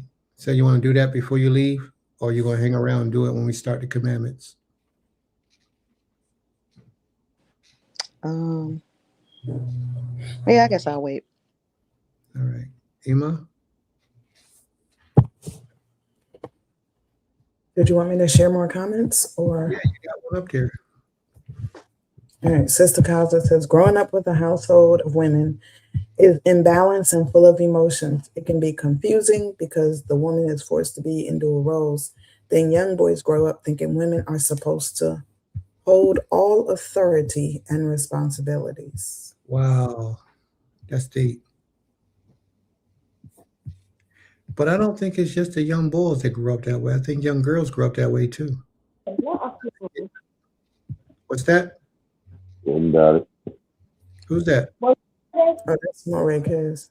Oh, shalom, bro. Where you going, man? Make up your mind. You want to stay or you want to leave? I didn't vote. Okay, go ahead, bro. You got the floor.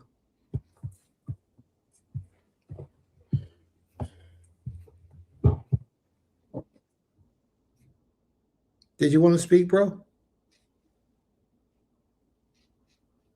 Moray Kezu. Okay. Did you want to speak? Well, I, I was thinking about the whole dynamic, the dynamic of it. You know, right. Is something wrong with your mic? Because you sound muffled. Am I muffled now? Sorry about that. It's staticky and muffled. It's the headphones. Not my normal. And you can't take the headphones off? Yeah, just.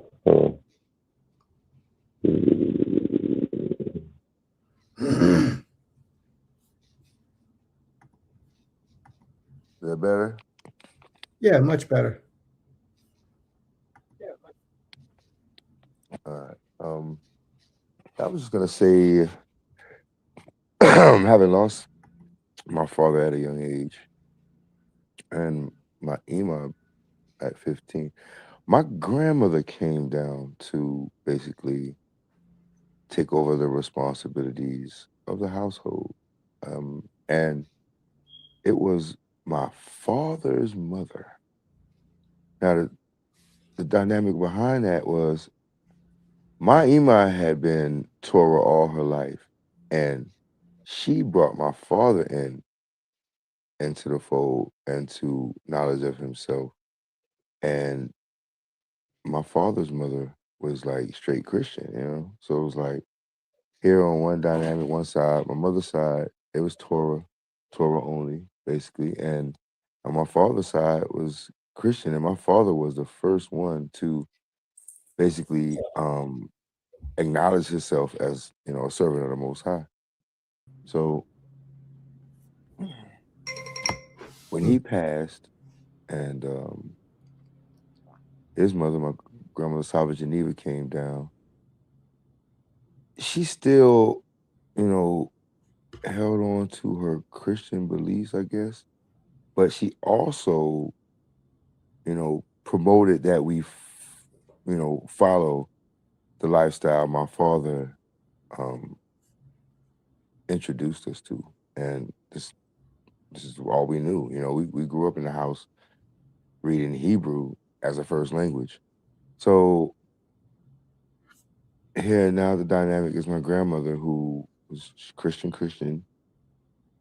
She gave us a choice, as adolescents, as children of the most. She gave us a choice. She said, you could do like your father and your mother said. You could do what you want to, because ultimately, like I put in the post earlier, I was taught you're gonna have to deal with the consequences of your actions, whether you choose the right hand or the left hand. You're, as a man, going to have to deal with the consequences. And I'm thankful on one hand because that choice allowed me to be stronger towards the Most High. Because you know, even with Torah, right, we have the blessing, the curse. Yeah, even with that, the Most High says choose life. So you don't really have a choice. If you choose to this lifestyle, this is what you will live by, and if you don't, then you're gonna die. Um, so I'm thankful, even like having lost my father and my mother, and not thankful for that necessarily, yet thankful for the opportunity that my grandmother posed to us. You know, that right there in itself strengthened my servitude and my fortitude in this way of life. And so I see women as what they are. They are a gift of the creator, yet I guess in my life they have been more. I can't even say they set the. My grandmother set the blueprint basically, but she, like I said, even still, she let me make my own choices. As a wrestler, I was on a wrestling squad. She's like, if you want to wrestle on Friday, that's between you and the Most High. That's between you and the Most High. That's a choice you're gonna make, and you're gonna deal with the consequences of that. So it was like, that's it there. And I went one time, and I didn't even wrestle. It was so funny. I went one time, and I didn't even wrestle. It was like my time was up, and before we got there, and I was like, you know what? I'm I'm thankful I made the choice that I did, and also thankful the Most High showed me He got my back too. You understand what I'm saying? It's like I made a choice. It wasn't necessary to go against what I've been taught, but it was like a try thing. Is the Most High gonna be with me if I do this? I'm like, I don't know. And He was with me, even in the fact that I, chose contrary to what I would have initially done. Because I'm like, I'm not going to no events on a Friday afternoon because it's too close to Shabbat. But I actually was able to, have my bout before the sun went down. It's definitely a life. How has it molded you and shaped you into the man that you are? Do you Oh, see yourself as passive when it comes to women, emotional toward women? How do you feel? emotion, I guess a little more understanding, but still, I mean, being raised by women, like I have like a zero tolerance for the ignorant stuff. I'm not gonna fold so much for ooh, like what why you boo-hooing for? I mean, if it's a real boo-hoo, they're not gonna understand. Like a real boo-hoo, like, but just because you're not getting your way, no, we're not gonna do those. I guess my grandma taught me tough love right there. I grew up on tough love. So that, if it's a earnest, you hurting for something, that's it there. We're gonna correct that. But you just fake crying because you're not getting your way or something like that. That's like, come on, man. We gotta do better than that. But like I said, the dynamic, even now, I don't knock a woman in charge if that's what she has to be. Because, like I said, my mother had to after my father passed. You know what I mean? And sometimes that's the way the situation, the other dynamic is set up. Unfortunately. Okay. All right. May the Most High be praised. All day. All day. I don't. Toda Rabbah. In the bar. In the bar. Hima, can you bring up some of those comments?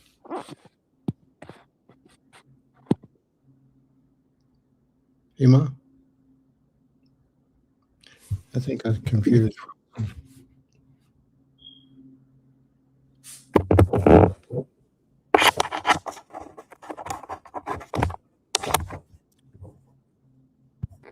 Can you address some of the comments? Yes, I was trying to come off mute.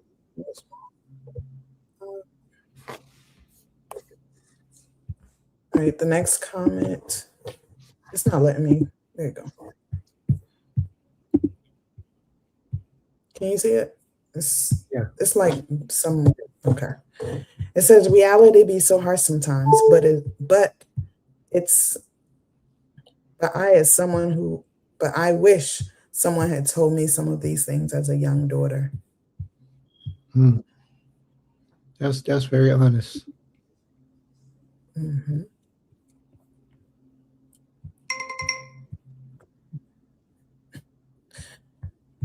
Sister Constance said, what's the topic of the week? What does that mean? I'm not sure if we're going to get my presentation. Oh, okay. And then Brother Miyu Daniel says, I grew up in a house with a grandfather and with older male cousins, and back then Black communities was much different. Most High be praised. And Brother Ansa said, I was the youngest for my mother. I was sheltered. She beat me when I didn't listen and shouted in frustration when I was rude. She was all I had. May the Most High be praised. Sister Fatima said, a house full of men. She grew up with a house full of men, and she didn't realize her Sava was even Christian. Because her and, Morikez were her family. And then she said, Sava was like a man and the house was full of men. Wow. And Kenya says, iron fist, in other words, saying he's a man. She was responding to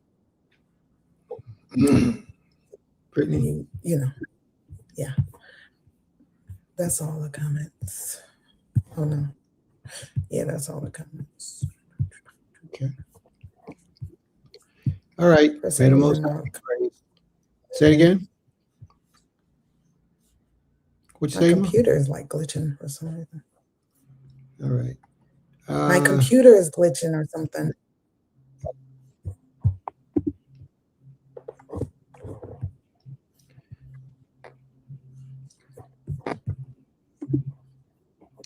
You want to do your presentation? Are you able to? How's your Wi-Fi? Oh, it's glitching. Can you hear me well? Yes. Okay. Yeah, I guess it's glitching. It's not long. It's short. So to answer your question, Sister Kaza, actually my conversation today was on inner peace and how do we find it? Like, where do we get inner peace from? And it's definitely a conversation piece where people can put in the comments because and it's still from just ongoing conversations with different people, but with my sister wife and I, and just talking about having inner peace, which will help you to have outer peace and to stay or kind of maintain yourself, right, in life.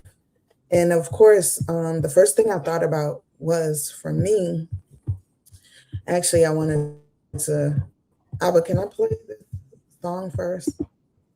Okay.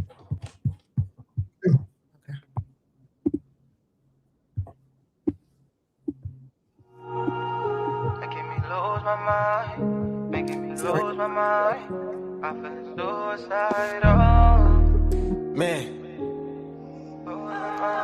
it's getting crazy. I mean, the way how I see it, the way how it's looking, I might as well just go ahead and do it myself. Suicide. Look, can't you tell God trying to speak to you? But we moved away so far that we can hear the tune. It's your burnt up, praying that the smoke clears soon. The truth is let go in the fall so I can see the truth. Whoa, whoa.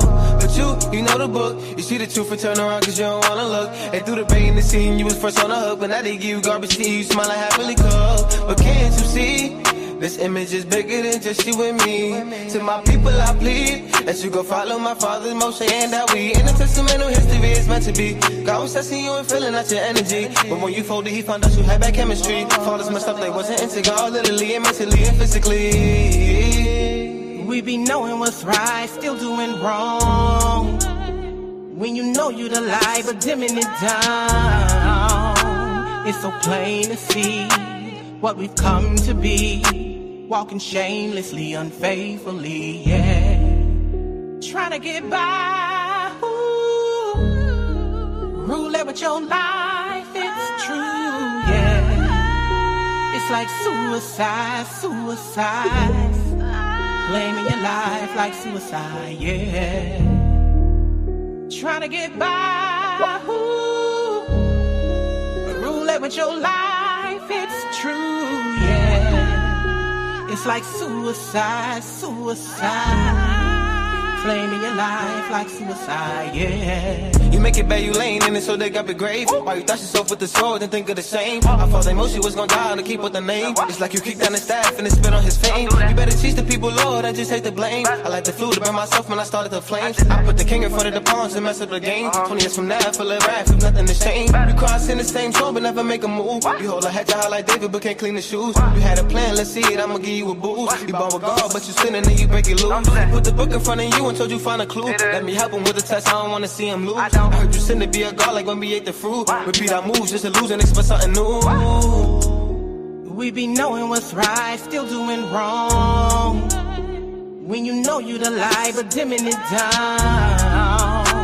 It's so plain to see what we've come to be. Walking shamelessly, unfaithfully, yeah. Trying to get by, ooh. Rule it with your life, it's true, yeah. It's like suicide, suicide. Claiming your life like suicide, yeah. Trying to get by. All right, everybody. Whew, Toda Rabbah, Most High, for this day, for the Shabbat day.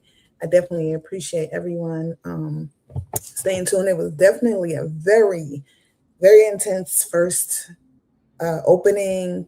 Went from thank yous to comments to having this really deep and needed discussion, right? That Maisha brought out of just comments about that people were commenting about. But it led to us having a really good and deep discussion on how we, who we are as women and men, our roles, just all the different things that came from that comment. And it's truly, in my opinion, before I even knew what Maisha's topic was today, I called him and I was talking to him about what was on my heart to talk about. And inner peace was what was on my heart. And it ties into, inner peace ties into everything in your life, whether it's in relationships, love, all that, right? Your job, your everything, life itself. And where inner peace comes from and how having inner peace affects, how having it or not having inner peace can affect who you are in your life at any given moment. And so I wanted to discuss it, not to kind of like, because I'm not a counselor, you guys, I'm none of that, but just through experience and just through like life itself, you're just learning different things. And so as we continue to grow, our job is to teach each other, different methods of maintaining yourself throughout life, whether during good or bad times, because inner peace is always going to reflect in the good times or the bad times. And if you don't have inner peace in good times, then you can't embrace it really well. And if you don't have inner peace during bad times, you're definitely not going to embrace it or learn what may need to be learned through that bad time, right?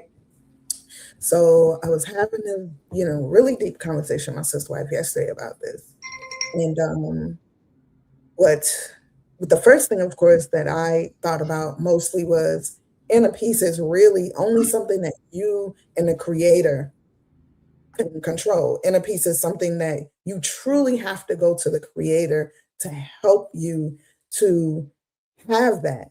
And part of that, and most of your inner peace, honestly, comes from having a really strong relationship and understanding of who the creator is in your life.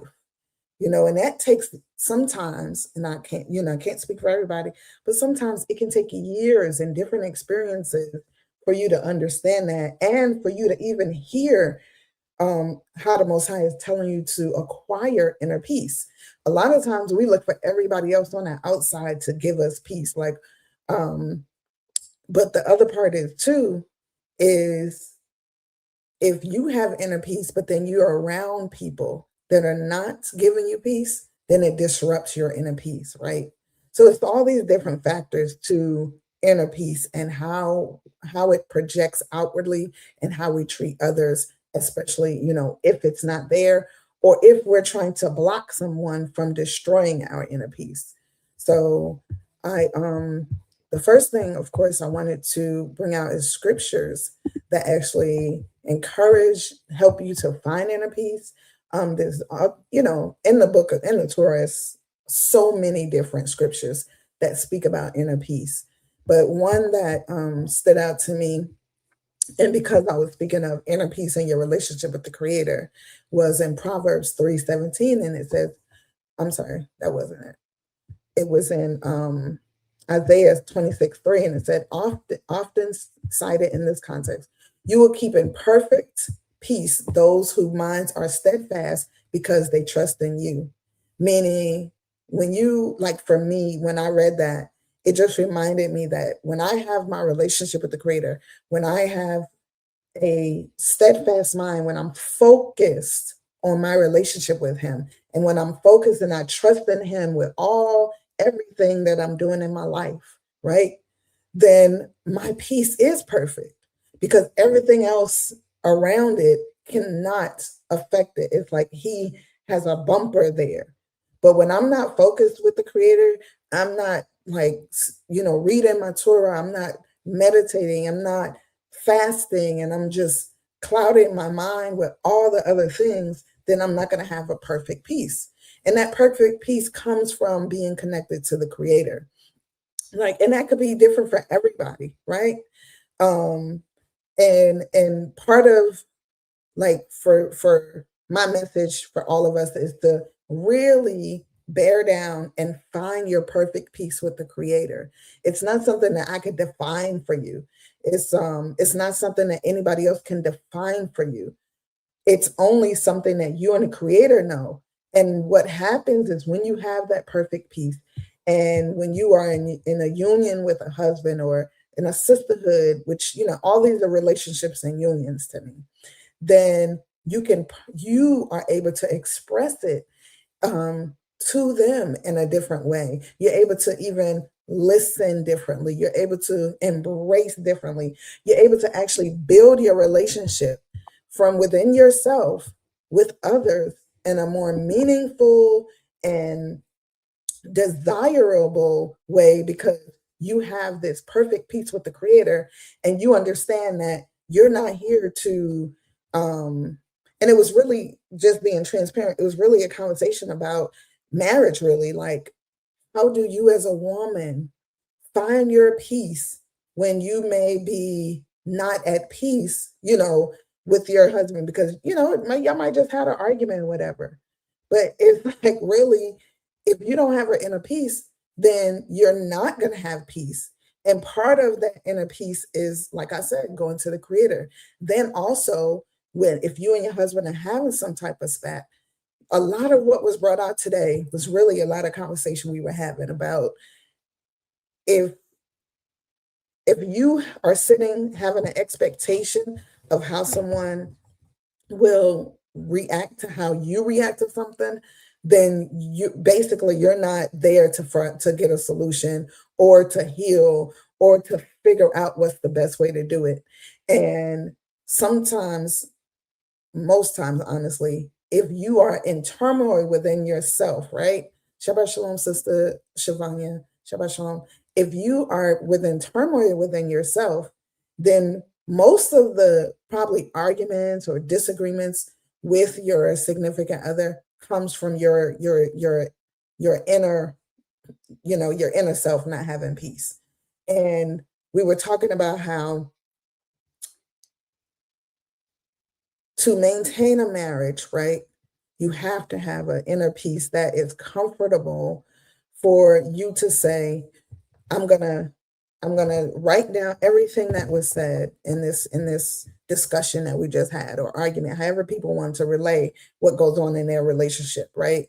And then you're gonna say, now, what in it was said that is going to enhance me, right?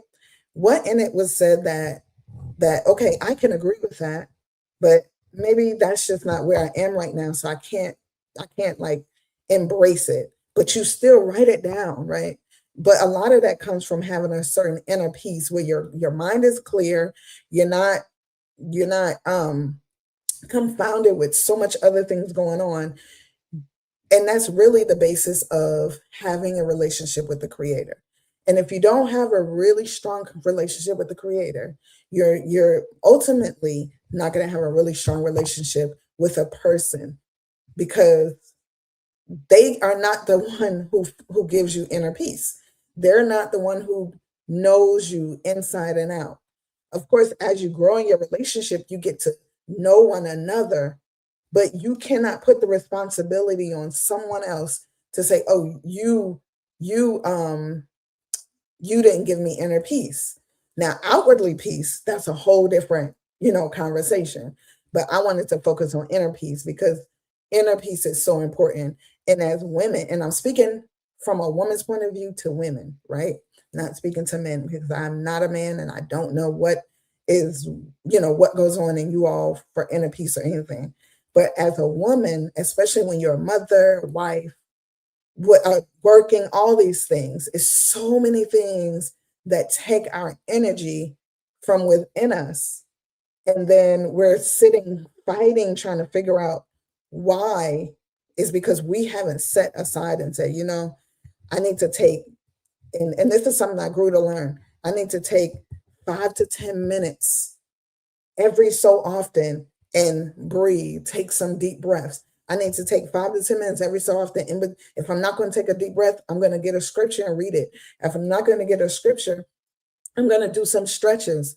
Those things help with your inner peace, because it's a certain way we have to release.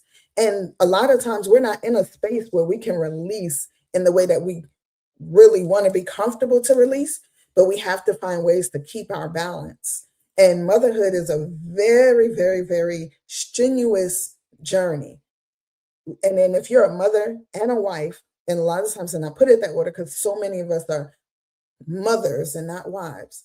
And so, and that's an off balance already, right? So anyway, I'm just saying we have to find spaces that we can enhance our inner peace. And it's not going to come because somebody sits and says, here, let me give you this moment to have inner peace. It's going to come because you have defined all the things around you. You've made a list, you've made a chart, whatever you needed to do to say, you know what, in order for me to get on myself, in order to me to become who I need to be, I have to find a way to release certain things in the midst of continuously raising your children, in the midst of being a wife, in the midst of working every day. So, and yes, go hand in hand with faith. Thank you, Fatima, for putting that, because I was saying that too. Like, you, that's why I said to trust in you, to trust in the Creator, right? That's faith. So if you have an inner peace, you're like, I'm going to take these 5 minutes, these 5 to 10 minutes. I have faith in this moment that when I step aside, everything else is still there, but I'm able to kind of like calm my spirit in the midst of that.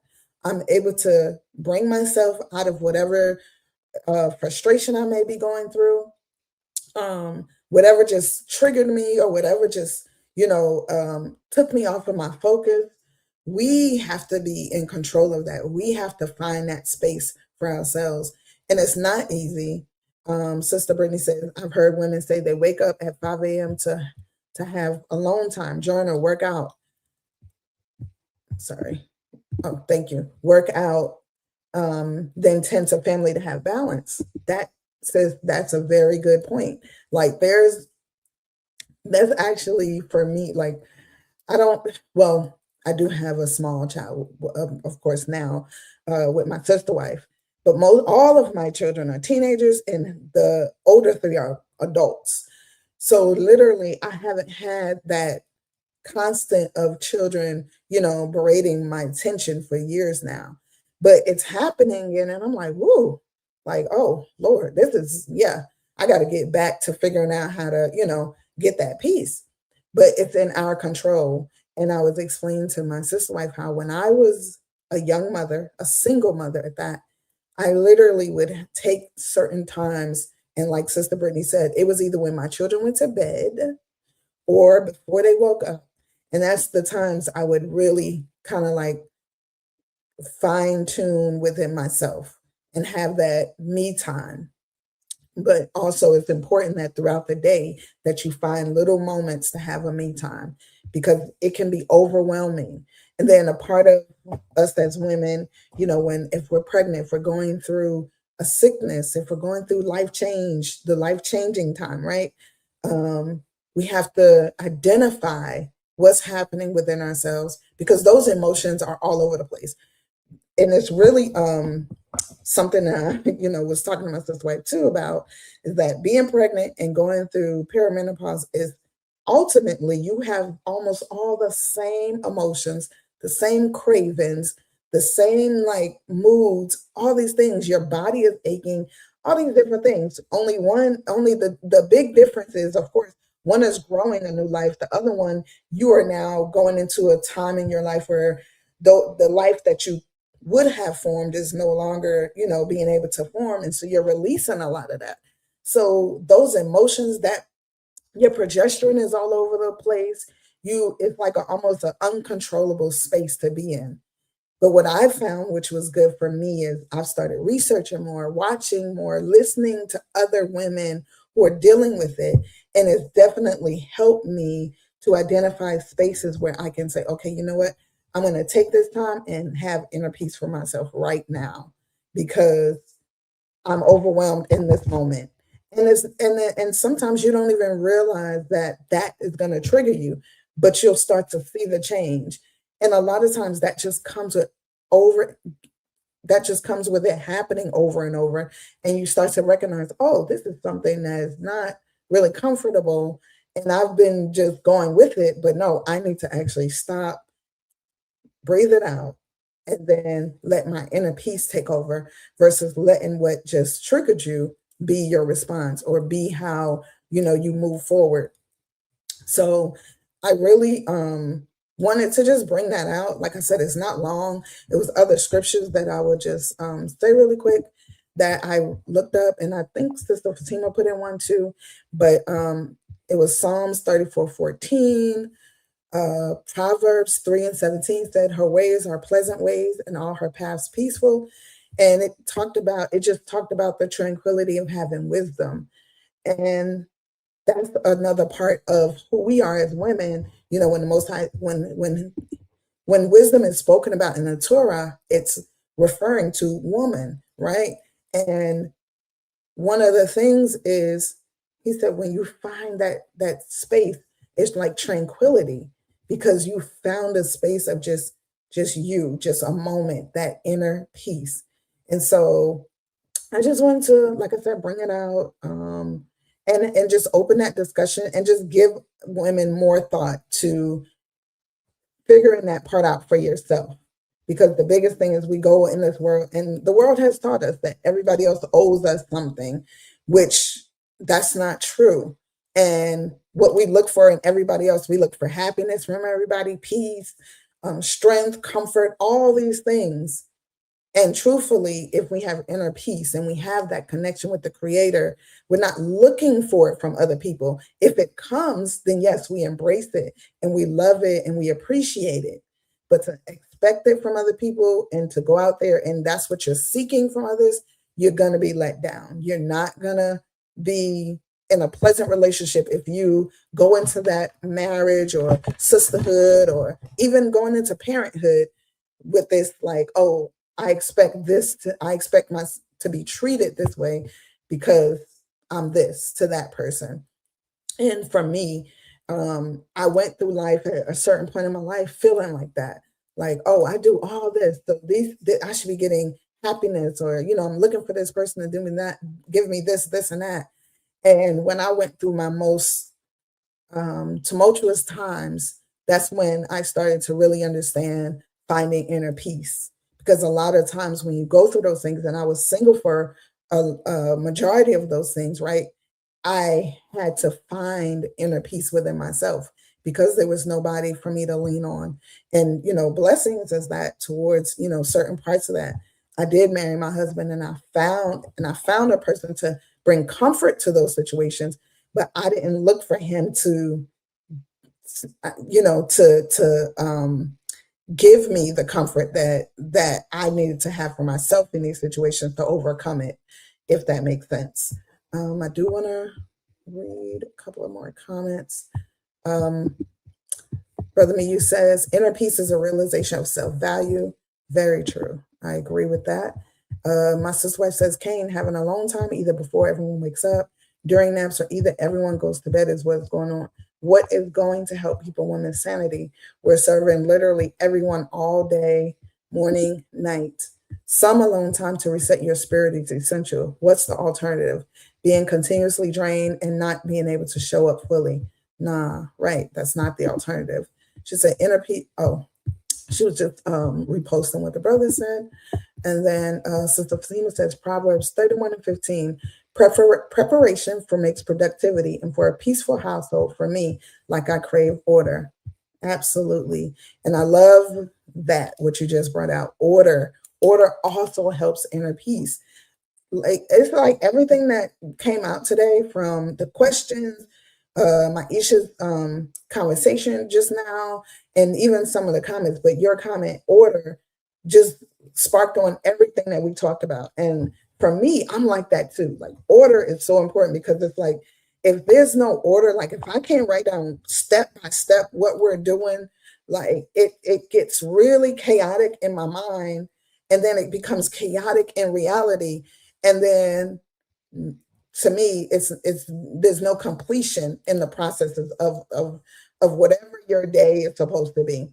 So if you don't prepare, and preparing with order is making a list, and everybody has theirs differently, but I know for me, and like one thing that, like, I love when my husband, he was like, what do you have to do today? And I'll just run it out from my head what I have to do. And he said, okay, did you write it down? And of course, he's reminding me, write it down.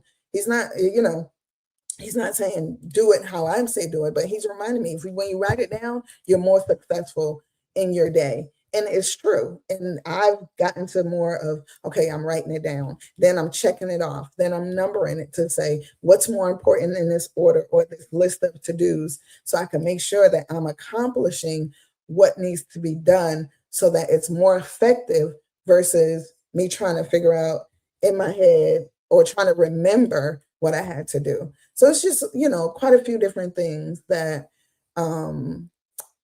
definitely helps me with my inner peace.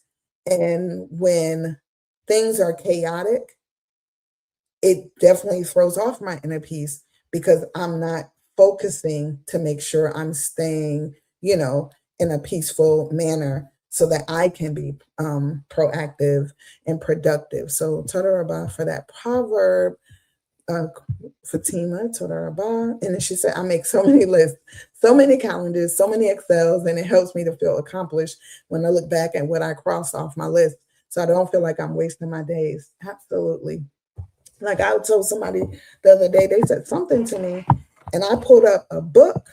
Like I could show you right now. This is one of my books that I have just all type of, well, I have this thing on, but I have just all type of notes in it. Like this book has notes, mainly this is my notes for the school, but then I have papers here, I have agendas, I have all type of other books of schedules and what is it, organizers, all this stuff, right?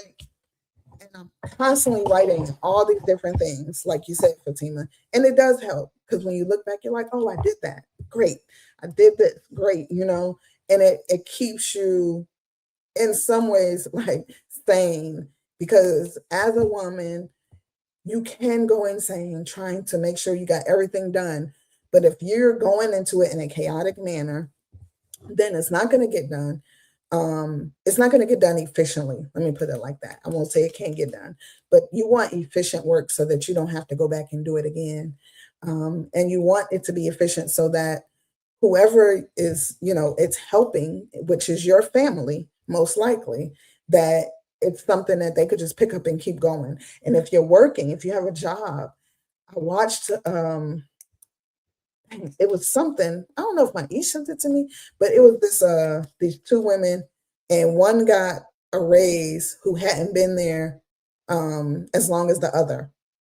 The one who was there the longest didn't get the raise, but the one who was there the shortest got the raise.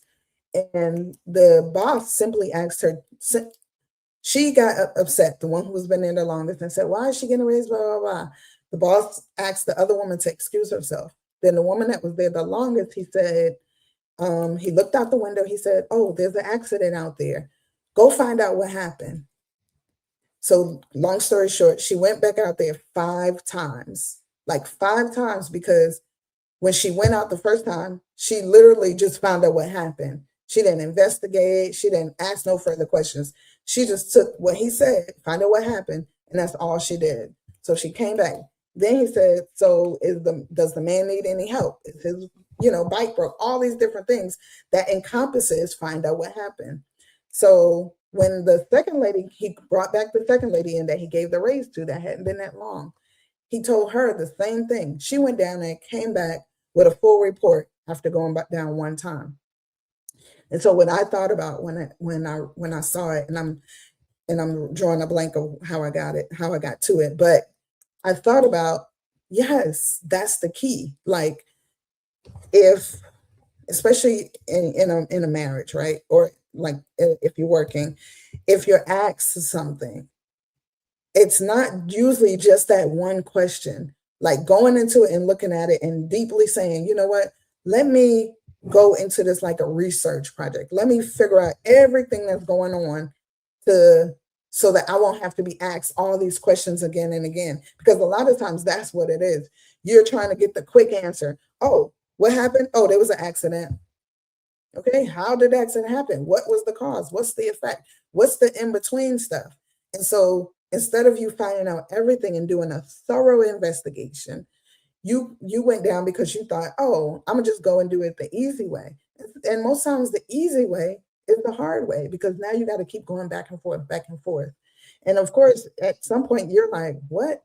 So anyway, at the end of it, when she realized what the new person did, she was like, okay, I see what I'm doing.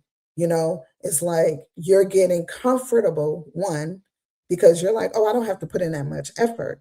But the new person is doing all this effort because they want to make sure that they are having the right impression and letting them know, like, hey, I'm an efficient part of this project. I'm an efficient part of this job, you know. So that taught me to like just figuring out how to be more proactive with the whole picture of it, and not just being, you know, conducive to, okay, let me just get a quick response. And it could be vice versa. It's not about old, new, young, old, none of that stuff, right? But it's about the concept of how we go and look at something, how we look at a project, how we project what we're going to do, how we're going to present ourselves, and what's the information that the person is asking for outside of just the simple question. And then Sister Fatima also says, I feel so important in my household some days, and other days my mind tells me I'm overwhelmed. Like we are the ultimate secretaries, managers, coaches, etc. Grateful to be needed most times. Not loud. Yes, all praises. So, yep. And I mean, that's pretty much, what it is. And I appreciate everybody's comment and inputs. Something quick, something, to give us more thoughts on. And yeah. Do you have any questions, Abba? I was gonna play a song. You're on mute. There we go. Yes, I can hear you now. Okay. So, what are some of the things that brings about inner peace that people can do about that inner peace in their behavior?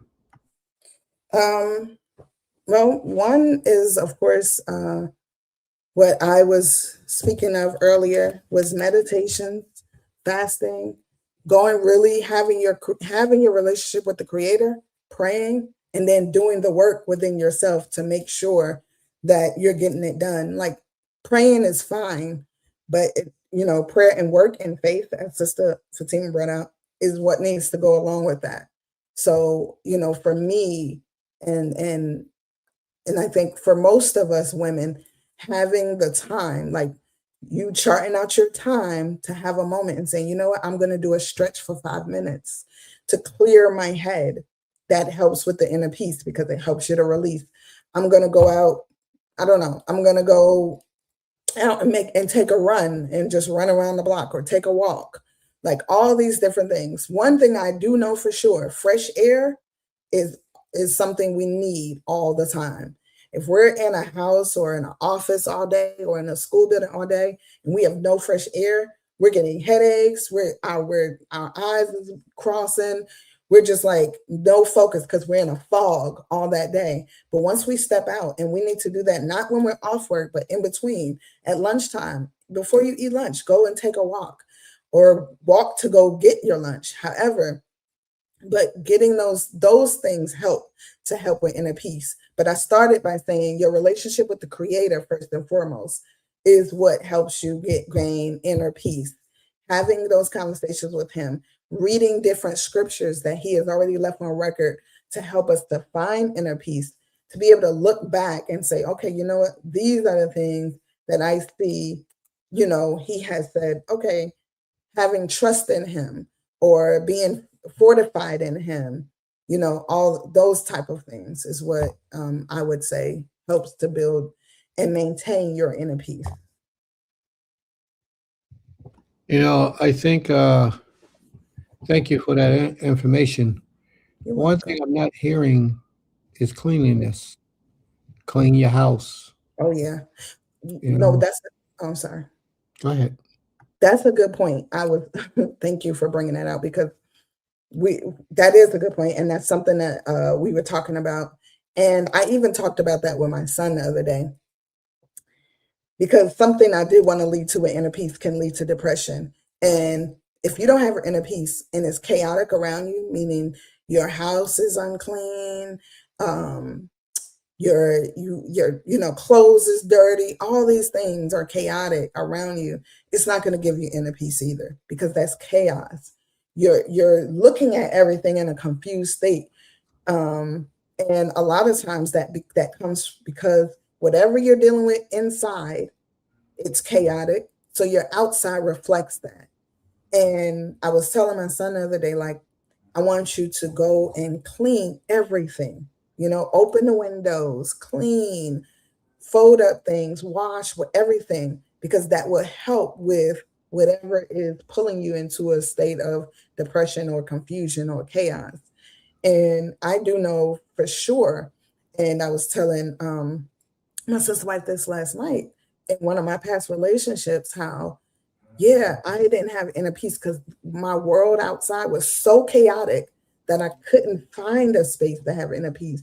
I I couldn't find a place because I couldn't allow myself to, because it was just too much going on that I let control me, right? Because that's another part of it, letting all those things control you, so then now you become that chaos. And definitely your point, Abba, is having a clean space. One thing like I love to do when I get up is make my bed. If I come back in my room and my bed's not made, I'm like fussing at myself, like, what? Why didn't you make your bed? Like, come on. That's one of the easiest things to do. And and so it's like when I do that, I feel better. Like I could walk in and say, "Yep, my bed is made," and then like, and then just finding one day out the week, I find a way and I organize all my papers. I file them away.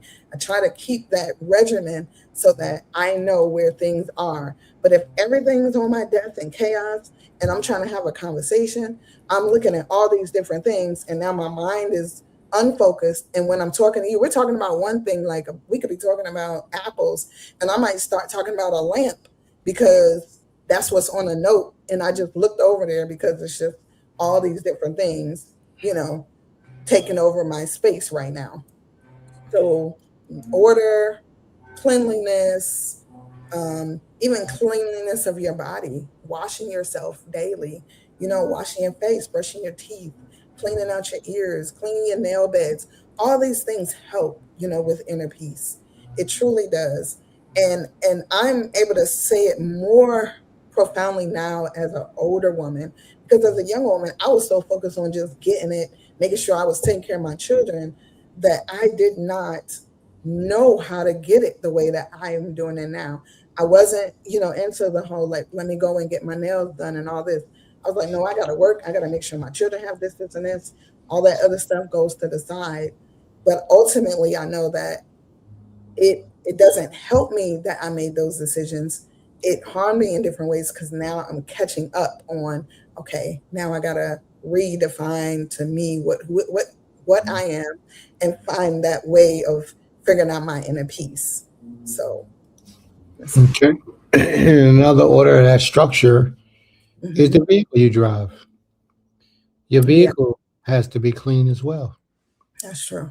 because that's depressing. You know, Yes. when Hmm. you get in a nasty car, and I'm talking about the inside of your vehicle, the Right. outside too, but the outside not as much as the inside.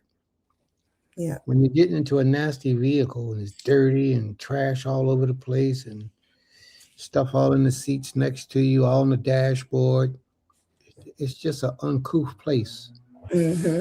Uncouth, it's unkept, and it brings about an energy of negativity upon one's soul. Okay. Yeah. And even with that, I found something that helped me with that, y'all, because I live in the country. So I'm always like, oh, I live in the country, so my car can. But eventually, after, of course, my children be like, Emo, why is this car like this? So I actually just started subscribing to a car wash that every month I just pay a certain fee and I can go wash my car. I can vacuum for free. And I actually felt really good getting into that regimen of doing that. And those little things help to clear your mind when you're comfortable kind of like just going, because it's like, hey, I don't have time for that. That's why I'm saying like we have to make those times. And I realized, because I was always finding excuses, oh, I just don't have time, or it's going to take time for me to do that when I could be doing this. But when I actually paid that fee and did it regularly, I actually felt really good about doing that. Like a lot of stuff that Maisha's talking about is like so important, because it's not only for you that space is clean, it's for others, but it's also a mental thing that truly helps you, because you're like, oh, I feel good about this. Like you're not getting in and you're like, okay, wait, I just cleaned my car, so don't come in here messing up. Or make sure you take your trash, but when it's trashy, you don't care if people leave trash in your car. So, all those things are important. So Toda about Appa for bringing that out too. Yeah. Now, the inner peace that is truly required for us Mm-hmm. is also come by way of fasting, prayer, and meditation. Okay. Spiritual inner peace. Mm-hmm. And a lot of people, if you notice people who don't do too much fasting, they don't have too much peace. Mm-hmm. But people who do a lot of fasting, they have a lot of peace. It invites a calm spirit. It invites a commanded spirit where you can control yourself so much better. Okay. Another thing, unless you got a comment on that, you have a comment on that? Can I speak? No, I don't. I was reading the comments to post when you're done. Another thing that people probably overlook is that inner peace is needed a lot of times when a woman is on her cycle. Mm-hmm. And in my opinion, I believe that's why the Creator gave you to stay away from her for a period of time. Mm-hmm. You know that women go through mental changes and disarrays when they're on their cycle. It's true. And it's best that you are away from her at that time because she could drive you crazy. Mm-hmm. Because she's going through so many different mental changes when her time of the month is around. And one more thing is, in my opinion, this is why a man should have his own house. Mm-hmm. So that every once in a while he can get his own inner peace by being alone. I don't know how many of you desire that, but me, I have to have my own place somewhere. My own, even if it's just a little cubby hole somewhere where I can go and just chill. Mm-hmm. Because I have to be able to get away just to recoup and think about absolutely nothing. Right. Mm. Just bring that inner peace and bring harmony and balance to my life. I sleep on the floor.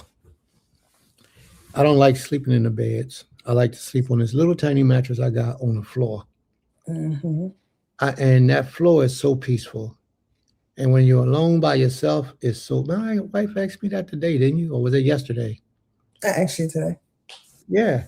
Well, I like being alone when it's needed to be. I mean, I'm a man. I like to be in the company of others when they're doing right. But I like to be alone because it brings you, when you're alone and you're disciplined, you don't get alone and do crazy stuff. Crazy people do crazy stuff. People who are not mature enough do crazy stuff when they're alone. Mm-hmm. Things that would bring them shame and embarrassment if others knew what they were doing. I'm not talking about that stuff. When you're alone and you're mature and you're disciplined, you find a peace in being alone that you can't get by being in other people's company. Right. And to be able to just get up and don't have to rush anywhere, don't have to meet any time clock. It's all a blessing, but it's a way of bringing about peace. You might want to call off for that day. Call off the night before and tell them you're not coming in. Mm-hmm. Stay in the bed. Children go to school, go upstairs and just chill by yourself. Leave the television off. If you want to watch television, if it brings you pleasure, then you do that. But whatever you want to do to bring you pleasure for that time being, that's what you do. But for those who are always constantly watching television, a lot of that is depressing because a lot of you see is all about violence, all about adultery. A lot of the music you listen to, violence, adultery, hatred. So you got to learn to alleviate a lot of those things out of your life. Right. And learn to be silent with yourself for a period of time. Mm-hmm. A lot of us, or I would say most of us, don't know how to be alone by ourselves. We always got to have some distraction in the background, gaining our attention, or we got to be asleep. Don't be asleep. Just sit up and think. Mm-hmm. Run through your mind, schedule out your day, all in your spirit, in your mind. Schedule out your future. See, I'm like 50 years ahead. Already, I'm moving like 50 years ahead the way that I try to plan for my future. So think about those things. Schedule your days, schedule your week, schedule your year, schedule the next few years. Set goals inside your spirit, and then work hard to accomplish those goals. Okay. So occupy your own mind, you leave less space for the adversary, for his energy to occupy your mind. That's true. So good lesson. Totally fine. Anybody else? I just want to play your song real quick.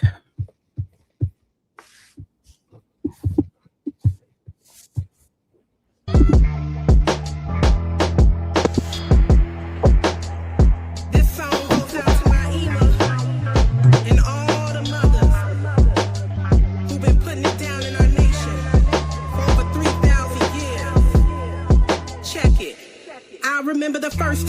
read the story of Deborah, I felt so empowered, I thought that even I could be a warrior. But not the kind that fight the quarrels of man, but a spiritual battle, sort of like a prophetess can. See how he come to us too, just ask Manoah's wife. Came through it twice cause she was carrying that Nazarite. Spoke wisdom into her husband when he was filled with fright. Be strong and courageous was the word, had to get him right.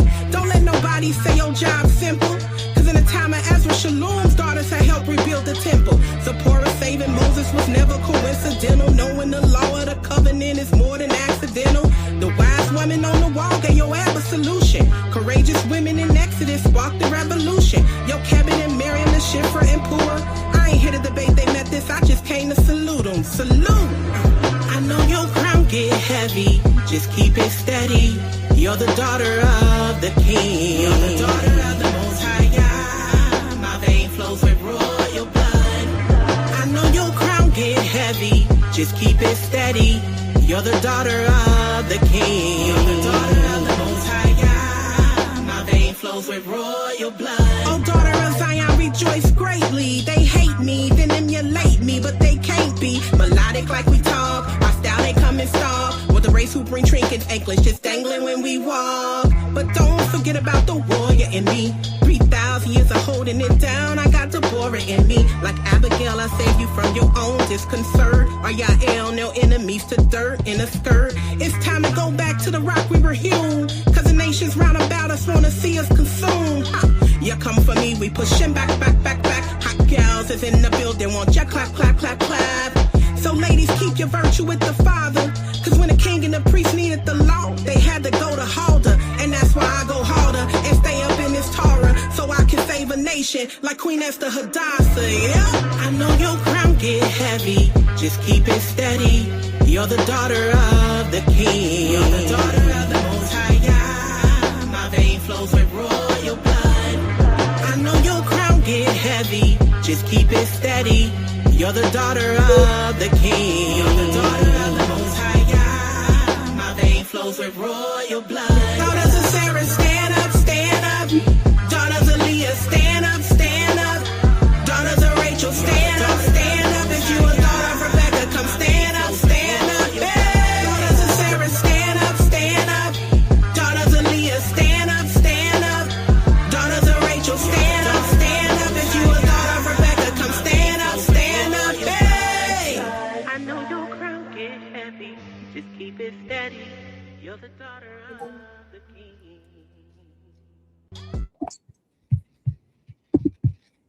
All right. That's my niece. She can blow, can't Yep.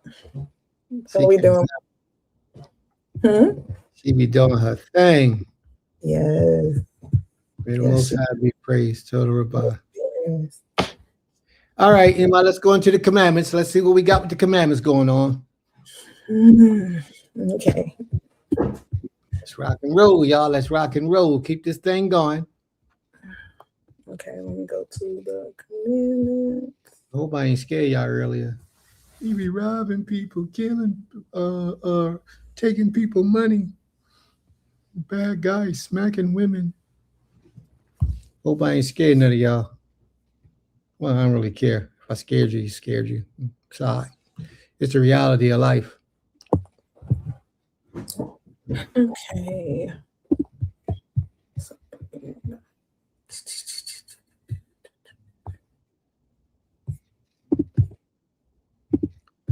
All right, the first law that we are going to go into, sorry, 1 second. Oh, that track is on YouTube. I'll send it to you, Fatima. No worries. M. Sukari, thank you. You said positive, mental, and spirit-filled subjects today. So appreciative as always. Toda Rabbah, M. Sukari.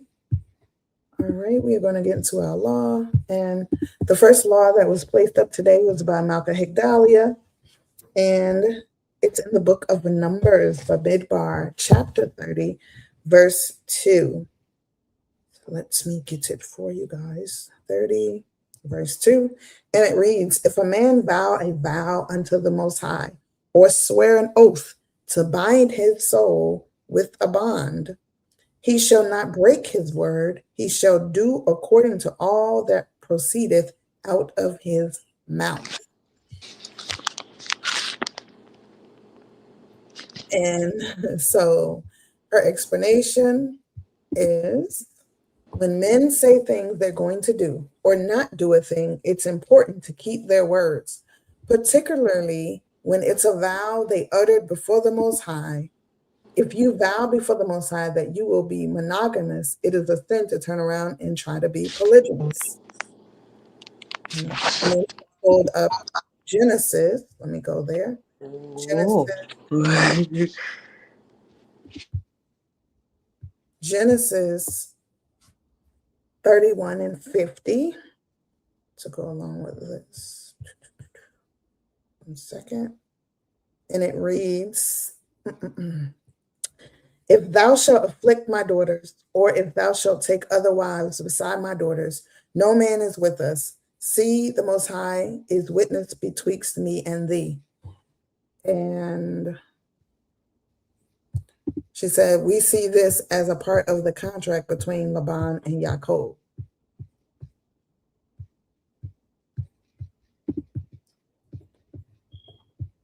All right. And did you have anything you wanted to add, Abba? Or you want to go to the next law? Okay. Going to the next law. This law by my sister's wife, Autumn, can be found in the book of Deuteronomy, Devarim, chapter 20, verse 8. And it reads, and the officers shall speak further unto the people, and they shall say, what man is there that is fearful and faint-hearted? Let him go and return unto his house, lest his brethren's heart faint as well as his heart. And her explanation reads, this verse is just proof that your energy affects people, even the things you don't say out loud. The energy is felt amongst others. Not only is it important to recognize the company that you keep, but also recognize how your energy, words, decisions realistically affect those around you. And in Kimia, her law can be found in the book of Numbers by Midbar. Chapter 6, verses 23 through 26. And they read, speak unto Aharon and unto his sons, saying, on this wise ye shall bless the children of Yisrael, saying unto them, the Most High bless thee and keep thee. The Most High make his face shine upon thee and be gracious unto thee. The Most High lift up his countenance upon thee and give thee peace. And she says her explanation is the entire Torah represents shalom, peace. It teaches us wholeness, harmony, well-being in a world of conflicts. While there's no peace for the wicked, shalom is the ultimate goal. Even nature teaches us this lesson. We ought to love shalom and pursue it. The Most High Sovereign is shalom. That's his name. All right. Sister Brittany is here. So, Sister Brittany. Okay. So I thought of Leviticus. I went to Leviticus 19:29. Do not prostitute your daughter to cause her to be a harlot, lest the land fall into a harlotry and the land become full of wickedness. In a lot of conversations, obviously I'm working and going day by day in the world. And I live in Detroit, Michigan. Let's just be real clear, of the black city. So you can just, the state of the condition a lot of our community is in. It's just always about money. If somebody meets someone nice, you're telling somebody about someone you met, everything is about money. And this is coming from not just your peers, but elders. So that's why this stuck out, because they want to know what the person have. I've been invited to baby showers, this and that. He drives a Bentley, he has this. And I'm like, well, is he going to marry her? Like, what's going on? Because my family kind of shotgun. If you did the wrong thing, whatever, we just going to hurry up and marry him off anyway. But that's not even the concern. It's about the money and what they can get materially out of the person. So this always sticks out to me because they put different names on it or they dress it up, but it's prostitution. If it's not about marriage, if it's about getting assets or something from someone, and you're having sex with them, it's prostitution. And like I said, society is dressing it up, but you're prostituting your child. So, Sister Brittany, Yes. so are you saying that a mother who prepares her daughter for a wealthy man or a well-off man is prostituting her daughter? No, because Oh, I mean, the man wasn't supposed to take a wife until he could prove that he can provide. So that's just logical thinking. We're not talking about people trying to marry their child off. That's the least thing, the furthest thing from their mind. They could care less if they ever get married. They want the person to be able to get money from them. Like that's literally the it's not a long-term goal of the marriage. It's just like, well, I mean, if marriage come, whatever, but that's not what they're pushing. It's about this person has money. They can do something for you right now. okay. You know, That's to me, that's a different mindset from I want you to marry well. okay. And I agree with you. You know, for years, I've always heard the story and women chastise other women that they're gold diggers. You're a gold digger. You're a gold digger because she only wants the man for her money. That's true. I would agree with that. It's not good to be a gold digger. But only a foolish woman will want to marry a man that doesn't have any wealth. Only a foolish woman. And that's part of the situation that we got right now, where a lot of these broken households, single households, a lot of these things was one-night stands or one-year relationships. And it ended up in a pregnancy. And the people ended up going their own separate way after a period of time. And a lot of women are having children that did it out of wedlock. The majority did it out of wedlock. But a lot of the children who were born out of wedlock, like most of us were. The women have to fend for themselves. And usually, not every case, but usually, they don't get any help or support financially, mentally, spiritually, physically from their male counterparts. Because we don't have the mindset of allowing someone to lie with you that is worthy of you. A lot of our people are just going off of their emotions with the people they give themselves to. They don't check the person out. They don't reference the person. They don't look at the history of the family to see if the family has mental illnesses running through the bloodline, homosexuality running through the bloodline, alcoholics, women abusers, male abusers, child pornography, pedophiles. They don't even check for all those things because they don't care. All they worried about is how they feel at that particular time. But what I'm sharing with you is you have to question those things because they will become an issue later on in life if you were to marry these individuals. So I don't believe in the theory that a woman shouldn't look for a man that has wealth. I believe the opposite, that she should look for a man that is able to provide and take care of her and her children, especially if she has the intentions on having children. I think she should. So when a woman is looking to be married and they call her a gold digger, she could be. Some of them are. But for the most part, I think that that's a wise thing to do. Look for a man that's able to provide because it's important. Provisions are extremely important. There's a lot of other characteristics and traits you have to look for. But that's number one to me, besides being spiritual with the Creator. I would take the Creator spirituality first and then able to provide.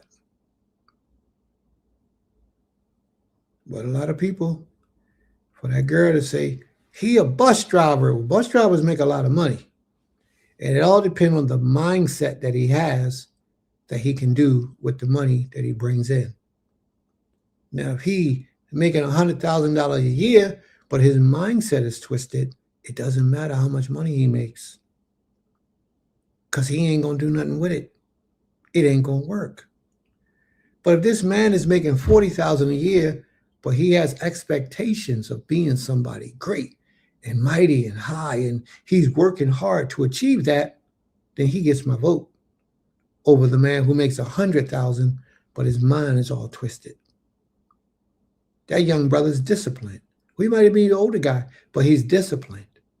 The money that he makes, he takes a percentage, put it over here, takes a percentage, put it over there, take another percentage and live off of. You see, that's the type of man that I would take my daughter and marry her off into a man like that. He ain't got to be wealthy, but he's working on it. And his lifestyle that he's putting in is showing he's going to obtain what it is that he desires.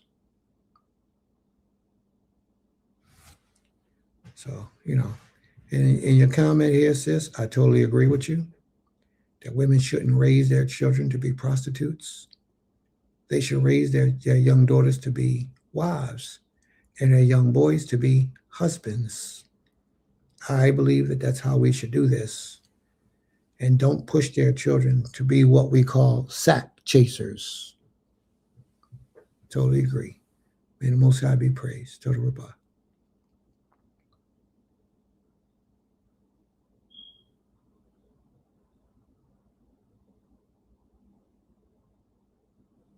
Sister Fatima's comment, she said, problem is most families have some, if not all, of that trauma, especially in our communities. I want to know your trauma up front and if you have done anything about it. I agree with that. Most people don't even know they have trauma until they meet somebody like you and can point them out. Most people are in denial about their trauma. They don't see where it's an issue or where it's a problem. And then they meet somebody like you and you explain it to them and they reject that knowledge thinking that you're hating. And you're not hating. You just want to see them do better. So yes, and most families have some form of trauma running through their bloodline. But we don't ask those questions when we go out and she look good. He look good. And the first thing we doing is we in the sack with them, exploring each other's physical body, their basar. And it's not good. No courtship, barely even any time, a couple hours ran into, we met at 3 o'clock. And we in the sack by 9. Mm-hmm. And this happens so often. And then after you get out the sack, you got to go take a bath and be clean for the next day because you're a Hebrew Israelite. And you don't listen to Prince's teachings because Prince tell you you ain't got no business laying down with nobody except your husband or your wife. Therefore, you tune out of Prince's class because you don't want to hear what Prince got to say because he convicts you of your sin. So you tune off. You stop coming. You stay away because you don't want to hear it. You're grown. You want to do what you want to do when you want to do it and how you want to do it. You're grown. Remember that? You're grown. Ain't nobody going, I'll pay these bills over here. Prince don't pay my bills. I'll pay these bills over here. He ain't going to tell me what to do. Let it be. Mm-hmm. May the Most High be praised. Sister Shavanya says, I was born in trauma. I came into Yisrael and found more trauma. Isn't that a shame? That's a whole nother topic. But see, that's the wonderful news is that's what we're trying. That's what we're fixing. We're working on that today, right now. So this is probably where you need to be every week. So you can come in and learn how to release the trauma, how to reverse the trauma, how to fix the chaos, and come into a family that's welcoming you in as opposed to one that's not embracing you and you trying to get in. Mm-hmm. And I learned that a lot of people's problem is that they're trying to fit somewhere where they're not welcome. Okay. That's what all of us do. We want to go where people don't really want us there. Right. I don't know how you do it. You want to take a picture with somebody, say, hey, bro, take a picture with me. Take a picture with me. Oh, come on, man. Oh, you get to look at the picture and the brother sitting there frowning. Mm-hmm. Read on, please. Yeah. Sister Brittany says, family history is so important. Addictions, mental health, etc. She's so right. Important. She's right. But a lot of us don't care about family history. We'll go right to her house on the first date and visit her and go sit her down at the dining room table and see a mentally challenged child sit at the table and won't ask a question. I want to know, who is that? Who's that little kid? That could be her little brother. And that means that that runs in her family. Not that it has to happen, but chances are it can happen in your family with her. You got to be careful about that. Honestly, you do. And I don't mean to sound disrespectful to anyone that is in that type of position or condition. I don't. I have one of those daughters in my family. I have a mentally challenged daughter. I have a mentally challenged child in my own family from her mother's bloodline. It comes from that side because that side got other. I didn't do my due diligence, but I should have. And that's why I'm able to speak on it today, you know, from my own experience. So I'm not putting down anybody who has that, but it happens because we don't do our homework. And if we do our homework, we still make exceptions in certain places because we're thinking emotionally. As a man, you're thinking emotionally. You're emotionally attached to that woman because you just want to see what it's like.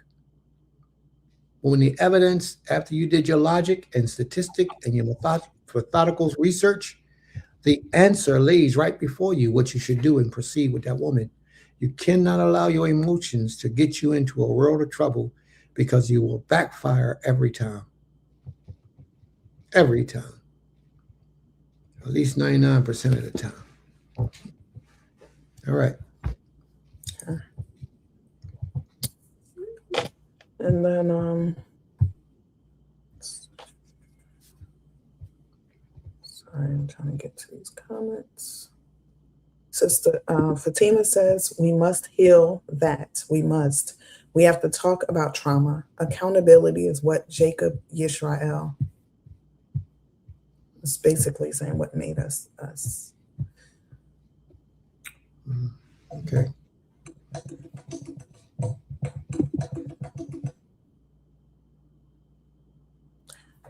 Sister Shivanya says, when you said that a few minutes ago, but it is still in the back of my head. Yep.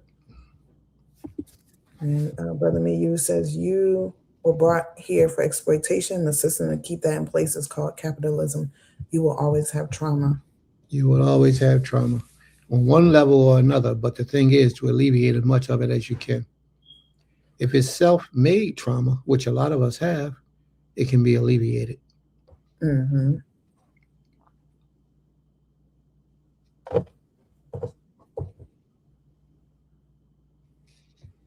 Any other comments? No. Oh, she just said, yeah, I'm going where I'm not wanted. Yeah, well, you should stay away from where you're not wanted.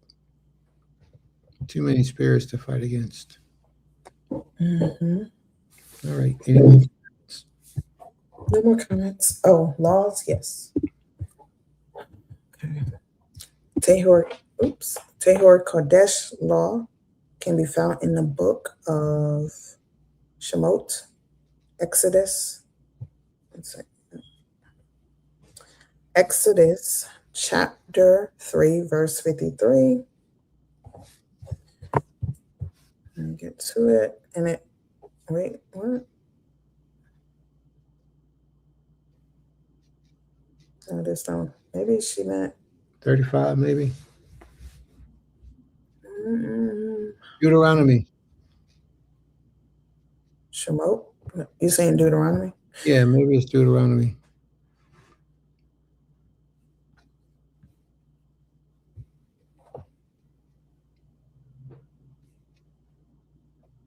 Oh, yeah, it's 35 and 3, like you said. Shemot, Exodus chapter 35 and 3. And her law is, you shall kindle no fire throughout your habitations upon the Shabbat day. Her explanation is, it's also a question up for discussion. Is it a literal fire, like some won't cook on the Shabbat, or is it also concerning anger, like fire inside of you, not allow yourself to become mad? I would say both. Mm-hmm. I would say both. Both fires. Okay. Aim Sukari, her law can be found in the book of Exodus, Shemot, chapter 20, verse 2. And it reads, I am the Most High thy power, which have brought thee out of the land of Mitzrayim, out of the house of bondage. And her explanation is, I am the Most High who brought thee out of the land of Mitzrayim, out of the house of bondage. Thou shalt have no other before the Most High. There is no one greater than the Most High.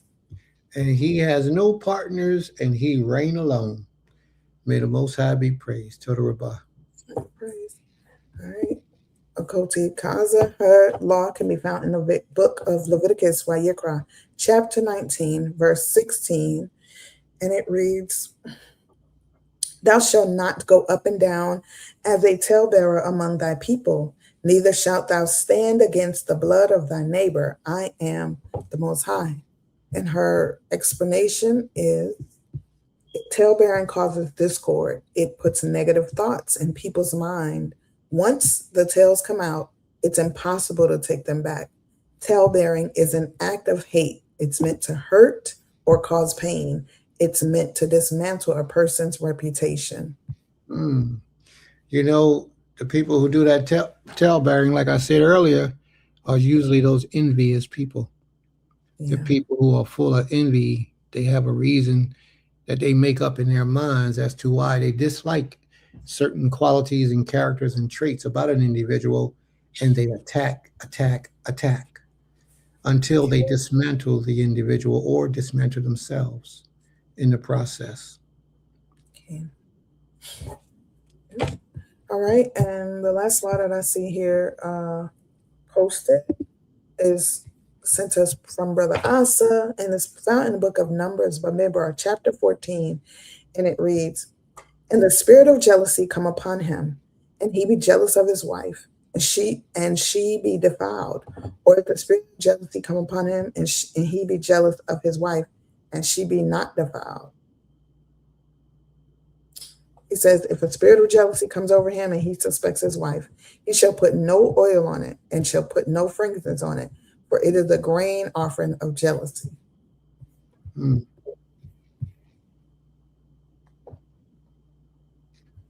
right. That's all the laws. We got one. Me too. Okay. I'll pull it up. Oh, it's not a law, but important. Okay. Me too. Me you is scripture is in Isaiah, Yeshayahu, chapter 9, verse 6 through 7. Chapter 9. And it reads, For unto us a child is born, unto us a son is given, and the government shall be upon his shoulder, and his name shall be called Wonderful, Counselor, the Mighty Creator, the Everlasting Father, the Prince of Peace. Did you post your explanation? It's one more verse, right? Of the increase of his government and peace there shall be no end upon the throne of Melech Dawid and upon his kingdom, and to order it and to establish it with judgment and with justice from henceforth, even forever. The zeal of the Most High of hosts will perform this. Brother Daniel, you're supposed to post your comment and just explain what it is that you read that you wanted us to read it for. May the Most High be praised. May the Most High be praised. All right, family. Are there any other comments, questions? Any other commandments? Anyone wants to put up any other commandments?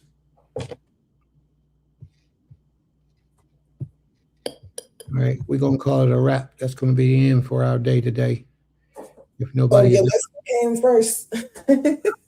No, we just, I got a whole lesson prepared, but I can save it till next week. It's we've been here 5.5 hours now. We cool. Brother Asa got something down there. Okay. Brother Asa is also a part of his law, which, let me go in, so luckily, y'all. Brother Asa's law was in Numbers chapter 5, verse 14, by Benmar 5:14. And his explanation added is the spirit of jealousy. The spirit of jealousy that comes upon a husband is not always just a human suspicion. It can be an impulse by the Creator, the source of emotions. And you're absolutely correct. You're absolutely correct. We are grateful you clicked in as well, sis. Toda Rabah for coming. Yes, yes, yes. This is how we do it every Shabbat, though. We do it like this every Shabbat. I pray that you subscribed and liked our page and shared the page so others can see it as well. May the Most High be with you. All right. Are there any other questions or comments, family? Are there any commandments? Yes, Emma. Oh, I just want to remind everybody of Shavuot coming up May 24th. Shavuot is May 24th. And of course, you all are welcome to, come and break bread with us and feast. Sister Brittany, yep, you're an honorary speaker. Absolutely. Come and, break bread with us and enjoy the Shabbat. Is definitely,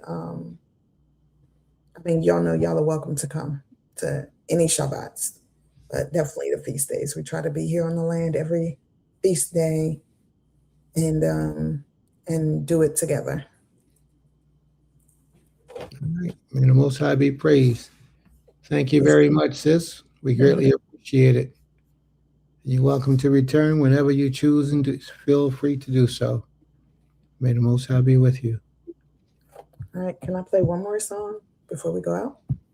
Yeah, just call this a sing-along Shabbat. Oh, gosh. All right.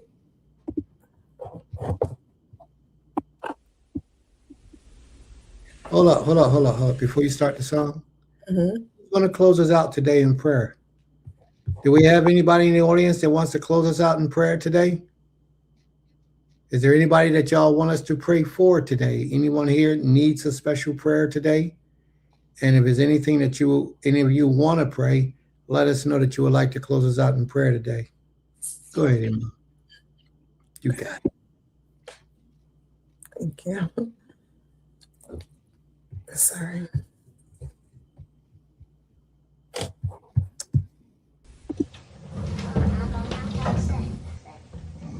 קורא את התורה? מה זה? אתה רוצה לקרוא איתי? בוא.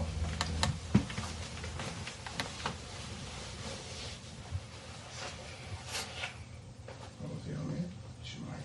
אדוני אלוהינו, אדוני אחד. ואהבת את אדוני אלוהיך בכל לבבך.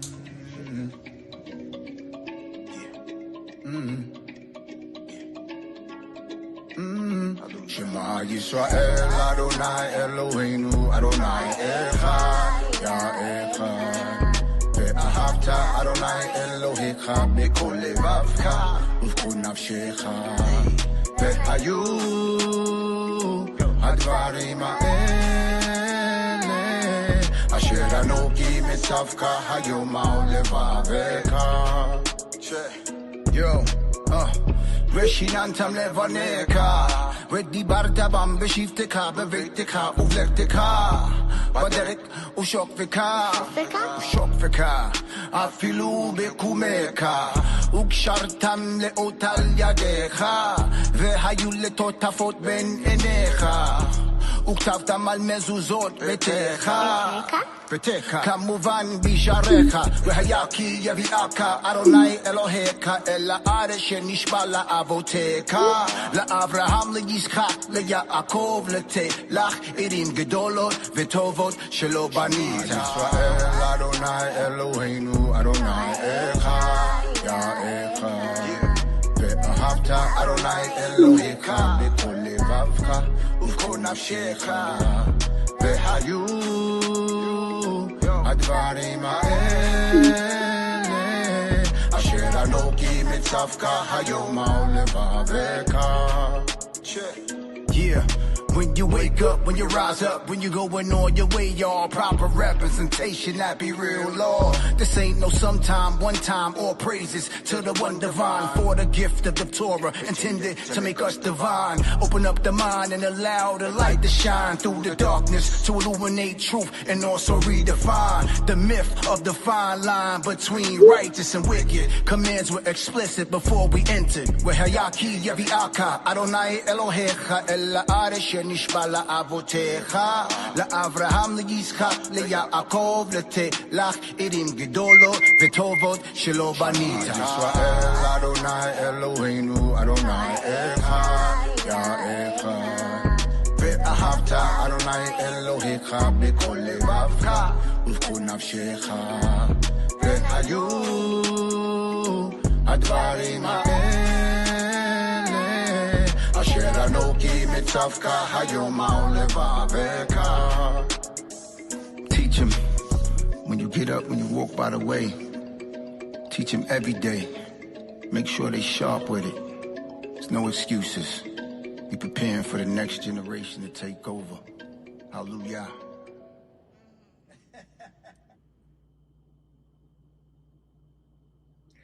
All right. Do we have any volunteers to close us out in prayer today? I have to assume that we didn't.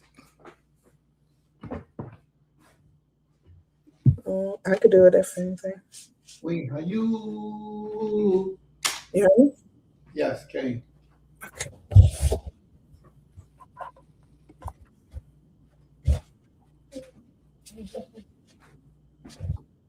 All glory, all honor, all praise unto you and you alone, our Ha Elohim.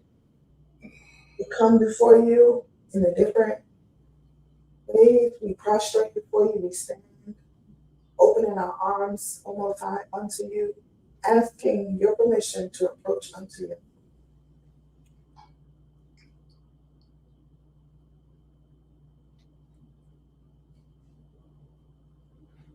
O Heavenly Father, one who knows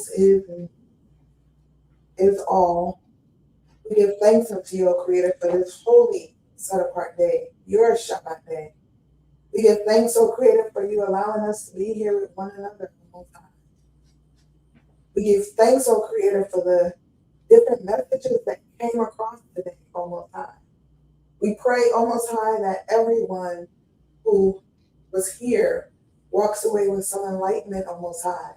And for all those who will come and watch it later and hear the lesson later, to do the same, that questions are answered or that questions are aroused, that our behaviors, O Most High, are corrected. We learn your order, O Most High, in all ways and manners. That we understand that in this time of day, we need this type of lesson. We need the order, we need the constructive criticism, we need the love, we need the kindness. We need the hands to be held, O Most High, for us to grow and become stronger in who we are. Most High, you have given us so much, O Creator. And for so many years, we have given you back almost nothing.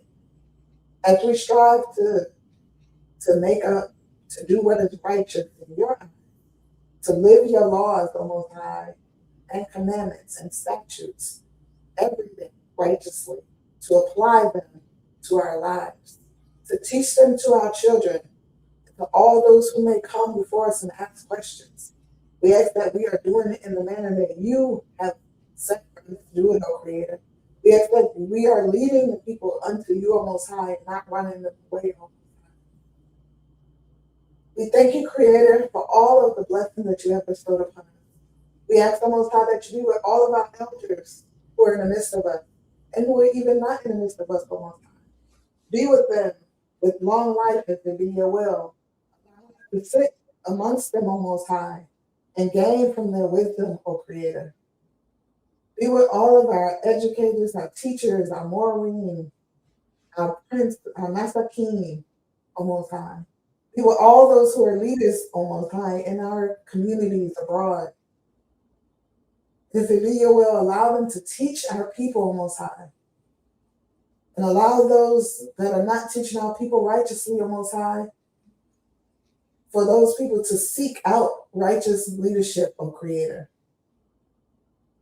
Most High, we ask for your forgiveness for all of our sins and iniquities that we have placed upon you and upon one another and ourselves. That not only do you forgive us, but that you show us the correct way to be so that we do not repeat these same atrocities and have to ask for your forgiveness over and over and come before you in Yom Kippur every year for the same atrocity, O Creator.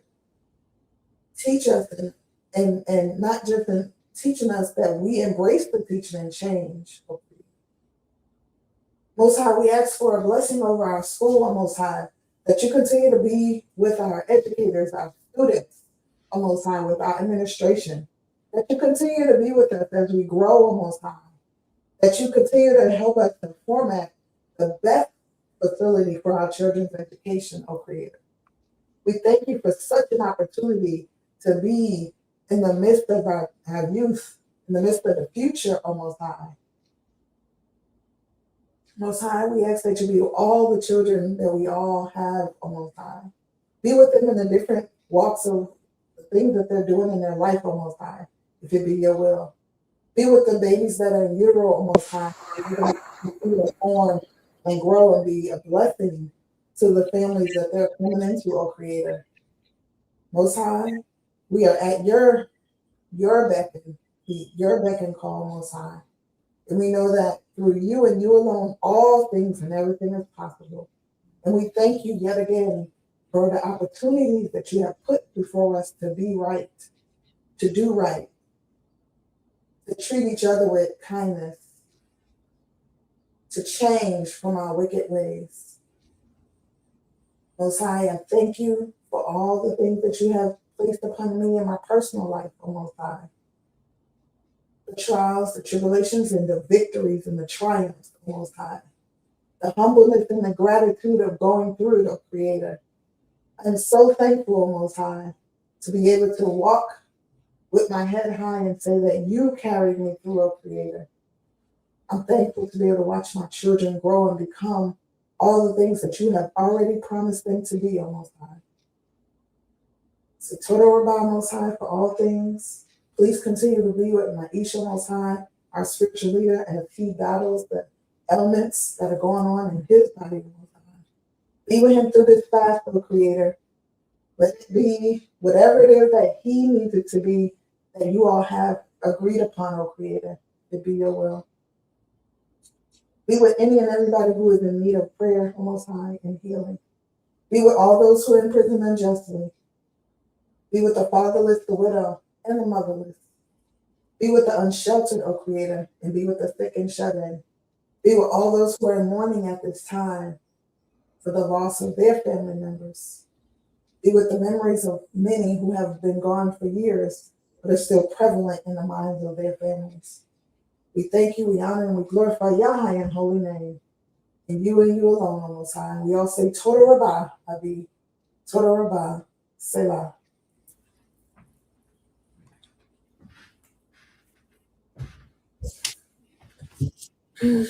Brother Kezu, you present, Brother Kezu? You want to give us a song before we leave? Sister Huhana, Ima Huhana, Shabbat Shalom, Ima. Shabbat Shalom, Ima Huhana. May the Most High be with you. Brother Kezu, you want to drop some jewels on us before you leave? Anything you want to say, bro?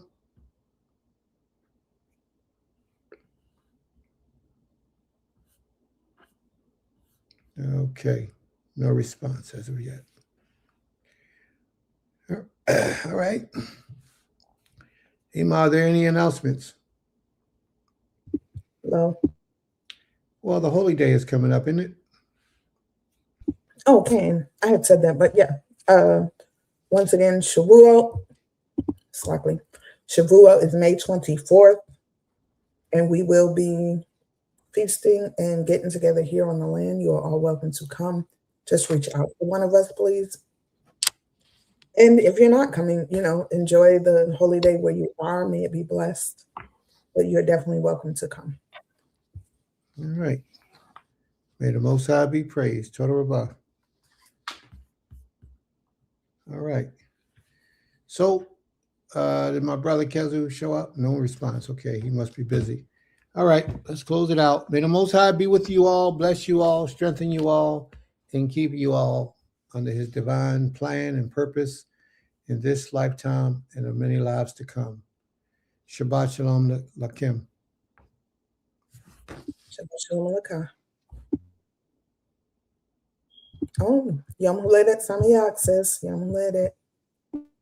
May the Most High be praised. Eloise, Hamed, Shabbat Shalom to you. And thank you very much. May the Most High be with you. It is our divine pleasure to serve you. Shalom, shalom. Beulah land at Temple Kefar Yim. This is for the people in the front and the back. Through the day, we had a lot to do, and you know you got a lot on your plate. We are Beulah land at Temple Kefar Yim, a community, a school, a family of faith working to build something greater together. Our mission is simple but powerful: to restore, to teach, and to grow.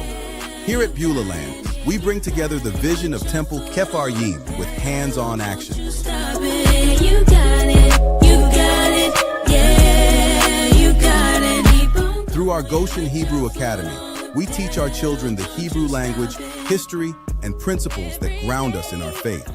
We celebrate Shabbat services and holy days with joy, keeping our culture and traditions alive for generations to come. Our work also reaches beyond the classroom. We focus on community growth, agriculture, training, and safety, building a place where families can learn, worship, and thrive. The name Beulah land comes from scripture, representing covenant, renewal, and a people restored to their land and purpose. That is exactly what we are doing here, restoring faith, culture, and community life. But we can't do it alone. If our mission speaks to your heart, we invite you to support us. You can give through Cash App or PayPal at Build Yisrael, or learn more at www.GoshenHebrewAcademyTempleKefaryim.org. Feel free to contact us at BeulahLand@TempleKefaryim@gmail.com. You can also subscribe to our YouTube channel and even become a member to stay connected and help spread our message of faith and restoration. Change up in a minute, as fast as change clothes out the cleaner.